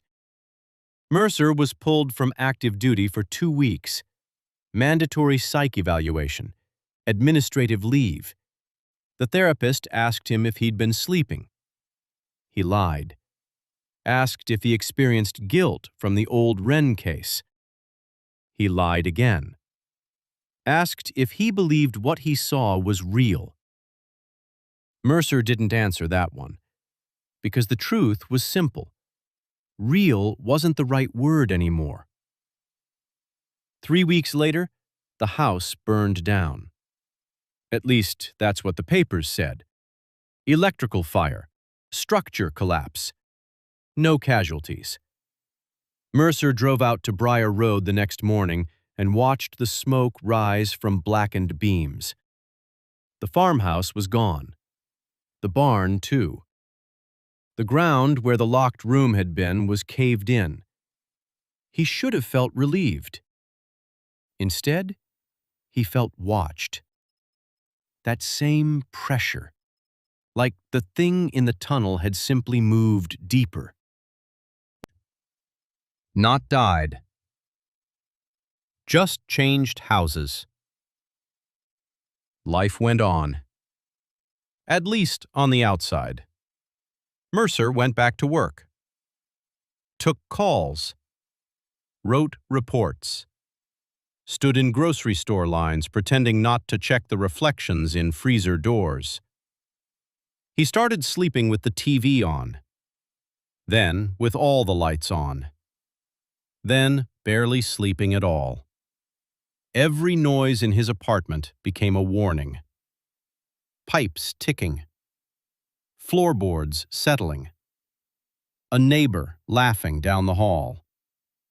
None of it sounded right anymore. Because once you hear a thing copy a human voice perfectly, once you hear your dead mother call your name from underground, you stop trusting sound. Then came the calls. Unknown number. Always after midnight. Mercer never answered at first. Just let it ring. But every voicemail was the same. Static, breathing, then a voice he knew. Sometimes Bennett. Sometimes the missing officer. Once, unmistakably, his own voice whispering, "You left me there." He changed his number. The calls kept coming. He moved apartments. The calls kept coming.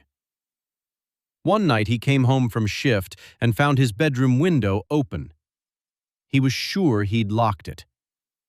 On the floor beneath it was a single Polaroid. He picked it up with numb fingers.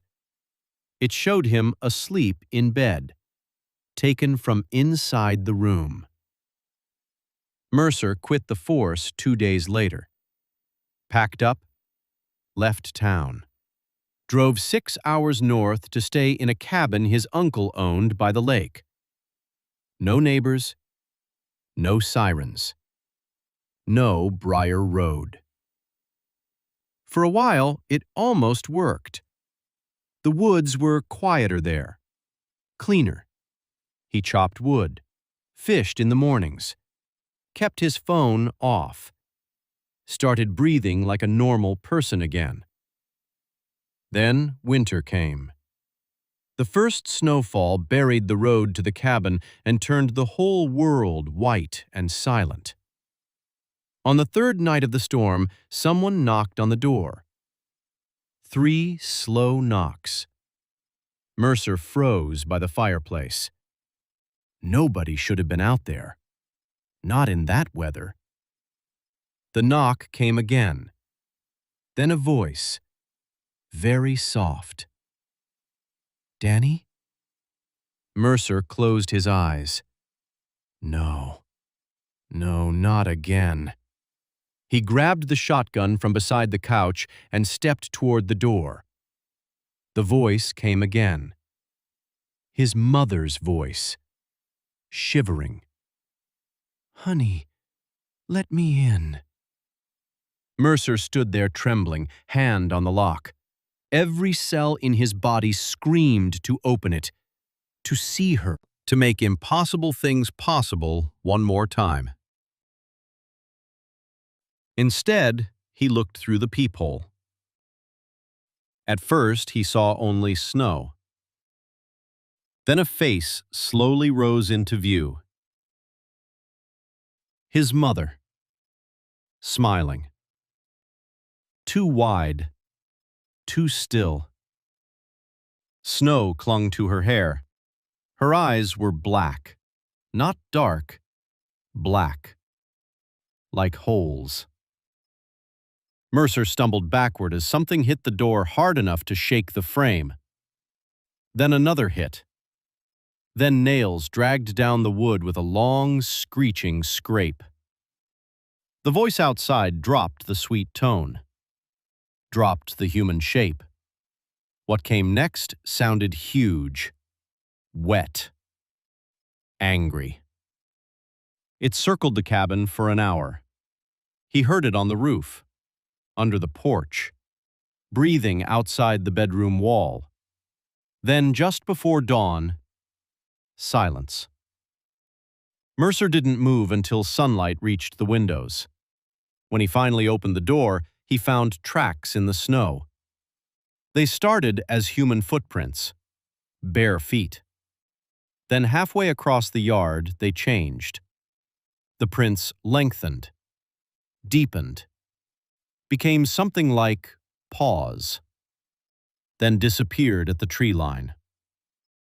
Mercer sold the cabin that spring. Some stories end with the monster dying, with the curse broken, with the survivor finally safe. This isn't one of those stories, because some things don't want to kill you right away. Some things want to keep you, study you, wear down the edges of your mind until every familiar voice becomes a trap. Mercer lives in a different state now, different name, different apartment. He keeps no photographs in his home, no mirrors facing the bed, no voicemails saved. He never answers unknown numbers. He never opens the door unless he's expecting someone. And every night before he sleeps, he checks 3 things: the locks, the windows, and the dark corners of every room where something tall enough might be standing. He still hears it sometimes. Not often, just enough. A voice in the next aisle of a store that sounds like someone who died years ago. A laugh outside his building that matches one from the station break room. A whisper through a phone line with no caller ID. And once, just once, he woke up at 2:11 in the morning because someone was speaking softly from the foot of his bed. He didn't open his eyes. He knew better by then. He just listened. It was using his voice again, calm, patient, almost amused. It said, "I found your new house." Mercer hasn't slept much since. Maybe that's why he finally told this story. Maybe he wanted someone else to know. Maybe he wanted proof that if he disappears, it wasn't because he wandered off. It wasn't stress. It wasn't guilt. It wasn't madness. It was something from the last house on Briar Road. Something that lived under Elias Wren's floorboards. Something that learned the shape of people by crawling inside their voices. And if you ever hear someone you love calling to you from the other side of a locked door, from the woods, from the crawl space, from a radio filled with static, do not answer. Do not follow. And whatever you do, if they're smiling before you open the door, run. Because maybe Elias Wren wasn't the killer after all. Maybe he was just the first man stupid enough to let it in. And maybe, right now, it's learning your voice, too. Nobody checked into the Blackthorn Hotel by accident. You either booked it because it was cheap or because you didn't know better. It stood at the edge of downtown like a building the city had forgotten to tear down. Tall, narrow, all dark brick and black iron balconies. The kind of place that looked elegant from far away and sick when you got close. The gold lettering over the entrance had faded. The revolving door stuck if you pushed too slowly. And the windows on the upper floors always looked darker than the rest of the street, like the light didn't reach them the same way. The Blackthorn had been around for over 100 years. That was what the brochures said. They used words like historic charm, classic architecture, timeless atmosphere. Nobody mentioned the suicides. Nobody mentioned the fire in 1974. Nobody mentioned the woman in room 1308. If you asked the staff, They smiled too quickly and changed the subject. If you asked locals, they usually said the same thing. Don't stay past one night. Most people laughed that off. Claire Donnelly did too. At least, at first. Claire was 26, a travel writer trying very hard to become something bigger than a travel writer. She'd started with blog posts, then small magazine features, then a short video series about forgotten places with strange histories, old theaters, abandoned gas stations, ghost towns. Not because she believed in ghosts. She didn't. But mystery got clicks, and clicks got money. Her latest assignment was supposed to be easy. 1 weekend in the city, 2 nights in the Blackthorn Hotel, some photos, some history, a light little article with just enough creepy flavor to make people share it. That was the plan. She arrived just after 8 p.m. on a rainy Friday in October. The rain had turned the sidewalks black and shining. Traffic hissed through the intersection outside. The hotel stood under a flickering marquee that hadn't been changed in years. There was no doorman, no bellhop, just a dim lobby visible through the glass. Claire rolled her suitcase through the revolving door and immediately felt it. That strange drop in temperature. That hush. The city noise seemed to die the second the door closed behind her. The lobby was beautiful in the way old things can be beautiful when they're just barely being held together. Black and white marble floor, a chandelier hanging too low, red wallpaper with a repeating gold pattern, a piano in the corner, not playing, just sitting there like it was waiting.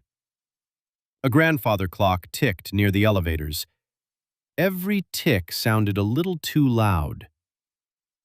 At the front desk stood a man in a charcoal suit, thin, pale, hair slicked neatly back. He looked about 50, or maybe 70. It was hard to tell. His name tag said, Mr. Vale. He smiled as Claire approached. Not warmly. Politely. Like he had practiced the exact amount of friendliness required. "Welcome to the Blackthorn," he said. His voice was soft and smooth. Claire smiled back. "Checking in, Claire Donnelly." Mr. Vale typed something into the computer.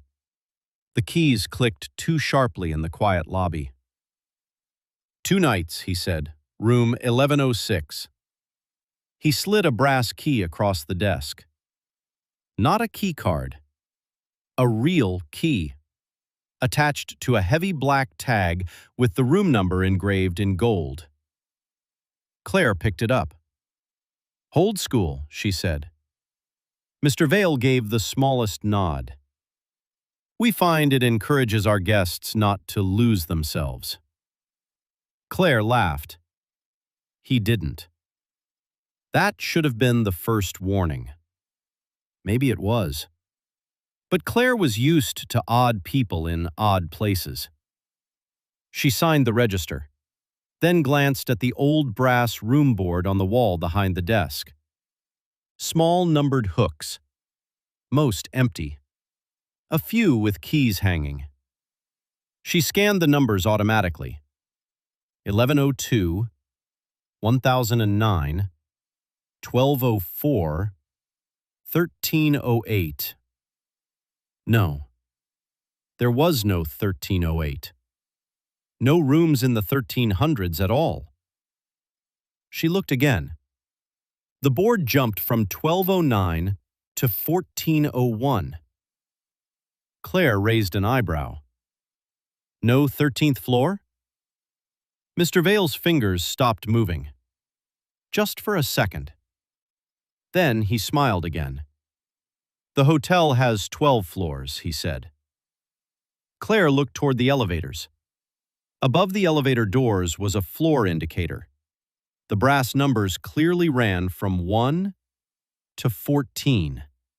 skipping nothing. Claire almost pointed that out, then didn't. Something about the way Mr. Vale was looking at her made the question feel heavier than it should have. "Is the restaurant still open?" she asked instead. "Until 10, he said, "though I would advise against dining too late." "Why?" Mr. Vale's smile dimmed.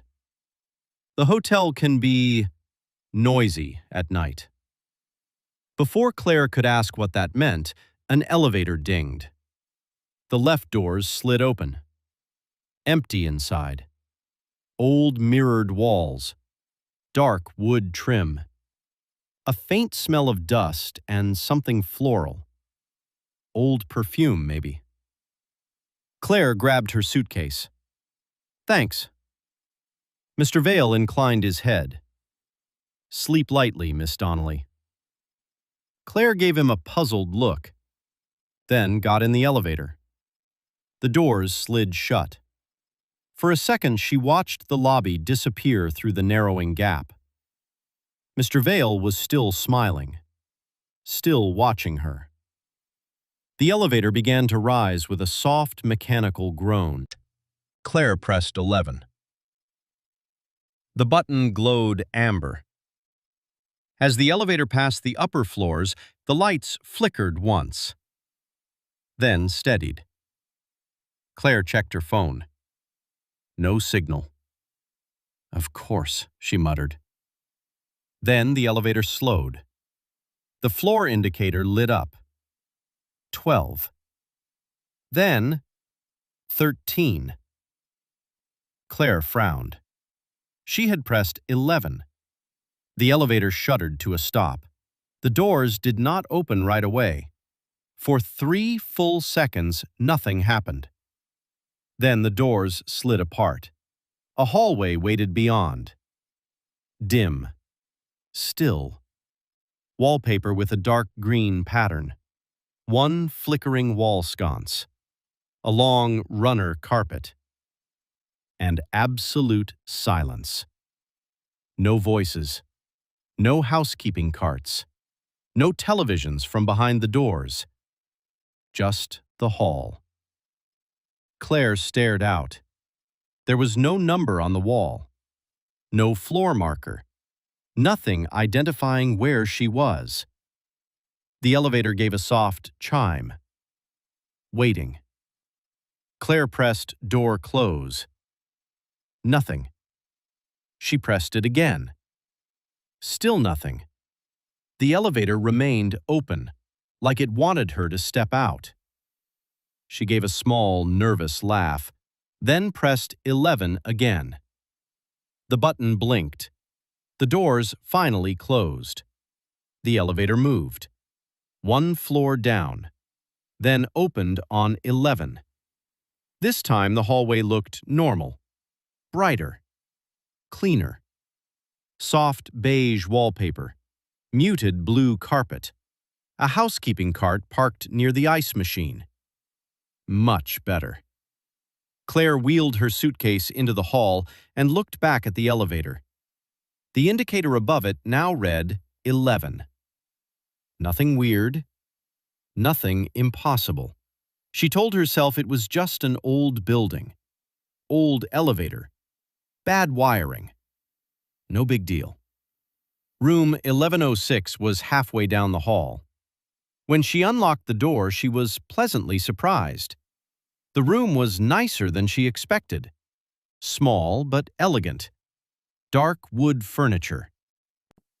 A queen bed with white sheets.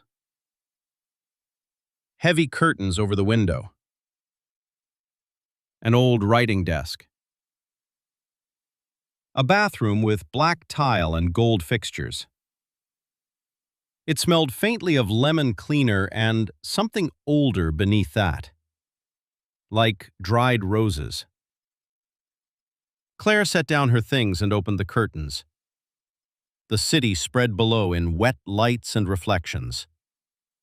She took a few photos for the article. Room details. The bed. The skyline. The hallway sign outside. Then she headed down to the restaurant on the second floor. Dinner was quiet. Too quiet, maybe.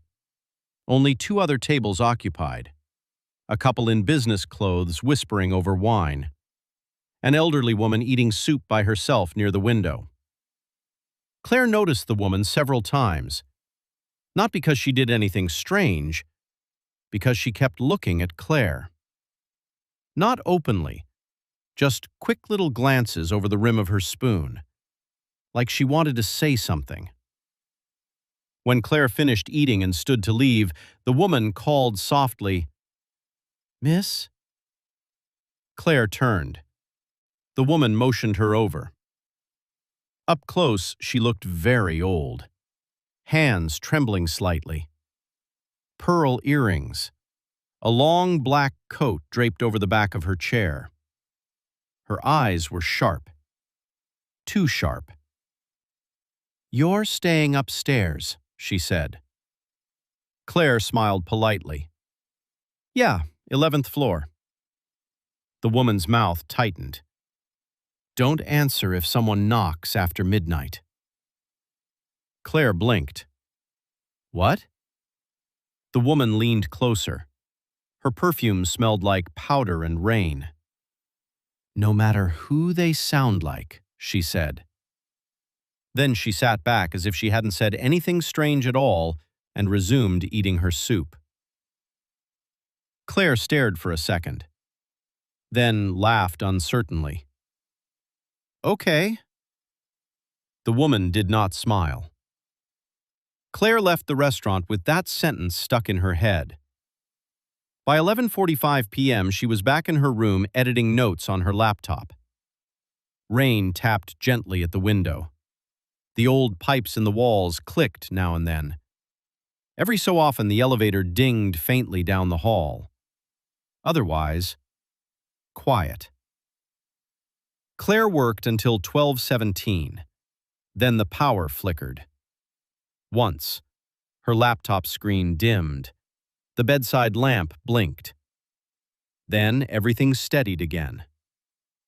Claire sighed and stretched. She closed the laptop and got ready for bed. At 12:31 a.m., she turned out the light. For a few minutes, she lay awake staring at the ceiling, listening. The hotel had a sound to it, a low, constant hum beneath everything else. Plumbing. Ventilation. Age. But around 12:46, another sound joined it. Footsteps. Out in the hall. Slow. Measured. Not unusual in a hotel, except these steps didn't pass by. They stopped right outside her door. Claire stayed still. Maybe another guest had the wrong room. Maybe someone was listening for their partner inside. She waited.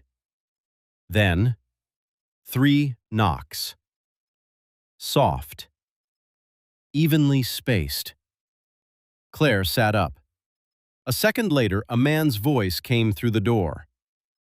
"Housekeeping." Claire frowned. At 12:46? No.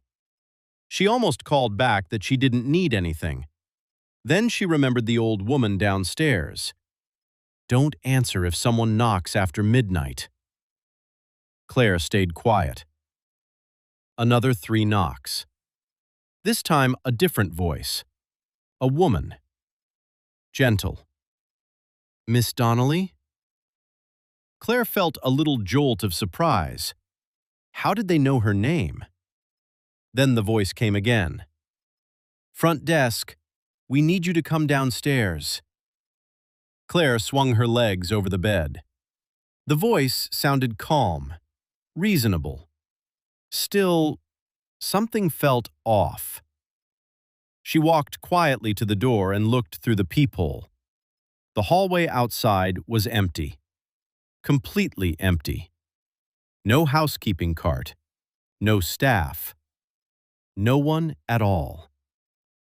Claire's skin prickled. She backed away from the door. Then the handle rattled once. Just once. Very gently. As if whoever was outside wanted her to know they could try it.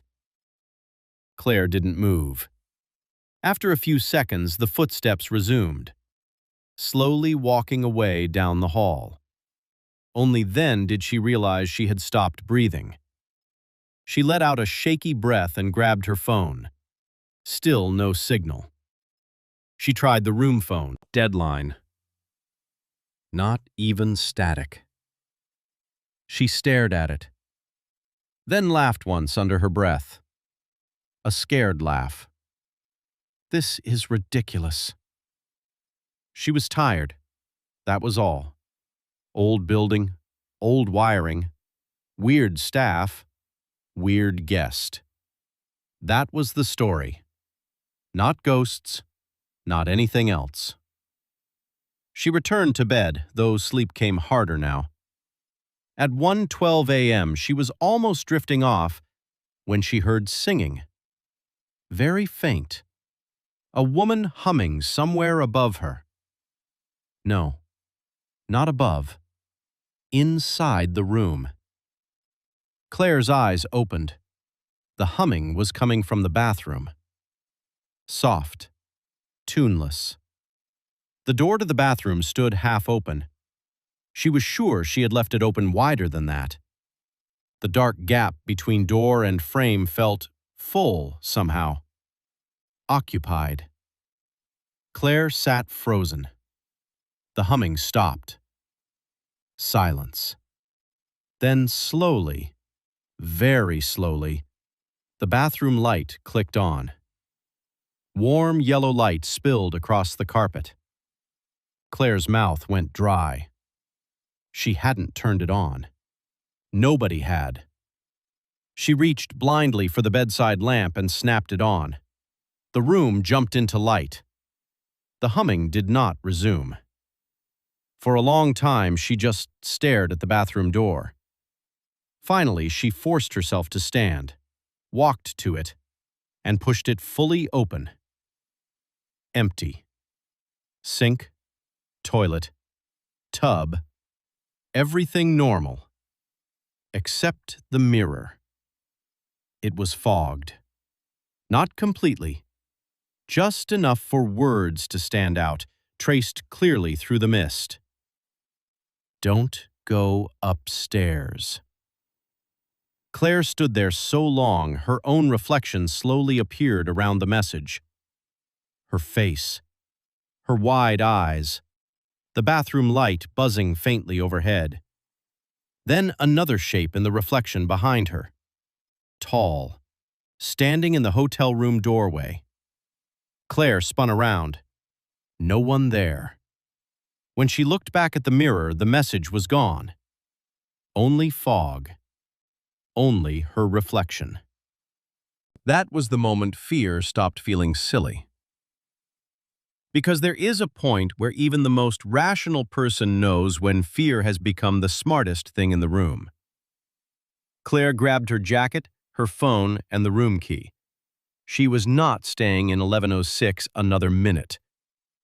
She went to the door, then paused. The old woman's warning. The thing at the door. The empty hallway. She listened carefully. Nothing. No footsteps. No voices. Claire unlocked the door and stepped into the hall. The corridor was still and warmly lit, completely ordinary. Too ordinary. She headed for the elevators. Her shoes sank softly into the carpet. The elevator indicator showed the car resting on floor 1. She pressed the button. Waited. Nothing. Pressed again. Still nothing. Then, down at the far end of the hallway, she heard a door click open. Claire looked up. A woman stood at the end of the hall near room 1119. Long, dark hair, thin, white nightgown, bare feet, Her head was tilted down so her hair hid most of her face. At first, Claire thought it was another guest. Then she noticed something wrong. The woman wasn't standing in front of 1119. She was standing halfway through it, as if the door were open through her body, or as if she were not entirely there. Claire took a step back. The woman slowly lifted her head. Her face was burned. Not all of it, just one side. The skin on her cheek and neck looked glossy and ruined. The other side looked almost beautiful. She opened her mouth, and black water spilled down the front of her gown. Claire ran, not to the elevator, to the stairwell. The stairwell door was heavy metal. She shoved through it and almost cried with relief when it opened. Concrete steps, emergency lighting. Real. Solid. She hurried downward toward the lobby, 11th floor to 10th, 10th to 9th. At the landing between 9 and 8, she stopped. There was music. Piano music. Very faint, coming from somewhere lower in the hotel. Not random notes, a real melody, something old and sad. Claire stood listening. Then she heard something else. Footsteps above her in the stairwell. Slow. Measured. The exact same pace as the footsteps outside her door. Claire looked up the shaft. Only darkness winding upward. The steps continued. One floor above. Then stopping. Whoever it was had reached the landing over her. Claire didn't wait to see. She kept moving down. 8. 7. 6. And then the stairwell door on the 6th floor banged open. Claire nearly screamed. A man in a bellhop uniform staggered inside. Young, thin, his face ash-gray with panic. He looked about 19. He shut the door behind him and shoved a cart against it. Only then did he notice Claire. They stared at each other. "You're real?" he whispered. Claire swallowed. "Yes." He let out a shaky breath. "Oh, thank God." "Who are you?" "My name's Owen," he said. "I work here." He looked terrified, more terrified than she felt, which was saying something. "What's happening?" Claire asked. Owen laughed once. A tiny, broken sound. "You stayed past 1. What does that mean?" He looked down the stairs, then back up, like checking both directions for something approaching. "It gets worse after 1, he said. "You're not supposed to be in the halls." Claire stared at him. "What is this place?" Owen rubbed both hands over his face. "The hotel changes at night," he said. "Not every night, just some nights. Once it starts, it keeps people where it wants them." "That's insane." "I know. I saw a woman on the 11th floor." Owen nodded too quickly. "Don't look at them too long." "What do you mean, them?" He hesitated, then said very quietly, "The ones who never checked out." Claire felt that sentence like ice water down her back. From above them came another footstep. Then another. Still descending. Owen flinched. "We have to move." "To the lobby?" He shook his head. "No elevators, no lobby.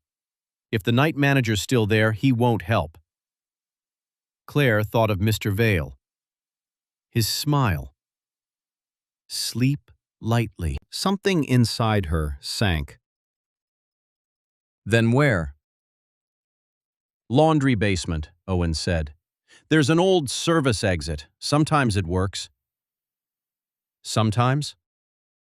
Owen gave her a bleak look. That's the best I've got.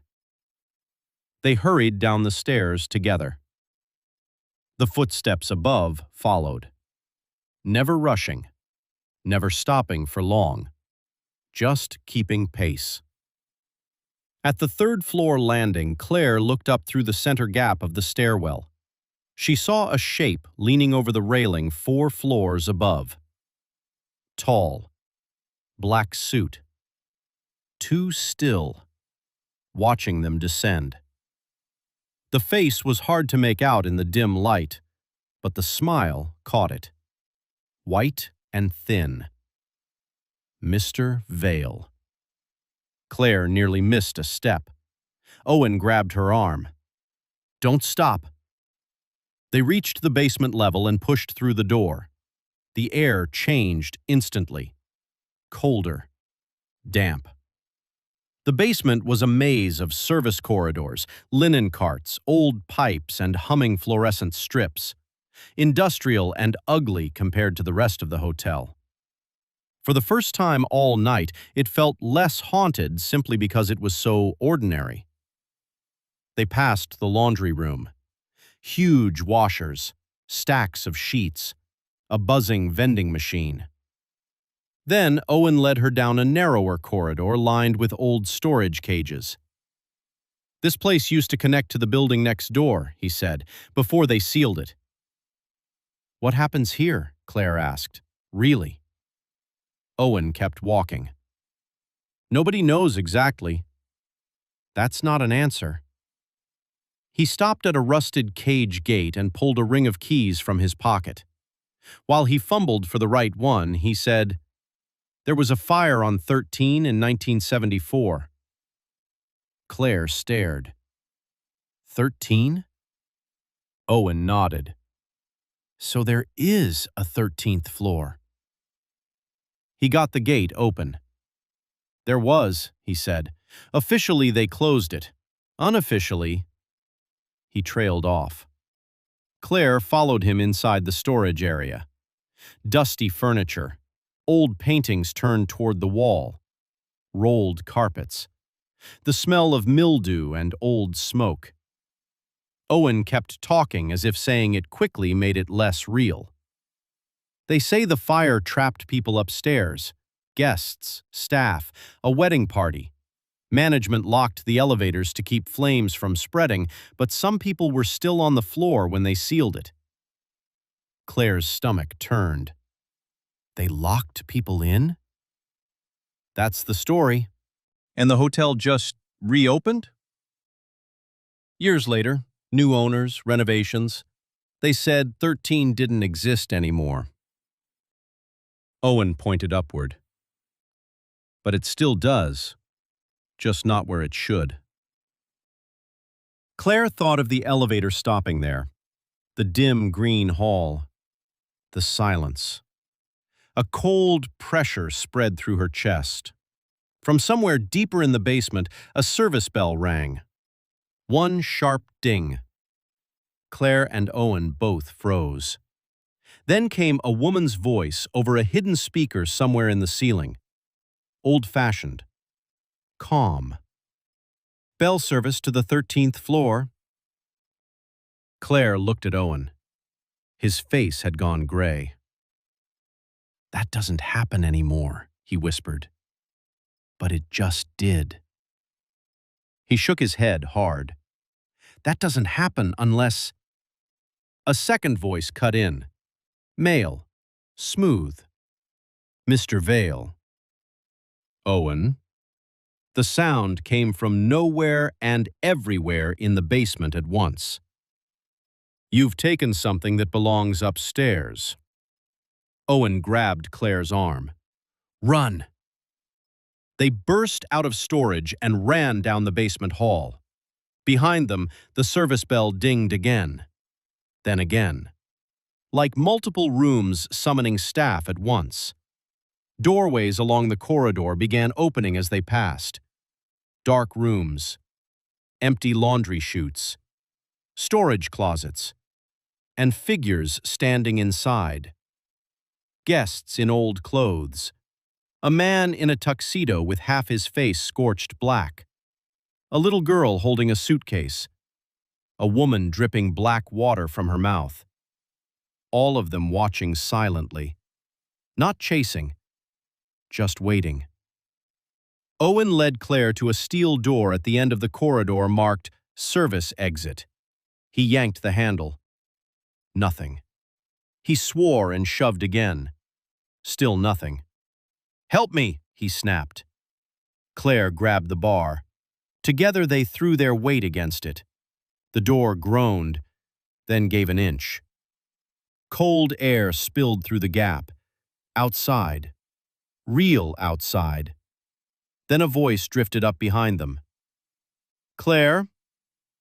She froze. Her father's voice. Her heart slammed so hard she almost choked. Impossible. Her father had been dead 5 years. No sound. Then again, more clearly. "Finish it." The balcony light blinked, and she was gone. Owen stared at the moving luggage cart. No. Claire looked at him. "What?" 1308 is where she died. "Who?" "The owner's wife, Evelyn Blackthorne. They say she threw herself from the 13th floor the night of the fire." Claire thought of the woman in the restaurant. The warning. The face on the balcony. Not owner's wife. Or maybe yes. Maybe all of it. Nothing felt separate anymore. The cart rolled the final few feet and stopped in front of them. The key lay waiting on the silver tray. Claire picked it up. The brass was ice cold. The second she touched it, the service door behind her unlocked with a heavy clunk. Piano music flooded through. Owen whispered, "I think it wants us upstairs." Claire looked at the key. 1308. Every instinct screamed not to go. But another feeling had started to take shape under the terror. A terrible understanding. This night was not about escaping one hallway or one room. It wanted something. And maybe the only way out was to give it that. "We go up," she said. Owen stared at her like she was insane. Then the alley lights went out. Something breathed in the darkness farther down. Owen nodded quickly. "Up," he said. They went back in. The basement had changed again. No storage corridors now, just one long hall with striped wallpaper and chandeliers hanging where concrete pipes should have been. A hotel hallway built underneath the hotel like a buried memory. At the end waited an elevator. Its doors stood open. Warm amber light inside. Mr. Vale stood beside it, one hand resting lightly on the frame. "Miss Donnelly," he said. His tone was welcoming, almost kind. "I'm afraid your room has been upgraded." Claire held up the key. "Room 1308? Mr. Vale's smile widened just a little. "Your final destination, yes." Owen stepped back. "No." Mr. Vale turned his head toward him. "Bellhops are to assist guests with their luggage." His voice deepened slightly on the last word. Not louder, just less human. Owen looked sick. Claire grabbed his sleeve. "Come on." Together they stepped into the elevator. Mr. Vale did not enter. He only pressed the button for 13. As the doors slid closed, he said, "Some guests never learn when their stay is over." The elevator began to rise. The floor numbers passed slowly. 1, 1, 2, 3. Then, much faster. 8, 11, 12. The lights dimmed. A faint smell of smoke filled the elevator. Then 13 glowed. The car stopped. When the doors opened, hot air rushed in. Claire almost staggered back. Not flames. Not exactly. Just heat. The hallway beyond was lit by flickering sconces and lined with dark green wallpaper blistered by old fire damage. A long runner carpet stretched away with a burned pattern down the center. Every door on the floor stood shut. Some blackened around the edges. A chandelier at the far end swung slowly, though there was no breeze. Claire stepped out first. The air smelled like smoke, perfume, and wet plaster. Owen followed. Behind them, the elevator doors closed on their own. The silence that followed felt absolute. No hum, no distant lobby noises, no city. Just the hallway. Room numbers marched along the walls. 1301, 1302, 1304. Some missing, some hanging crooked. At 1308, they stopped. The door was dark oak. Unlike the others, it looked untouched by fire. Perfect. Polished. The brass numbers shone. Claire's hand trembled as she lifted the key. "What if opening it is the worst thing we can do?" Owen whispered. Claire stared at the keyhole. What if not opening it is why this keeps happening? She slid the key in. It turned easily. The latch clicked. Then the door swung inward by itself. Room 1308 was beautiful. Too beautiful. A suite. Large bed, sitting area, fireplace, heavy curtains, silver-framed mirrors, a vanity table covered in perfume bottles and hairbrushes, like someone had just stepped out. A record player in the corner turned slowly, though no music played. Claire stepped in. The room was warmer than the hall, almost suffocatingly warm. Owen came in behind her. The door shut, locking with a quiet click. At the far end of the suite, beside the window, stood a woman. Tall, dark evening gown, hair pinned up. One hand resting on the curtain, her back to them. Claire knew before she turned. Evelyn Blackthorne. Or what remained of her. The woman slowly faced them. Her face was not burned, not drowned, not decayed. She looked alive. Painfully alive. Beautiful in the old portrait way, but her eyes looked like someone who had been waiting too long. Much too long. "You came back," she said softly. Claire glanced at Owen. He looked as stunned as she felt. Evelyn's gaze settled on the key in Claire's hand. "They always do eventually." Claire forced words out. "What do you want?" Evelyn smiled sadly. "To leave." A sound came from the bedroom side of the suite. A door opening. Heavy footsteps. Then another figure emerged. A man in an old tailored suit. Tall. broad-shouldered.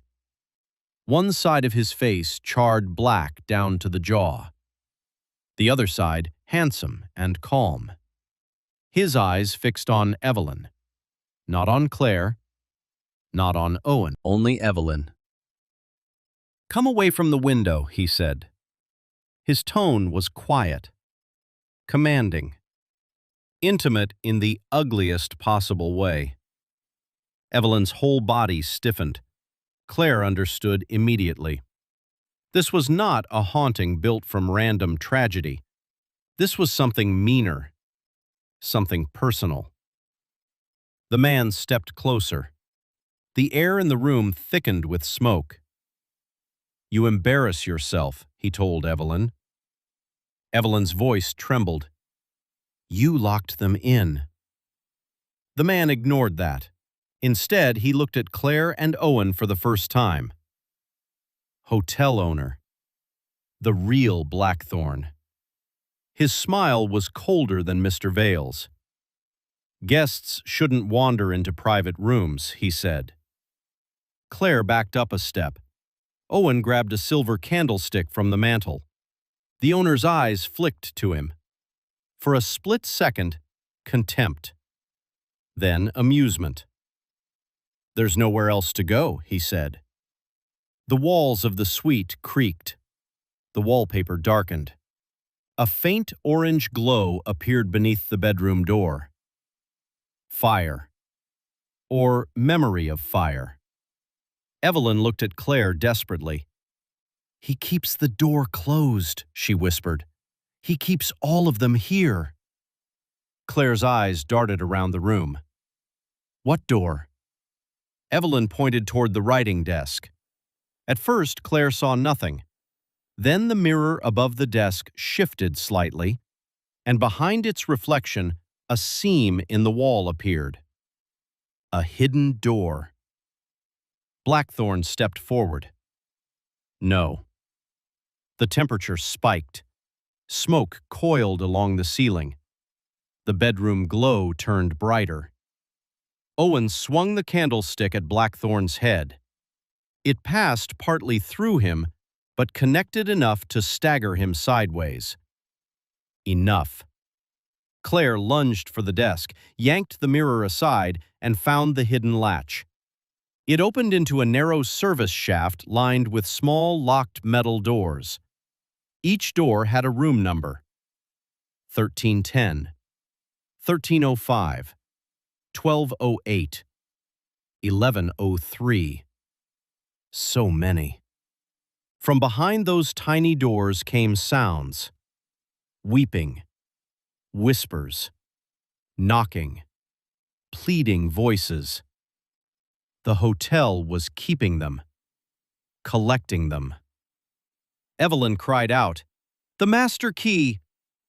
Claire looked at the black tag in her hand. 1308. Not just a room key, a control. Blackthorn roared, a sound louder and less human than anything yet. The suite walls burst with lines of firelight. Mr. Vale appeared in the doorway behind them, smiling wider than ever. The hallway beyond filled with figures. Guests. Staff. Burned faces. Sodden clothes. Silent eyes. Waiting. "Close it," Blackthorn said. Mr. Vale moved toward Claire. Fast now. Too fast. Owen tackled him. The two crashed into a side table. Mr. Vale's face split at the cheek, revealing something black and hollow beneath the skin. Claire shoved the key into the first little metal lock. Turned. The door sprang open. A blast of freezing air hit her. Then a woman's voice gasped in relief. A shadow slipped out and vanished through the ceiling like smoke. Another door. Turn. Open. A man's cry. Gone. Again. Again. Every lock she opened sent another trapped presence rushing free. The suite shook harder. Blackthorn staggered as if each opening weakened him. "No!" He lunged at Claire. Evelyn stepped in front of him. For the first time, her face changed. Not sad anymore. Furious. All the waiting had finally found teeth. "You don't own them," she hissed. She seized him by the shoulders. Fire erupted between them, not destroying her, revealing him. His human shape burned away, leaving something charred and swollen and hateful beneath. A soul shaped by greed and locked doors. Claire kept opening the metal cells, one after another.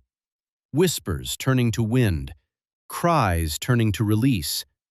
Mr. Vale shrieked as Owen held him back. His body seemed to unravel at the edges. Claire reached the final lock, largest of all. No room number, just a brass plate with a single word engraved. Lobby. She jammed the key in, turned. The entire suite went silent. Then the hidden shaft doors all blew open at once. A storm of voices and shadows tore through the room. The windows burst inward, curtains snapped like sails. The chandelier exploded in sparks. Blackthorn screamed as dozens of hands, burned hands, wet hands, invisible hands, dragged him backward toward the bedroom fire. Mr. Vale collapsed into a pile of ash and old hotel keys. Owen hit the floor, coughing. Evelyn turned to Claire one last time. For the first time, she looked peaceful. The heat in the suite was fading. The smoke thinning. "Now leave," she said. Claire didn't need to be told twice. She grabbed Owen and pulled him toward the door. The hallway outside was breaking apart. Wallpaper peeling, lights strobing, doors flying open as pale figures streamed out and rushed past them without harm. Not toward Claire, toward the elevators, toward the lobby, toward the world. Claire and Owen ran with them. The corridor stretched and twisted as they moved. For one terrible second, Claire thought they'd never make it. Then, the elevator doors opened at the far end. Not old wood and mirrors now, just bright, clean, stainless steel. Modern. Normal. They threw themselves inside. The doors shut. Claire hit one. The elevator dropped hard enough to make their stomachs lurch. Then it opened. Lobby. Real lobby. Marble floor. Chandelier. Front desk. Empty. The grandfather clock showed 1:59 a.m. No Mr. Vale. No guests. No piano music. Claire and Owen ran through the revolving door into the street. Cold night air. Traffic. A taxi passing. Somebody laughing across the intersection. The normal world slammed back around them so suddenly Claire almost collapsed. She turned. The Blackthorn Hotel stood behind them. Dark. Still. Most windows black. Except one. On an upper floor, a window glowed softly. A woman stood there. Silhouette only. One hand raised in farewell. Then the light went out. Imagine if you stayed late at school one night. Just you and your friends. No teachers, no lights, no noise. At first, it feels normal. Just empty hallways, lockers, that quiet echo every school has after dark. But then, you hear something. Not footsteps, not voices. Something above you. A soft scrape, a shift in the ceiling tiles. And the worst part? It sounds like it's following you. Every step you take, it takes one too. So imagine this. You look up for just a second, and something up there looks back. Tonight, we're going to tell a story about a group of friends who decided to stay overnight at their school and discovered they weren't alone. We stayed overnight at school. Something was living in the ceiling. Nobody believed the missing kid story. That was the whole reason we did it. The school had been talking about it for months. 3 kids from another grade had disappeared after staying late for some overnight challenge they were filming. Teachers said it was fake. Parents said not to talk about it. The principal sent out an email saying the rumors were harmful and exaggerated. But the weird part was, nobody ever explained where those kids went. No transfer announcement, no news update, no goodbye posts. Just gone. And after that, the school changed. The janitors stopped staying past 5. Certain hallways got locked. The ceiling tiles in the old science wing were replaced overnight, and every morning there would be fresh scratches on the walls near the lockers. So, obviously, we decided to sneak in and stay overnight. There were 4 of us: me, Jaden, Chris, and Nolan. Jaden was the one with the camera. He wanted to make a video called Overnight School Challenge Where Kids Went Missing. Chris only came because he thought it would get views. Nolan didn't even want to be there. And me? I just didn't want to be the one who stayed home. That was my first mistake. We got in through the back gym doors at 11:43 p.m.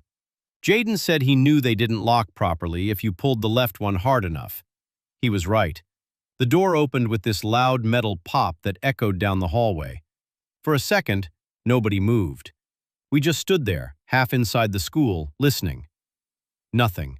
No alarm, no footsteps, no teachers. Just the quiet buzz of emergency lights and that weird school smell. Floor wax, dust, old paper, and something else. Something damp, like wet cardboard left in a basement. Jaden lifted the camera and whispered, "Yo, we're in." Chris smiled and threw up a peace sign. Nolan looked behind us and said, "Can we not be loud?" Jaden laughed. "Bro, there's nobody here." That's when we heard the first sound. Not loud, not scary, just a tiny click above us. We all looked up. The ceiling was made of those square white tiles, the ones that looked like they'd break if you poked them too hard. One tile near the hallway corner shifted, just a little. Jaden zoomed in. "Probably the air system," Chris said. But the vents weren't on. There was no air moving, no heat, no fan, nothing. Just that tile settling back into place. We should have left right then. The plan was simple. We'd stay until 5 a.m., record in the cafeteria, gym, library, and the old science wing where the missing kids were last seen. Jaden had snacks, flashlights, 2 battery packs, and a Bluetooth speaker. Chris had a backpack full of energy drinks. Nolan had nothing except his phone and the worst attitude imaginable. He kept saying, "This isn't even funny. We're gonna get suspended." Jaden turned the camera on him. "Bro, you scared?" Nolan didn't answer. He just looked up at the ceiling again. That made all of us look up too. Nothing was there. But the hallway suddenly felt smaller, like the ceiling was lower than it used to be. We started in the cafeteria. It was the least scary place, so Jaden wanted to warm up the audience. He set the camera on one of the tables and started doing the intro. "What's up, guys? Tonight we are locked inside." A loud bang came from somewhere above us. Jaden stopped talking. Chris laughed way too fast. "Yo, that was perfect." Nolan whispered, "That came from the ceiling." Jaden picked up the camera and pointed it up. The cafeteria ceiling was higher than the hallway ceiling. Big pipes, vents, lights, and metal beams crossed over each other. At first, we didn't see anything. Then we heard it again. Bang! Then a scrape. Slow, dragging, like something heavy being pulled across metal. Jaden whispered, "Okay, that was actually weird." Chris grabbed a chair and stood on it. "What are you doing?" Nolan snapped. Chris reached toward one of the ceiling vents. "I'm checking." "Don't touch it." Chris ignored him. He pushed the vent cover with 2 fingers. It didn't move. Then something on the other side pushed back. Chris fell off the chair. Not jumped, fell. Like his whole body forgot how to work.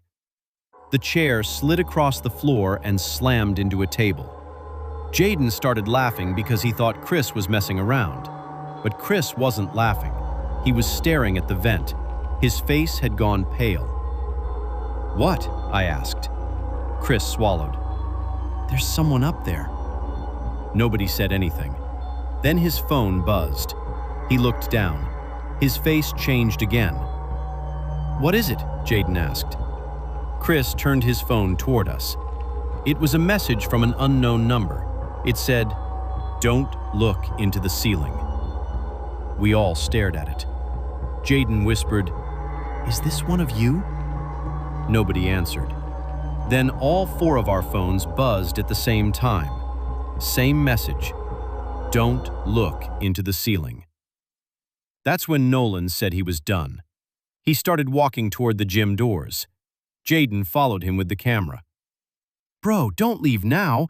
This is literally the best part." Nolan spun around. "No, this is stupid. Someone knows we're here." Chris nodded. "Yeah, maybe security." But security doesn't text you from an unknown number, and security doesn't hide in vents. Still, we followed Nolan. None of us wanted to admit it, but we all wanted to leave. The back gym doors were at the end of the hall. I could see them. 2 metal doors with tiny square windows. Outside was darkness, but at least it was outside. Nolan grabbed the handle and pulled. Nothing. He pulled again, harder. The door didn't move. Jaden tried the other one. Locked. Chris said, "Maybe you have to push."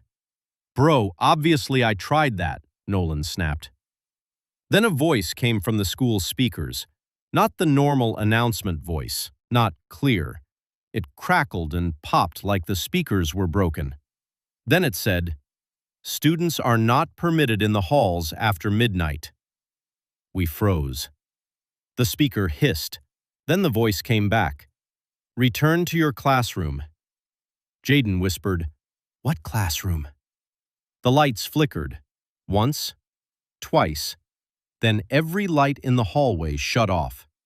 For 3 seconds we were standing in complete darkness, and above us, something moved. Fast. Not walking, not crawling normally. It was like nails tapping across the ceiling tiles. Tick, tick, tick, tick, tick. Right over our heads. Chris whispered, "Run." The lights came back on. We ran. Not toward the doors, away from them, back into the school. The sound followed us through the ceiling. Every few steps a tile would shift above us. One lifted, another cracked. Dust fell onto my hoodie. Jaden kept the camera running even while sprinting. I heard him breathing into the mic. Chris was yelling, "Where do we go?" Nolan pointed to a classroom. "In there." We shoved the door open and rushed inside. Nolan closed it as quietly as he could. We all ducked behind the teacher's desk. For a minute, nobody said a word. The room was dark except for the red exit sign outside leaking through the little window in the door. Then the ceiling above the classroom creaked, slowly. One tile bowed downward, like something was pressing its weight onto it. Chris covered his mouth. Jaden lifted the camera. Nolan pushed it down and mouthed, "Stop." The tile bent lower, lower, then stopped. And from above the ceiling, we heard a sound. Breathing. Wet. Slow. Right above us. My phone buzzed. I almost dropped it. Another unknown message. It hears whispers. None of us moved. The breathing above us stopped. For a second, I thought it had left. Then Chris's energy drink can rolled out of his backpack. It hit the floor. Tiny sound, barely anything. But the thing in the ceiling heard it. The tile exploded downward, not fully, just enough for one arm to slip through. Long, gray, too thin. The hand opened and closed in the air, feeling around. The fingers were stretched out and crooked, bending at strange angles. Jaden made this tiny choking sound. The hand froze. Then slowly, it turned toward us. Not the body, just the hand, like it knew where the sound came from. Nolan grabbed the can and threw it across the room. It hit the wall. The hand snapped toward the sound. Then the whole ceiling started shaking. "Go!" Nolan yelled. We ran for the door. Behind us, ceiling tiles crashed onto the desks. Something huge moved above the classroom. We burst into the hallway and sprinted toward the stairwell. The speakers crackled again. "Students are not permitted to run." Chris screamed, "Shut up!" The second he yelled, the ceiling above him split open. Not enough to fall through, enough for a face to press between the tiles. I only saw it for half a second. Long mouth, no hair, eyes too wide, and a smile that didn't fit its face.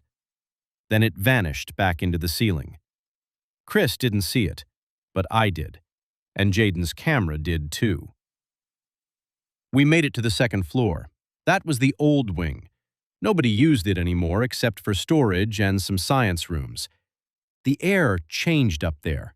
Colder, damp. The smell was worse. Wet cardboard, rust. Something rotten but not strong enough to identify. Nolan whispered, "This is where they went missing." Jaden stared at him. "What?" "The kids. This hallway." Chris looked like he might cry. "You're telling us that now?" "I didn't think we'd actually come up here." The hallway was lined with old lockers. Most were empty. Some were chained shut. At the far end was the science room, room 217. The door had yellow caution tape across it, but it was old and peeling. Jaden slowly lifted the camera. "Guys?" On the door, someone had scratched words into the wood. Not written, scratched. "Do not open if you hear them above you." We all looked up. Nothing. No movement, no breathing, no tapping. For the first time in 10 minutes, the ceiling was completely silent. That somehow made it worse. Jaden reached for the door. Nolan grabbed his wrist. "Don't."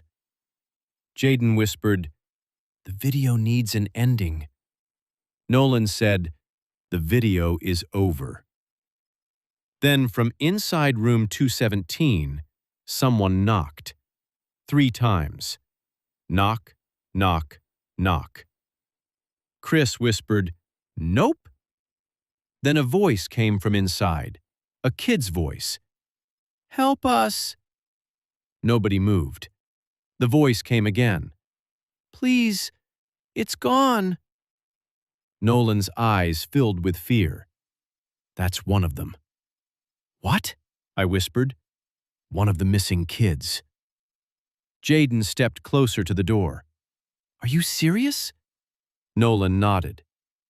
I heard his voice in the videos people posted before everything got deleted. From inside the room, the kid cried, "Please, open the door." Chris whispered, "What if they're alive?" That was the worst part, because for 1 second, we actually thought we could help. Jaden grabbed the caution tape and ripped it off. Nolan said, "Wait." Jaden opened the door. The room was empty. No kid, no desks, no teacher's desk. Just broken ceiling tiles all over the floor. And on the back wall, there were names, scratched into the paint. dozens of them, some old, some fresh. And near the bottom were the names of the 3 missing kids. But beside each name was the same word: taken. Then the door slammed shut behind us. The lights in room 217 turned on by themselves. Not fully, they flickered in that horrible buzzing way. Jaden pointed the camera around the room. The ceiling in there was different. Most of the tiles were missing. Above us was a dark, open space filled with pipes and wires, like the whole room had been opened up from the inside. Chris was breathing too loudly. Nolan kept telling him to stop. Then we heard the kid's voice again, but this time it came from above us. "Help us!" Jaden aimed the camera up. Something moved behind the pipes. Then another voice, a girl this time. "It copies us." Then another. "Don't answer." Then all the voices came together, dozens of them, whispering from the ceiling. "Don't answer. Don't look. Don't run. Don't scream." Chris backed toward the door. The handle wouldn't turn.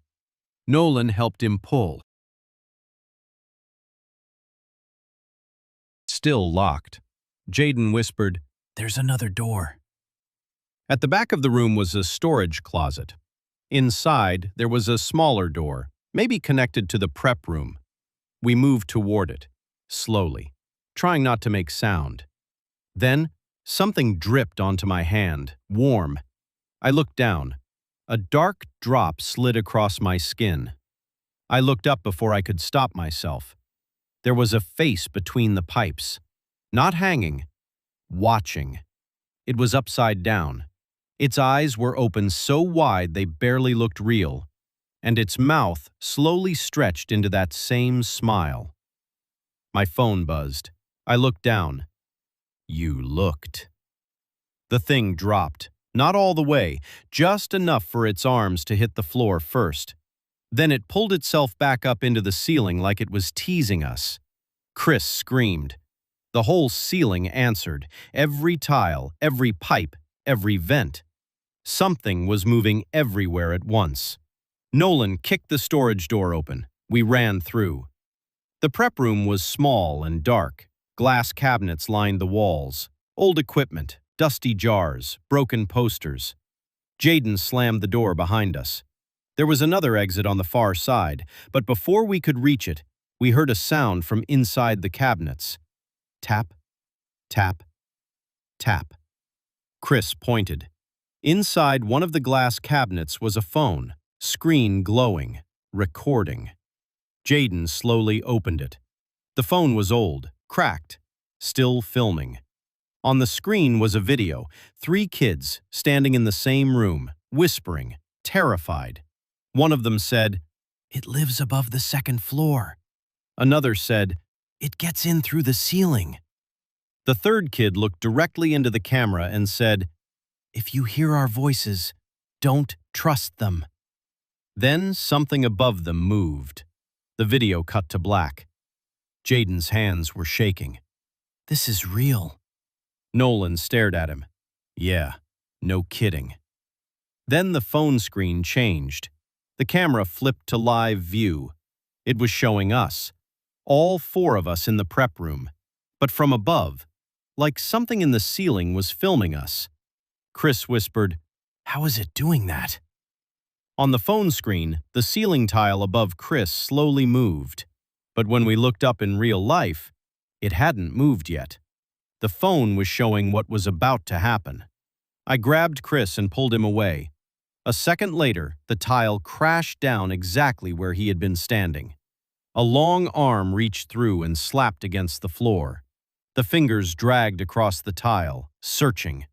Jaden yelled, "Back door!" We ran through the second exit and into another hallway. This one had no lights at all, only our phone flashlights. Behind us, the thing crawled through the ceiling, fast now, not hiding anymore. We could hear its body scraping across the tiles above us. Chris was sobbing. Jaden kept saying, Keep moving, keep moving. Nolan grabbed my sleeve and pointed ahead. The main stairs. If we got down to the first floor, maybe we could break a window. Maybe the doors were only locked from inside the system. Maybe somebody would hear us. Maybe. We reached the stairs. Then the speakers turned on. Leaving early is not permitted. The stairwell door slammed shut by itself. Nolan slammed into it. Locked. Behind us, the ceiling went silent. Jaden whispered, "Why did it stop?" Then Chris looked down the hallway. At the far end, a ceiling tile lifted. A head slowly lowered out, upside down, watching us. Then another head lowered beside it, then another. But they weren't different monsters. They were copies. Faces of the missing kids. Faces from old yearbook photos. Faces stretched over the same wrong smile. And then one of them spoke in Chris's voice. "Guys, wait for me." Chris started shaking. "That's not me." Another voice spoke in Nolan's voice. "Open the door." Then mine. "Come closer." Jaden whispered, "It copies voices." Nolan said, "No, it collects them." We ran the other way. No plan, no direction, just away from the voices. We ended up in the library. The door was open. We rushed inside and pushed a table against it. For a few minutes, there was nothing. No speakers, no footsteps, no ceiling sounds. Just us, hiding between bookshelves, trying not to fall apart. Jaden checked his camera. The battery was almost dead. Chris said, "Delete the footage." Jaden looked at him like he was insane. "That's proof." Chris snapped. "Proof for who? We're not getting out." Nolan told him to shut up. Chris stood up. "I'm done listening to you." The second his voice got loud, something tapped above him. We all froze. Chris covered his mouth. Too late. The ceiling tile above the library entrance lifted. A hand appeared. Then another. The monster didn't drop. It slowly crawled out across the ceiling, upside down. Its body was thin and folded wrong, like it had been living in tight spaces for too long. Its head turned toward Chris. It didn't move fast. It didn't need to. Chris backed away. "Don't run," Nolan whispered. Chris ran. The monster crossed the ceiling in a blur. Bookshelves shook. The lights flickered. Chris made it behind the front desk. Then everything went quiet. "Chris?" I whispered. No answer. Jaden aimed the camera toward the desk.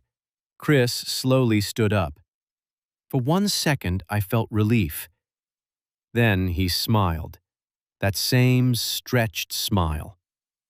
Nolan whispered, "No." Chris tilted his head. Not like Chris, like something wearing him badly. Then he said, in the missing kid's voice, "Return to your classroom."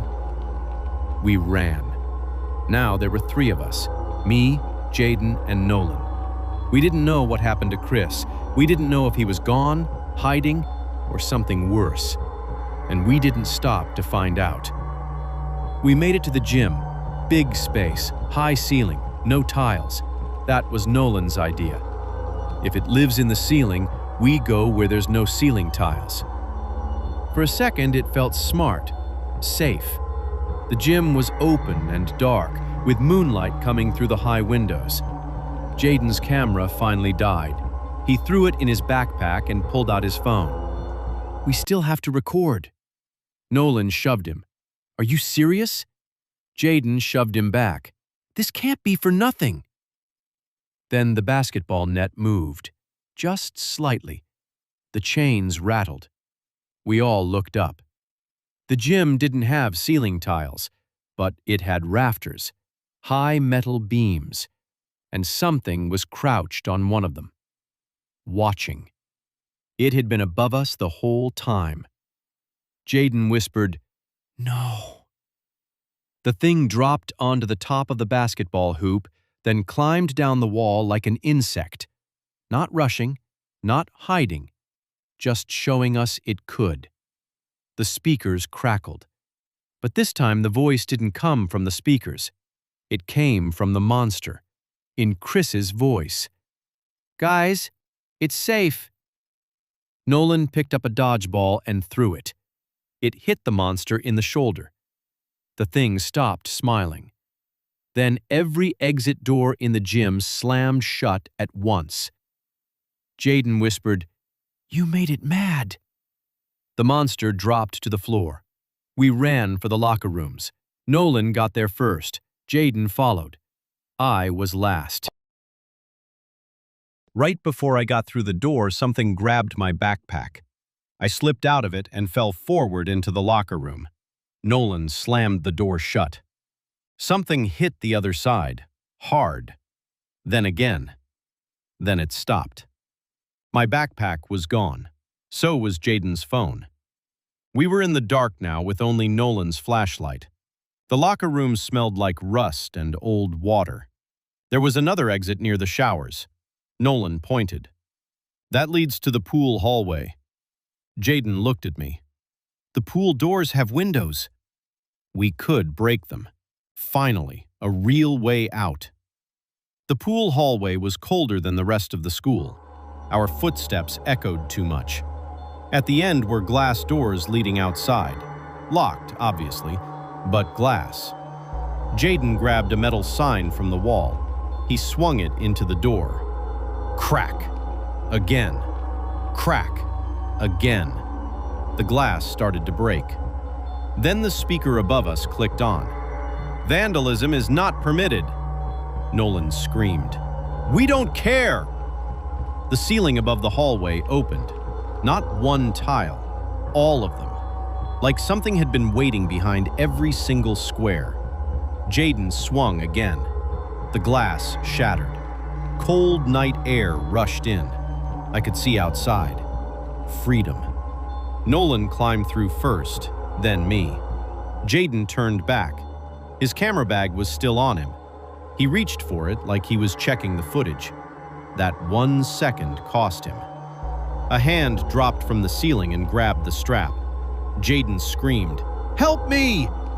Nolan and I grabbed his arms. We pulled. The thing pulled back. Jaden's face was inches from mine. He was crying. "Don't let go." We didn't. But then the monster spoke, in Jaden's own voice, from the ceiling.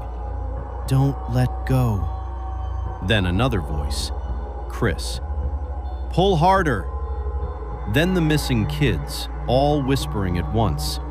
"Stay, stay, stay." Jaden's backpack strap snapped. He fell through the broken door with us. The three of us hit the pavement outside. We were out. We were actually out. The first thing I heard coming from inside that cave wasn't my sister's voice. It was clicking. Slow, uneven clicking sounds, like fingernails tapping against stone, except heavier, thicker, almost wet. I should have turned around right then, because less than an hour earlier I had watched something drag my sister screaming into the woods, and whatever took her definitely wasn't human. Then I heard her voice from deep inside the cave. "Ethan, please."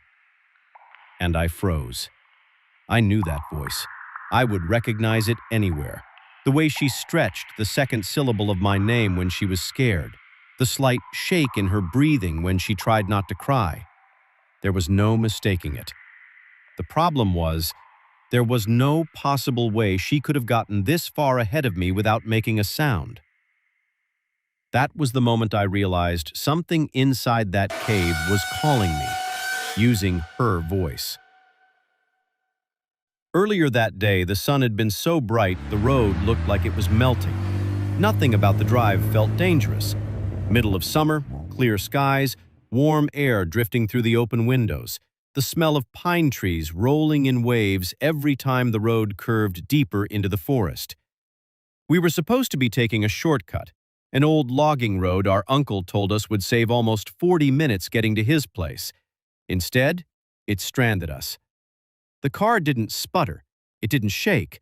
It just lost power. Quietly. Like someone had turned something off that wasn't supposed to turn off. I turned the key again. Nothing. "Try it one more time," Maya said. I did. Still nothing. She checked her phone and frowned. "One bar. Wait, it's gone." I checked mine. No service. We sat there for a minute, heat building slowly inside the car, the silence stretching longer than it should have. "It's fine," I said. "Someone will come through eventually."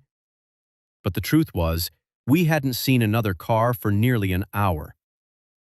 I stepped outside, popped the hood, and stared at the engine like I had any idea what I was looking at.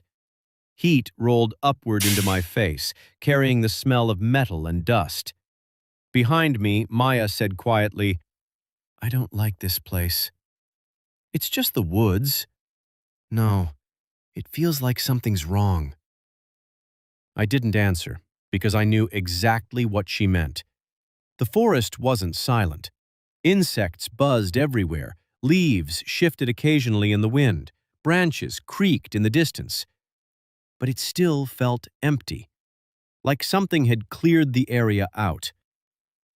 A few minutes later, we heard a voice somewhere in the trees. "Hello?" It sounded distant, human enough to be believable. I stepped closer to the tree line. "Hello?" No response. Then Maya moved slightly ahead of me, squinting into the shadows. "I thought I saw someone." The bushes shifted. At first, I thought it was just a person stepping forward. Then I realized the proportions were wrong. Too tall, too thin. Its arms hung just a little too long at its sides.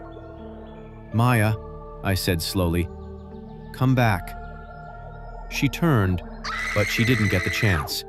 The thing moved in 2 silent steps and grabbed her. She screamed my name once, and then they were gone. I ran after them immediately, crashing through branches, yelling her name over and over. I expected to hear footsteps, leaves breaking, something to follow. There was nothing. Just the forest. Endless trees in every direction.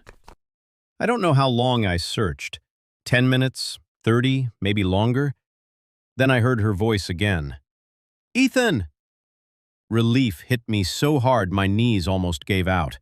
"Maya? I'm over here." The sound came from uphill, somewhere beyond a rocky ridge. I ran toward it, pushing through brush, slipping on loose dirt as I climbed. "I'm coming!" "I'm here!" she called again. Her voice sounded strained, weak, like she had been crying. When I reached the top of the ridge, I saw the cave entrance carved into the hillside. Dark, cold air spilling outward across the ground.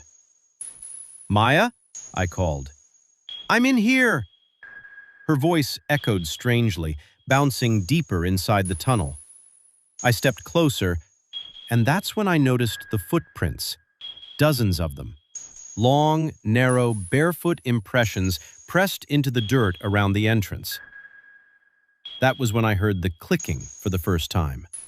Soft, then louder. Click, click, click. Like teeth tapping together somewhere in the darkness. I should have left. Instead, I leaned forward slightly and let my eyes adjust to the shadows. At first, I thought the shapes inside were rocks. Then one of them moved.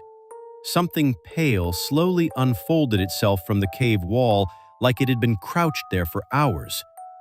Another shape behind it lifted its head. Then another, and another. There weren't 1 or 2 of them. There were dozens.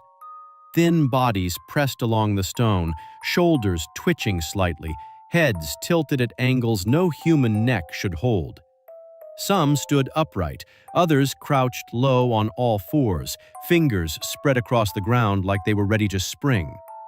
Their eyes reflected the faint daylight from the entrance, dozens of small white glows staring directly at me. And in the middle of them, something smaller sat hunched forward, wearing my sister's hoodie. "Maya?" I whispered. The figure lifted its head slowly. The face wasn't hers. The skin stretched too tight across the cheekbones. The mouth hung open slightly, breathing in short, wet bursts, like it was still learning how to use it. Then the corners of its lips pulled back farther than they should have been able to. Behind it, the others began shifting, feet scraping softly against the stone, fingers tapping, heads tilting one after another as if they were trying to understand me. Then, in perfect unison, every single one of them smiled. "Ethan," they said, using her voice. One stepped forward, then another. Then all of them started moving at once. That was when I turned and ran. I barely made it 10 feet downhill before I heard them burst out of the cave behind me. Dozens of hands and feet slapping against the dirt, branches snapping as they poured into the trees. I could hear them spreading out, some crashing directly after me, while others moved parallel through the forest like they were trying to cut me off. They weren't just chasing me, they were steering me. I sprinted harder than I ever had in my life, lungs burning, branches whipping across my face as I forced my way downhill toward the road. Twice, I thought something grabbed the back of my shirt. Once, I heard footsteps so close behind me I could feel breath at the back of my neck. But I didn't look back. When I finally burst out of the tree line and saw the road, I didn't stop running until I slammed into the side of the car, nearly dropping the keys trying to unlock it. The second I got inside, I locked the doors. Not because I thought it would stop them, but because it felt like the only thing I could still control. Through the windshield, the forest stood completely still. No movement, no sound, like nothing had followed me at all. Search teams came later. Police, dogs, helicopters, everything. They found the cave. They didn't find Maya. I never told them what I really saw in there, because I knew no one would believe it, and because a part of me is still afraid they would. Sometimes, late at night, when the house is completely quiet and my phone suddenly drops to no service, I hear something outside my window. Soft, familiar. "Ethan." Exactly the way my sister used to say my name. At first, I told myself it was just the wind moving through the trees. That's what I wanted to believe. But then, it started happening more often. Sometimes the voice comes from the hallway instead, just beyond my bedroom door. Quiet, almost careful. Like something is standing there, listening, waiting to hear if I move. Other nights it comes from the backyard, just past the edge of the porch light where everything turns black. I don't look outside anymore, because the last time I did, I thought I saw something standing near the tree line. Tall, thin, perfectly still. At first, I thought it was just a shadow, until it shifted slightly and the porch light caught the outline of a familiar hoodie. And just before it stepped back into the darkness, it called my name again. The Skinwalker. I didn't believe in skinwalkers. I thought they were just stories people told around campfires. But one night, something crawled through my cat door and started practicing my voice. And now I'm trapped upstairs in my own house, listening to it learn how to replace me. It started with a noise. Not a bang, not a crash, just a quiet rattling sound coming from somewhere downstairs. The kind of sound you only hear when you're half asleep, the kind your brain tries to ignore. I rolled over in bed and checked the clock. 2:41 a.m. Then I heard it again. Click, scrape, click. I groaned and threw my blanket aside. "Silver," I muttered. My cat had a bad habit of losing the magnet on her collar and slamming the cat flap all night when she wanted attention. If anything in her routine changed, she made sure the whole house knew. Barefoot and irritated, I walked down the stairs and into the dark kitchen. Moonlight spilled across the tiles. The back door was moving, not swinging, twitching. The cat flap was snapping open, then shut, then open again. Slow, deliberate. I crouched and whispered, "Silver?" And that's when I saw the feet. Dirty, bare, human, standing on my back porch. The flap slammed shut. Something pressed against the frosted glass. A face. Not clear, just a pale shape smearing moisture across the window before pulling away. Something brushed my leg. I screamed and jumped back. Silver stood behind me, tail flicking, perfectly calm. The porch was empty. No shadow, no footprints, nothing. I told myself it was a drunk, someone confused. I believed that, for exactly 6 days. The second time I woke to Silver crying. Not hunger, not attention, fear. High-pitched, broken, repeating. I followed the sound downstairs, wrapping my robe tight around me. "All right, baby, I'm coming." The kitchen was dark, but something was moving near the back door. Then I opened the fridge. He was already inside. Half of him. His head and shoulders forced through the cat flap like something trying to be born the wrong way. His face was unfinished, skin too smooth, eyes too large and wet. No real ears, just torn flaps of flesh. A nose that ended in a soft pink nub. Black hair growing in random patches across burned, scarred skin. His tongue hung out of his mouth, thick and blue, like he'd forgotten how to close it. His arms were too long, fingers bending backward as they clawed across my floor. He looked at me and opened his mouth. Meow. Perfect. Exactly like my cat. I screamed. I threw whatever I could grab. Plates shattered. A wine bottle hit his skull. He shrieked, not like a man, like a radio screaming through static.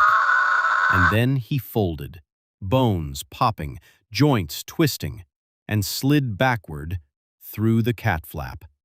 Gone. I replaced every door the next morning. Steel frames, reinforced glass, no flaps, no gaps. The locksmith promised me nothing living could get through them. The police humored me. They wrote, "Attempted break-in by unknown male." They didn't believe a word. For a week, nothing happened. I slept again. I ate again. I almost convinced myself I imagined it. Then, one evening, I came home and saw Silver sitting at the top of the stairs. Not blinking, not moving, just staring into the living room. The lights were off. Something was breathing. Slow, wet, curled on my couch. It lifted its head, and this time, it was wearing my face. Not perfect. Close. My smile stretched too wide. My eyes empty. My voice came from its mouth. "Come here," it whispered. Silver hissed. I ran. It chased. Not fast. Confident. Like it knew I couldn't escape. I slammed myself into my bedroom and locked the door. Silence. Then, scratching. Careful. Polite. A pause. Then the sound that almost broke me. Silver's purr. Right outside my door. I stayed awake all night. Morning came. Nothing was there. The couch was untouched. The doors still locked. But Silver wouldn't go downstairs anymore. She refused to even look at the stairs. That night, I heard it again. Not in the kitchen, not at the door, on the stairs. Slow footsteps. 1, 2, 3. Stopping at the landing. Then my voice from below. Silver? My cat bolted under my bed and didn't come out for hours. The next night, it tried my mother's voice. The next, my sister's. Always polite, always calm, never knocking. Just waiting, learning. 3 days later, I came home to find muddy footprints in my hallway.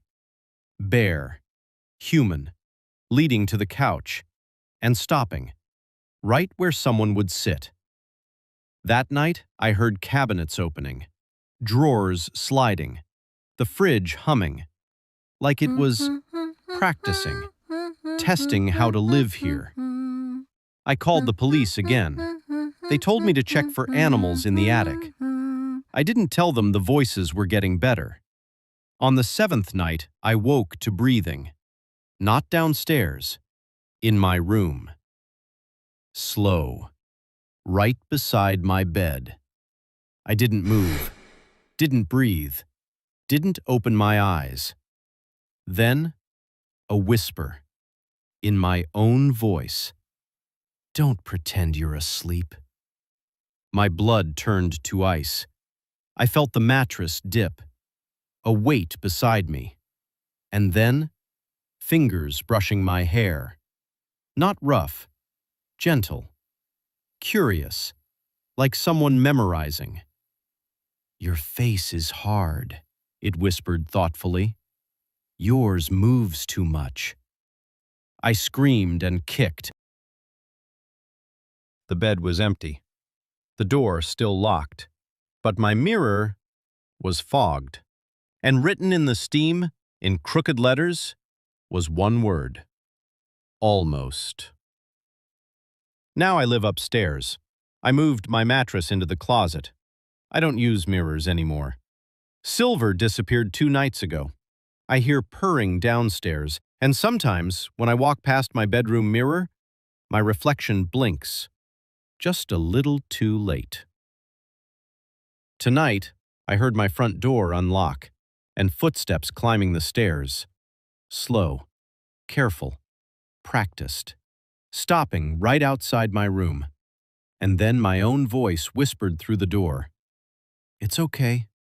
I learned how to walk like you. Silence. The handle turned, and the last thing I heard before the lock clicked open was it purring, like it finally found its place to sleep.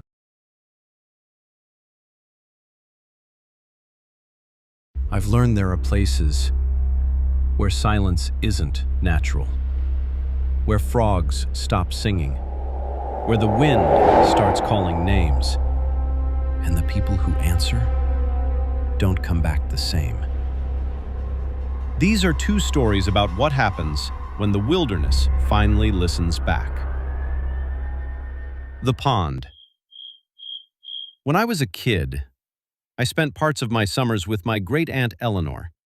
She lived far outside town, past the last streetlight, past the last house, where the woods swallowed everything else.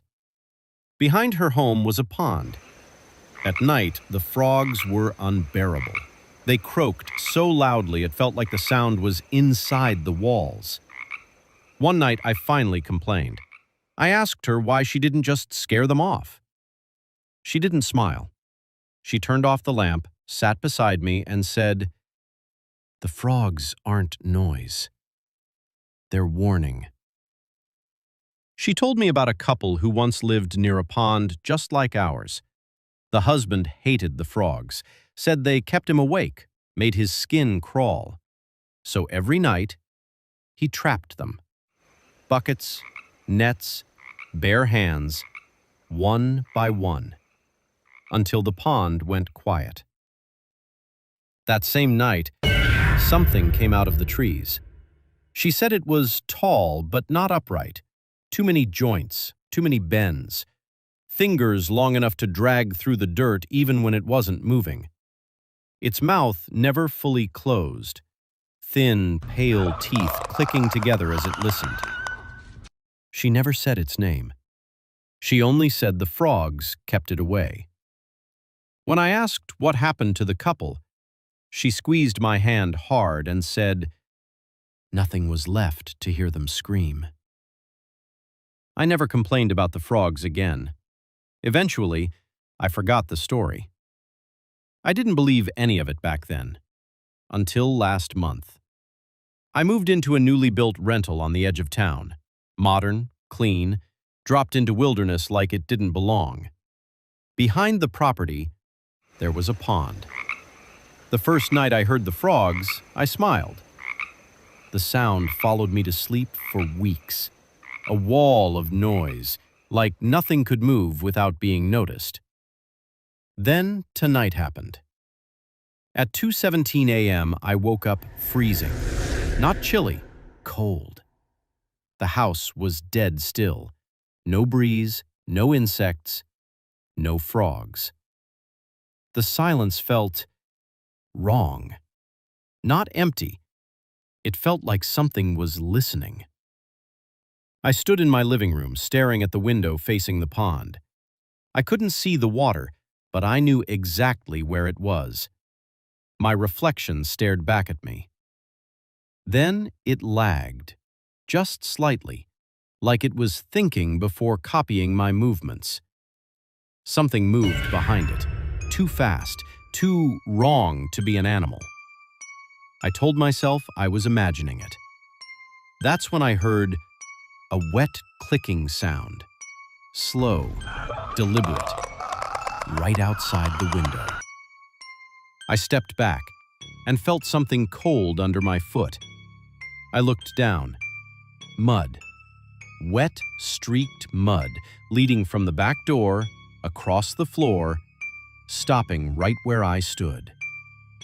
Behind me, the clicking stopped. Something inhaled, right next to my ear. And far away, from the pond, a single frog croaked. Once. Then silence again. The wind wouldn't stop saying his name. The man had money. Enough money to believe warnings were optional. He wanted to hunt where no one else would. Far north, past marked trails, past places people felt comfortable naming. At the trading outpost, every guide refused him. Too dangerous, too cold, too many stories. Eventually, one man agreed. His name was Isaac Graywater. He needed the money. They camped beside a frozen lake, the ice thick and pale beneath drifting snow. The forest pressed in from all sides, tall trees, too close together. For 3 days they hunted. Nothing. No animals, no tracks, no sound except their own breathing. On the third night, the wind came. It slammed into the trees, howled across the lake, shook the canvas of their tent. The hunter lay awake, listening. Then he noticed something wrong. The tent wasn't moving. He reached out and opened the flap. The trees stood perfectly still. Not a branch moved. Yet the wind kept screaming. And slowly, the sound changed. It wasn't wind anymore. It was a voice, stretching a name far too long. Isaac. Isaac. He turned. Isaac was sitting upright, pressed into the corner of the tent, arms wrapped around his legs, rocking. His lips trembled. "No," he whispered. "It's not time." The voice came again, closer. "Isaac." Isaac screamed. He lunged for the exit. The hunter tackled him, dragged him down. "You can't leave," he shouted. "You'll freeze out there." Isaac looked at him. His eyes were wide, too wide. "It's already here." The wind stopped. Not fading, stopping, like the world had been muted. Something moved at the tree line, not stepping out of the forest bent around it. Branches bowed downward. Snow slid off limbs in heavy sheets, falling before anything visible supported the weight. Then, the hunter saw it. It was tall, but it wasn't standing. Its legs were bent the wrong way, joints folded too many times, like it didn't understand how bodies were supposed to work. Its torso leaned forward, stretched thin, ribs shifting under skin pulled tight by cold. Its arms were too long. Hands hung below its knees. Its fingers dragged across the snow without it bending, carving dark lines into the ice. They never lifted. Its head tilted upward, like it was listening to something far above the clouds. Then, it snapped its attention to Isaac. The sound it made wasn't a growl. It was a breath, a long, hollow inhale that pulled frost off the ground and into its mouth. The hunter saw its face, only for a second. Skin pale and stretched, eyes sunk too deep, a mouth split too wide, filled with thin white teeth that clicked together softly, listening. Isaac screamed. The thing didn't touch him. It didn't have to. The air moved. The wind wrapped around Isaac and dragged him across the snow, his body skidding violently toward the lake. "My feet! They're burning!" His boots carved twin lines behind him as he was pulled faster and faster. Then, he lifted, straight up, like gravity had let go. The wind roared once more, and then, nothing. The trees stood still. The night went quiet. At dawn, the hunter followed the tracks. They led through the woods, down to the lake, out onto the ice. Then they changed, each step longer than the last. Impossible. No human stride could do that. It looked like Isaac hadn't been running anymore. It looked like he'd been taken. The tracks ended in the middle of the lake. No hole in the ice, no sign of a fall, just gone. As the hunter stood there, the wind picked up again, and from above, "My burning feet." The voice was everywhere, nowhere. The hunter ran. Weeks later, he reached civilization. No one had seen Isaac Greywater since. When he asked what might have happened, someone laughed. "Old stories," they said. "Something that rides the wind. They say it takes you fast, burns you away, then drops what's left." Days later, back at the trading post, an indigenous man sat by the fire, wrapped in a blanket, hat pulled low. The hunter felt sick. He recognized the shape. He approached. "Do you know Isaac Greywater?" No answer. "Are you Isaac?" Slowly, he lifted the hat. There was nothing underneath, just gray ash, still warm.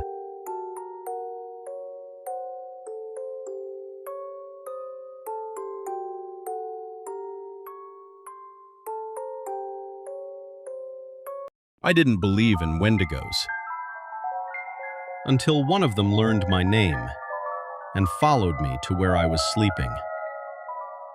The stories you're about to hear come from two different people in two different parts of the country. They had never met, they weren't looking for trouble, and they didn't know what a Wendigo really was until it was already too close. These are their stories. I met a Wendigo on the loneliest road in America. I learned something the hard way as a truck driver. The road doesn't just watch you. Sometimes, something on it follows you.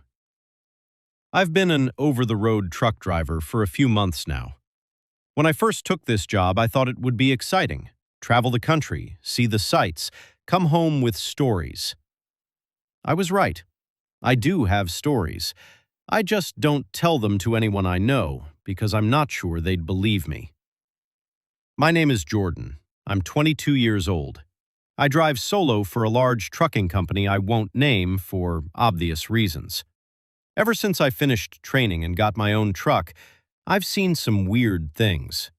But nothing compares to what happened one night on a stretch of highway in Nevada known as the loneliest road in America. It was close to midnight.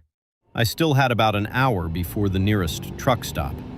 The desert was pitch black, cold for a summer night, and the only thing keeping me awake was blasting freezing air straight into my face. I know that sounds irresponsible, but if you've never driven an 80,000-pound truck for 12 hours straight, you don't really understand. That's when something ran across the road. It came out of nowhere, white, fast. Before I could even hit the brakes, it disappeared into the brush on the other side of the highway. I barely got a look at it. It looked like a large dog, but it moved wrong. Too fast, too smooth. I told myself it was just an animal and kept driving. Less than a minute later, my truck lurched violently to the left. I gripped the wheel, corrected, and eased onto the brakes, my heart slamming in my chest. Jackknifing an 18-wheeler isn't hard if you panic. Once I regained control, I pulled over at the first safe spot I could find. I stepped out of the cab and walked around the trailer. That's when I saw it. A massive dent in the side of my trailer, 5 feet wide, 5 feet tall. No scrape marks, no paint transfer, just crushed metal. I stood there staring at it, trying to make sense of what could have hit me, when I heard footsteps behind me. Dirt crunching, heavy. I turned around, and my blood went cold. It stood maybe 50 feet away from me, tall, white, broad-shouldered. At first glance, it looked like a dog, but that word doesn't do it justice. It stood on 2 short, powerful legs. Its arms were long, far too long, hanging past its knees. Its chest rose and fell like it had been running for miles. Its head was shaped like a wolf's, but stretched, wrong. Rows of sharp teeth bared in a snarl, saliva dripping onto the dirt. Its eyes were completely black, not dark, empty, and they were locked on me. I don't know why, but the only thing I could think to say was, "You're one ugly It snarled. Then it turned, dropped down onto all fours, and walked away into the darkness. I didn't move for a long time. When I was sure it was gone, I sprinted back into my truck, locked the doors, and pulled onto the highway. I drove like my life depended on it, because it felt like it did. I made it to a small roadside motel about 30 minutes later. I parked under a light, backed my trailer up tight, and went inside. I didn't sleep much. Every sound made my heart race. But eventually, exhaustion won. I woke up to silence. Not desert silence, wrong silence. No wind, no distant traffic. Then I felt it.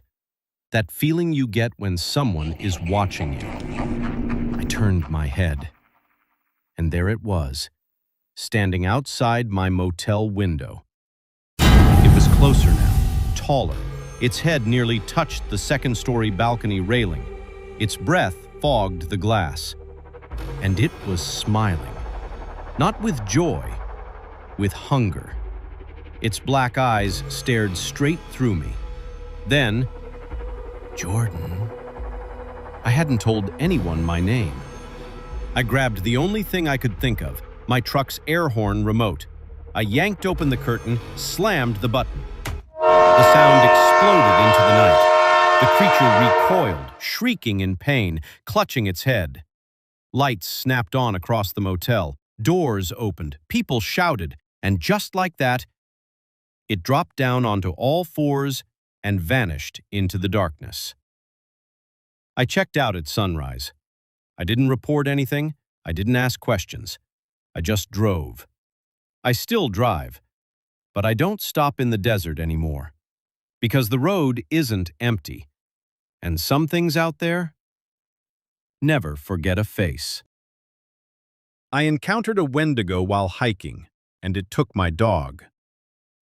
I don't really know how to start this, and honestly, I don't even know if I should be telling it. I already know most people won't believe me, and that's fine, because even now, I still don't fully understand what happened. But this isn't just a scary story to me. It eats at me every single day. I love hiking. Always have. I'd go out into the mountains with my German shepherd, Kyrie. She was 3 years old, strong, smart, and fearless. We'd hike early mornings, far from crowds, deep into places where you could forget people even existed.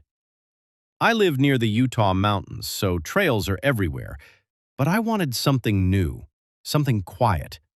So one night, I was scrolling through all trails. Most hikes had hundreds of reviews, photos, warnings, tips, but one trail sat at the very bottom of the list. One review. Just one. It said, "Good." That was it. I should have listened to the feeling I got right then, but I didn't. The next morning, Kyrie and I drove out before sunrise. The road leading to the trail was wrong, narrow, hidden, barely wide enough for one car. No signs, no other vehicles. I never saw another person. When I reached the parking lot, if you could even call it that, there was room for maybe 3 cars. I parked facing the road, just in case. I leashed Kyrie, checked my gear, knife, first aid, food, and then we stepped onto the trail. For the first half hour, it was beautiful. Tall trees, morning light filtering through branches, birds calling somewhere far away. I relaxed. Eventually, I let Kyrie off her leash. She always walked ahead of me, always alert, always calm. Until she wasn't. We reached a meadow, wide, open, perfectly still. On the far side, I could hear a river and a waterfall. And then, the smell hit me. Rot. Thick, burning. It filled my nose so fast my eyes watered. I lifted my shirt over my face, gagging, and followed Kyrie's gaze. In the middle of the meadow stood a deer. A massive one. Its antlers stretched unnaturally wide, like twisted branches clawing at the sky. It was beautiful and horribly wrong. Kyrie froze. Her hackles rose. She whimpered. Then the deer turned its head and looked directly at us. I'm Native American. I grew up with stories. Stories meant to scare kids into behaving. Stories meant to stay as stories. But in that moment, I knew. Not logically, not rationally. I just knew. It wasn't a deer. The thing stood up. Straightened onto its hind legs, it was impossibly tall, too tall. And as it turned toward me, I heard a voice. Not with my ears, but inside my head. I am of this land. Then it ran. I screamed, grabbed for Kyrie, and ran. Branches snapped behind me like gunshots. Trees cracked. Something huge was tearing through the forest. Fast, too fast. I could hear it breathing. I could hear it getting closer. Then, silence. I looked back. It was gone. But Kyrie was gone too. I called her name. Then the ground disappeared beneath my feet. I fell, hit my head, blood warm on my face. And that's when I heard her cry. She slammed into me. My dog, covered in blood, her neck torn open. She was whimpering, barely breathing, and then the forest screamed back. I picked her up. I don't know how. She weighed 85 pounds. I just ran, toward the waterfall, toward the noise, toward anything that wasn't it. When I reached the rocks, the creature landed behind me. I turned. Its eyes were empty, black, or maybe hollow. I threw Kyrie's pack at it, the raw meat spilling out. It hesitated, then crawled forward. Not like a deer, like something broken, wrong. A monster. The waterfall crashed over me as I pressed Kyrie against the stone. The thing stood tall again, reached out, and then another scream echoed through the forest. Not human, not animal. The creature snapped its head toward it, paused, then spoke again, inside my head. I am of this land. And it left. I made it out. Kyrie survived, barely. They said it was a bear. They pulled a 4-inch tooth from her neck. They said it was strange. The trail? It doesn't exist anymore. I've never found it again. I don't hike now, and I never let Kyrie out of my sight, because the woods aren't empty, and some things out there don't care if you believe in them or if your TV ever turns on by itself at 2:17 a.m. Do not change the channel. Because what people are seeing on Channel 7 isn't a glitch. It's watching back. And the worst part is, everyone who tried to prove it was fake stopped posting the next day. It started small. Just a few posts scattered across old forums, the kind of places people only go when something is wrong. Different users, different locations, different lives, but the same story. Their TVs were turning on by themselves. No remote, no timer, no explanation. And every single time, 2:17 a.m. At first, people ignored it, assumed it was a glitch. Power surge, signal interference, something explainable. But then the details started matching, too closely. They all described the same thing, not just static, something inside it. The colors didn't flicker like normal TV noise. They stretched, melted into each other, like the screen was trying to hold something in and failing. And in the center, a shape. Black, still, unmoving, with 2 eyes, wide, unblinking, watching. One user posted a detailed account. He said he woke up to the sound of static. Not loud, just enough to pull him out of sleep. He looked at his TV. It was on. Channel 7. He didn't remember turning it on. Didn't even remember falling asleep with it plugged in. But there it was. The figure. He said he watched it for about 10 seconds. Then something felt wrong. Not the image, not the sound. The feeling that it was looking back. Another person tried to ignore it, rolled over, closed their eyes. But the static didn't stop. It got louder. Not through the TV, through the room. Like it wasn't coming from a speaker anymore. Like it was just there, filling the space. They opened their eyes again. The figure hadn't moved. But something about it had changed. It felt closer. Someone decided to prove it was fake. They set up a camera, left it pointed at the TV overnight. 2:17 a.m. The screen flickered. Channel 7 appeared. The figure was there, exactly like everyone described. But the next morning, when they watched the footage back, the figure was gone.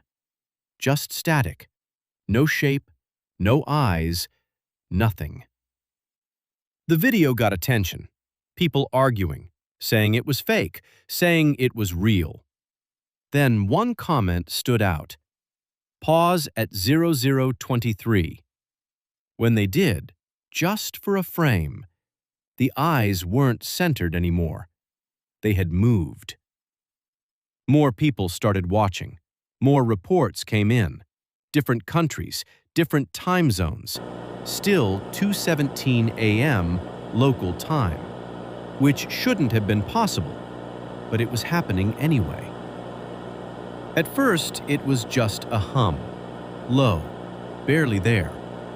Then it got louder, clearer, more structured, like something was trying to speak and learning how. Until one night, it succeeded. The hum stopped, and a voice came through, flat, cold. You are watching. A clip surfaced the next day, taken down quickly, but not before someone downloaded it. They slowed it down, frame by frame, and what they found didn't make sense. The figure wasn't part of the signal. It didn't distort with the static. It didn't glitch. It stayed perfectly still while everything else moved, like it wasn't on the screen at all. People tried everything, turning off their TVs, unplugging them completely. It didn't matter. At 2:17, the broadcast still happened. Just somewhere else. Phones, laptops, security cameras, even reflections, mirrors, windows, dark screens. Anything that could show an image showed it. One person covered every screen in their house, turned everything off, sat in total darkness, waiting. 2:17 a.m. Nothing happened. For about 5 seconds. Then, they saw it. Not on a screen, but in the reflection of their window, behind them. The voice returned, clearer than before. You are watching. A pause. I am watching. That's when someone tried to live stream it, to prove it was fake. Thousands of people joined, watching, waiting. The streamer laughed. See? Nothing's gonna happen. 2:17 a.m. The screen behind him flickered. Channel 7 appeared. The figure was there again. But this time, it wasn't still. The eyes moved, locked onto him. The voice came through, not from the TV, from the room. You are not watching. I am. He turned around, slowly, and for one frame, the camera caught it. The same black shape, standing directly behind him. The stream cut instantly. The account disappeared. No clips, no archive, nothing. Not on TVs anymore, on screens, in reflections. And if you ever notice the colors bleeding through your display, don't try to record it. Don't try to prove it's fake. Because the last person who did wasn't watching the screen anymore. The screen was watching them. There's another case worse than this one, and it didn't involve a screen at all. There's another case worse than this one, and it didn't involve a screen at all. It happened in a house with no power, no TV, no phone signal, no internet. Just one family, alone during a storm. The kind of storm that makes the whole world feel cut off. Rain slamming the roof, windows shaking, lights gone. They said the outage started a little after 1 a.m. Nothing unusual at first, just darkness, candles, flashlights, waiting for the power to come back.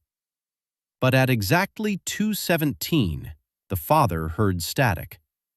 Not electronic static, not exactly. More like a hiss, a dry, crackling sound, like sound without a source. He thought it was the storm, until his daughter asked, "Why is someone whispering?" They all went quiet. And then they heard it too. Faint, broken, like words trying to come through a wall.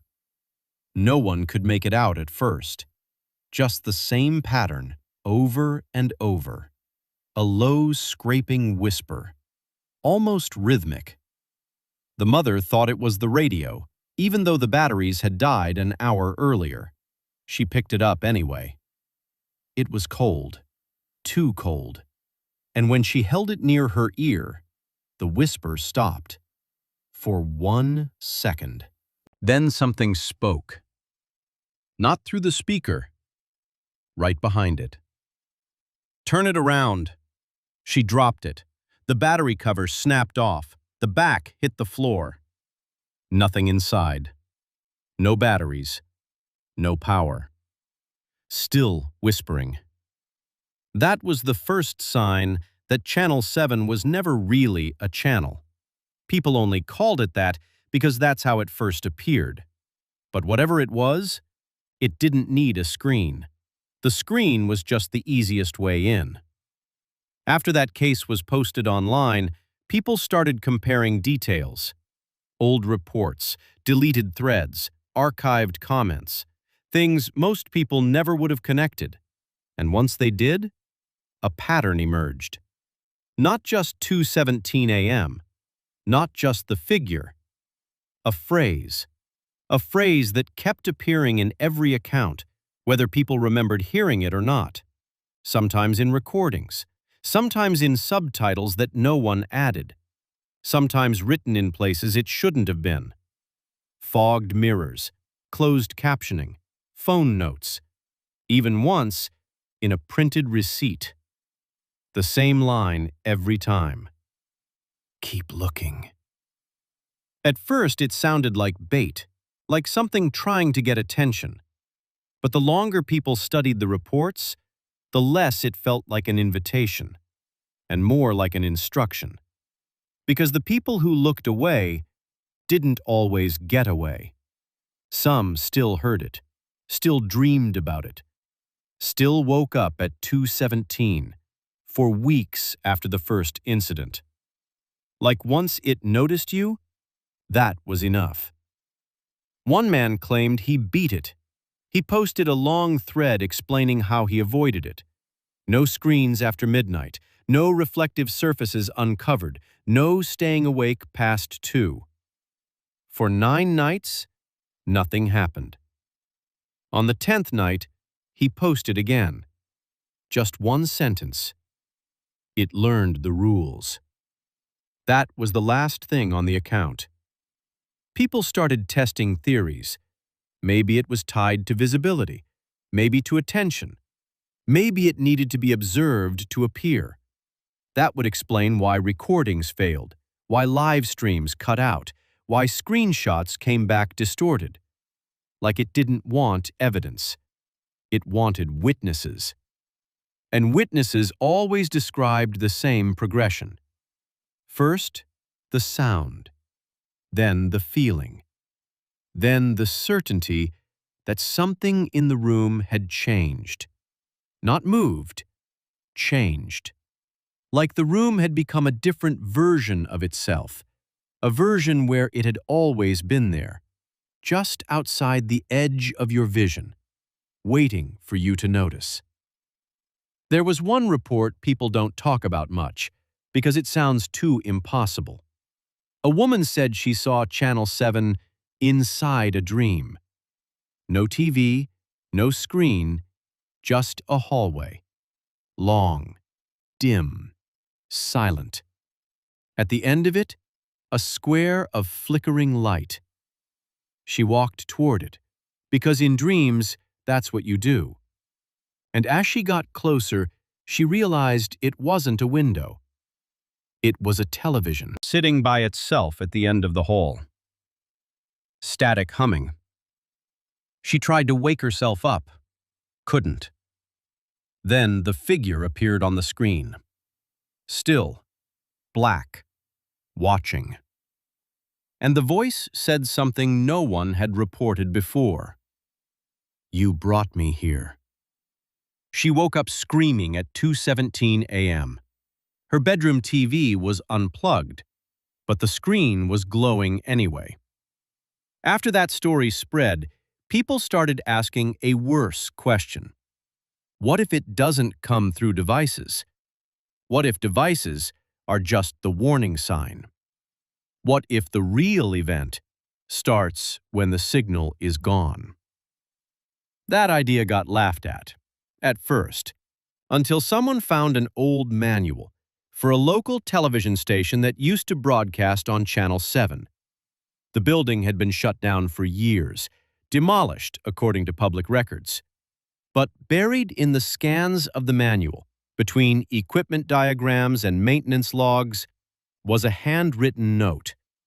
Not official, not typed, just scribbled in the margin of a page. Do not stay after 2:17. That should have been easy to dismiss, except the page it was written on was dated 19 years before the first online report. Then came the floor plan, an old blueprint of the station. Most of it looked normal: control rooms, editing bays, storage. But underneath the main broadcast room, there was a lower level. No label, no access marked. Just a small square room directly beneath where the signal used to go out. And next to it, in faded pencil, one word: receiver. Nobody could confirm if the room was real, because the station was supposed to be gone. People searched maps, satellite images, public archives. The lot was empty, just cracked pavement and weeds, until one person visited in person. He posted photos from outside the fence. Empty lot, collapsed concrete, nothing else. Then he uploaded one final image, a close-up of the ground. In the middle of the broken pavement, there was a rectangle of dark glass, like a screen, buried under the dirt, reflecting the sky. And in the reflection, something was standing next to him. The image spread fast, then vanished faster. Re-uploads got taken down, accounts disappeared, links went dead. And people started noticing something strange. Anyone who had saved the photo reported the same issue. At 2:17 a.m., the file size changed. Not by much, just enough to be noticed. And every night after that, it got a little bigger, as if something was being added, frame by frame, pixel by pixel, building toward an image that wasn't there before. Most people deleted it. Some couldn't. They said the trash folder brought it back. Cloud backups restored it. Airdropped copies returned. Like once you downloaded it, the image didn't belong to your device anymore. Your device belonged to it. That's when the theory changed again. Not a haunting, not a cursed channel, not an old broadcast. A signal implies distance, one place transmitting to another. But this didn't behave like distance. It behaved like recognition. Like the moment you noticed it, it noticed you back. And that created the connection. One former station employee actually came forward. Anonymous, of course. Said he worked maintenance the year the channel went dark. He wouldn't say much, just a few lines. Enough to make things worse. He claimed the problem started after a late-night test, a signal calibration. Routine work, nothing unusual, until one of the monitors displayed something that wasn't being broadcast. A room. Not a studio, not any room in the building. Just a dark space with a chair in the middle. And on that chair, someone sitting perfectly still, facing away from the camera. They thought another feed had crossed into theirs. A prank, a pirate signal. Then the person in the chair stood up and turned around. The employee said that's when the oldest engineer in the room started screaming. Not because of what he saw, because he recognized it. He kept saying the same thing over and over. That's not the camera room. That's under us. The anonymous post ended there. No name, no proof, no follow-up. But people dug through public employment records anyway, trying to find who it could have been. They found 5 former staff members listed for that year. 3 had moved away, 1 had died, and 1 had no records after the shutdown at all. No tax filings, no address changes, no death certificate, nothing. Just absence, as if every system stopped updating him on the same day the channel ended. By then, the story had changed from creepy to dangerous. Process people weren't just curious anymore. They were obsessed, trying to locate the station, trying to trigger the signal, trying to see the full image. Forums filled with guides, fake instructions, made-up protection rituals, countdown posts. Most of them vanished, but not before a few people tested them. And the ones who claimed success all described something new. Not the figure, not static, a door, appearing somewhere it shouldn't, in a hallway that ended in a wall, in a basement with no extra room, in the reflection of a closet mirror. Always the same door, flat black, no knob, no frame, just there.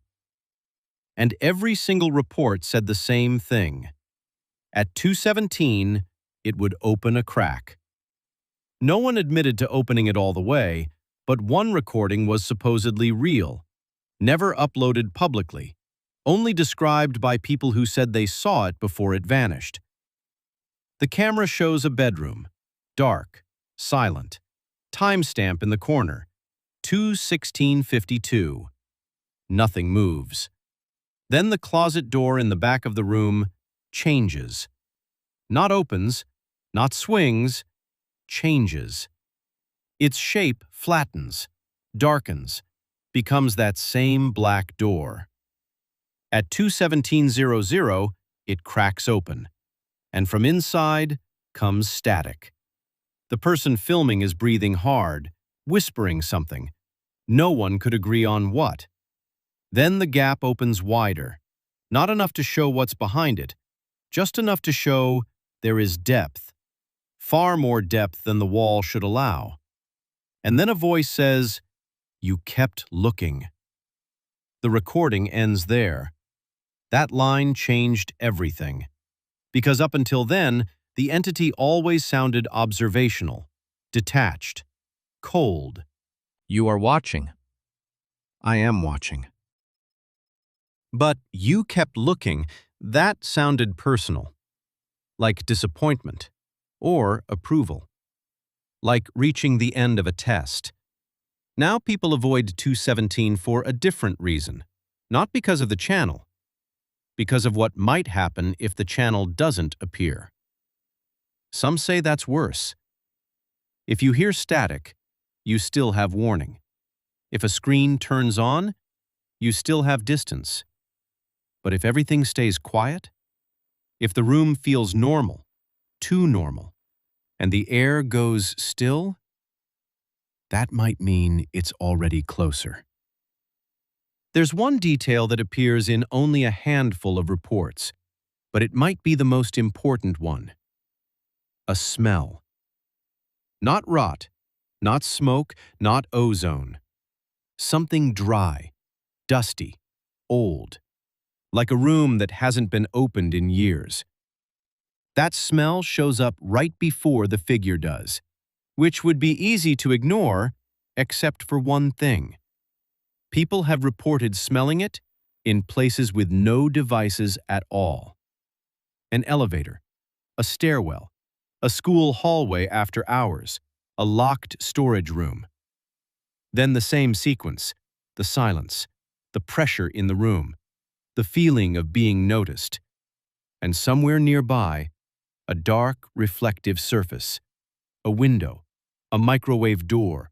A turned-off monitor. A puddle. Just enough to catch a shape that doesn't belong there. One teacher said she saw it in the black screen of the classroom projector at exactly 2:17 during an overnight school event. She thought it was a student standing behind her until she turned around and no one was there. When she looked back at the projector screen, the reflection was gone. But written across the whiteboard behind her, in handwriting that wasn't there before, were 3 words. Don't miss it. That message split people into 2 groups. Those who thought the entity wanted attention, and those who thought it wanted participation. Not just to be seen, to be followed, to be invited further in. Because watching is passive. Looking is a choice. And maybe that's the difference. Maybe Channel 7 was never trying to scare people away. Maybe it was teaching them how to see it. So if you wake up tonight and your room feels wrong, don't check the time right away. Don't reach for your phone. Don't look at the TV. Don't stare into any dark screen trying to catch movement. Because that might be all it needs. One glance, 1 second of recognition. One moment where your brain stops saying, "That's nothing," and starts saying, "Wait." And if you do hear static, real faint, from somewhere it shouldn't be, don't follow it. If it sounds like it's in the hallway, stay in your room. If it sounds like it's downstairs, lock the door. If it sounds like it's right behind you, do not check. Because the newest reports all end the same way. Not with a scream, not with a disappearance, not even with a final post. Just one sentence, always sent at 2:18 a.m. from accounts that were active 1 minute earlier. No context, no explanation. Only this: it opened. And the people who received that message from a friend usually stop hearing from them after that. But a few do. A day later, a week later, sometimes longer. And when those missing people finally come back online, they don't talk about where they were. They don't answer questions. They don't deny anything. They don't explain the gaps. They just post clips. Short ones, dark ones, always with too much static. And if you brighten the frame, way in the back, you can see it. A chair, a room, and someone sitting perfectly still, facing away from the camera. There's only one thing they all caption the post with, the same words, every single time. Keep looking. And if this story gets enough attention, I'll tell you what people found written on the wall inside the room beneath the station. Because Channel 7 was only the beginning. And what was waiting underneath it was never being broadcast. It was waiting for someone to tune in.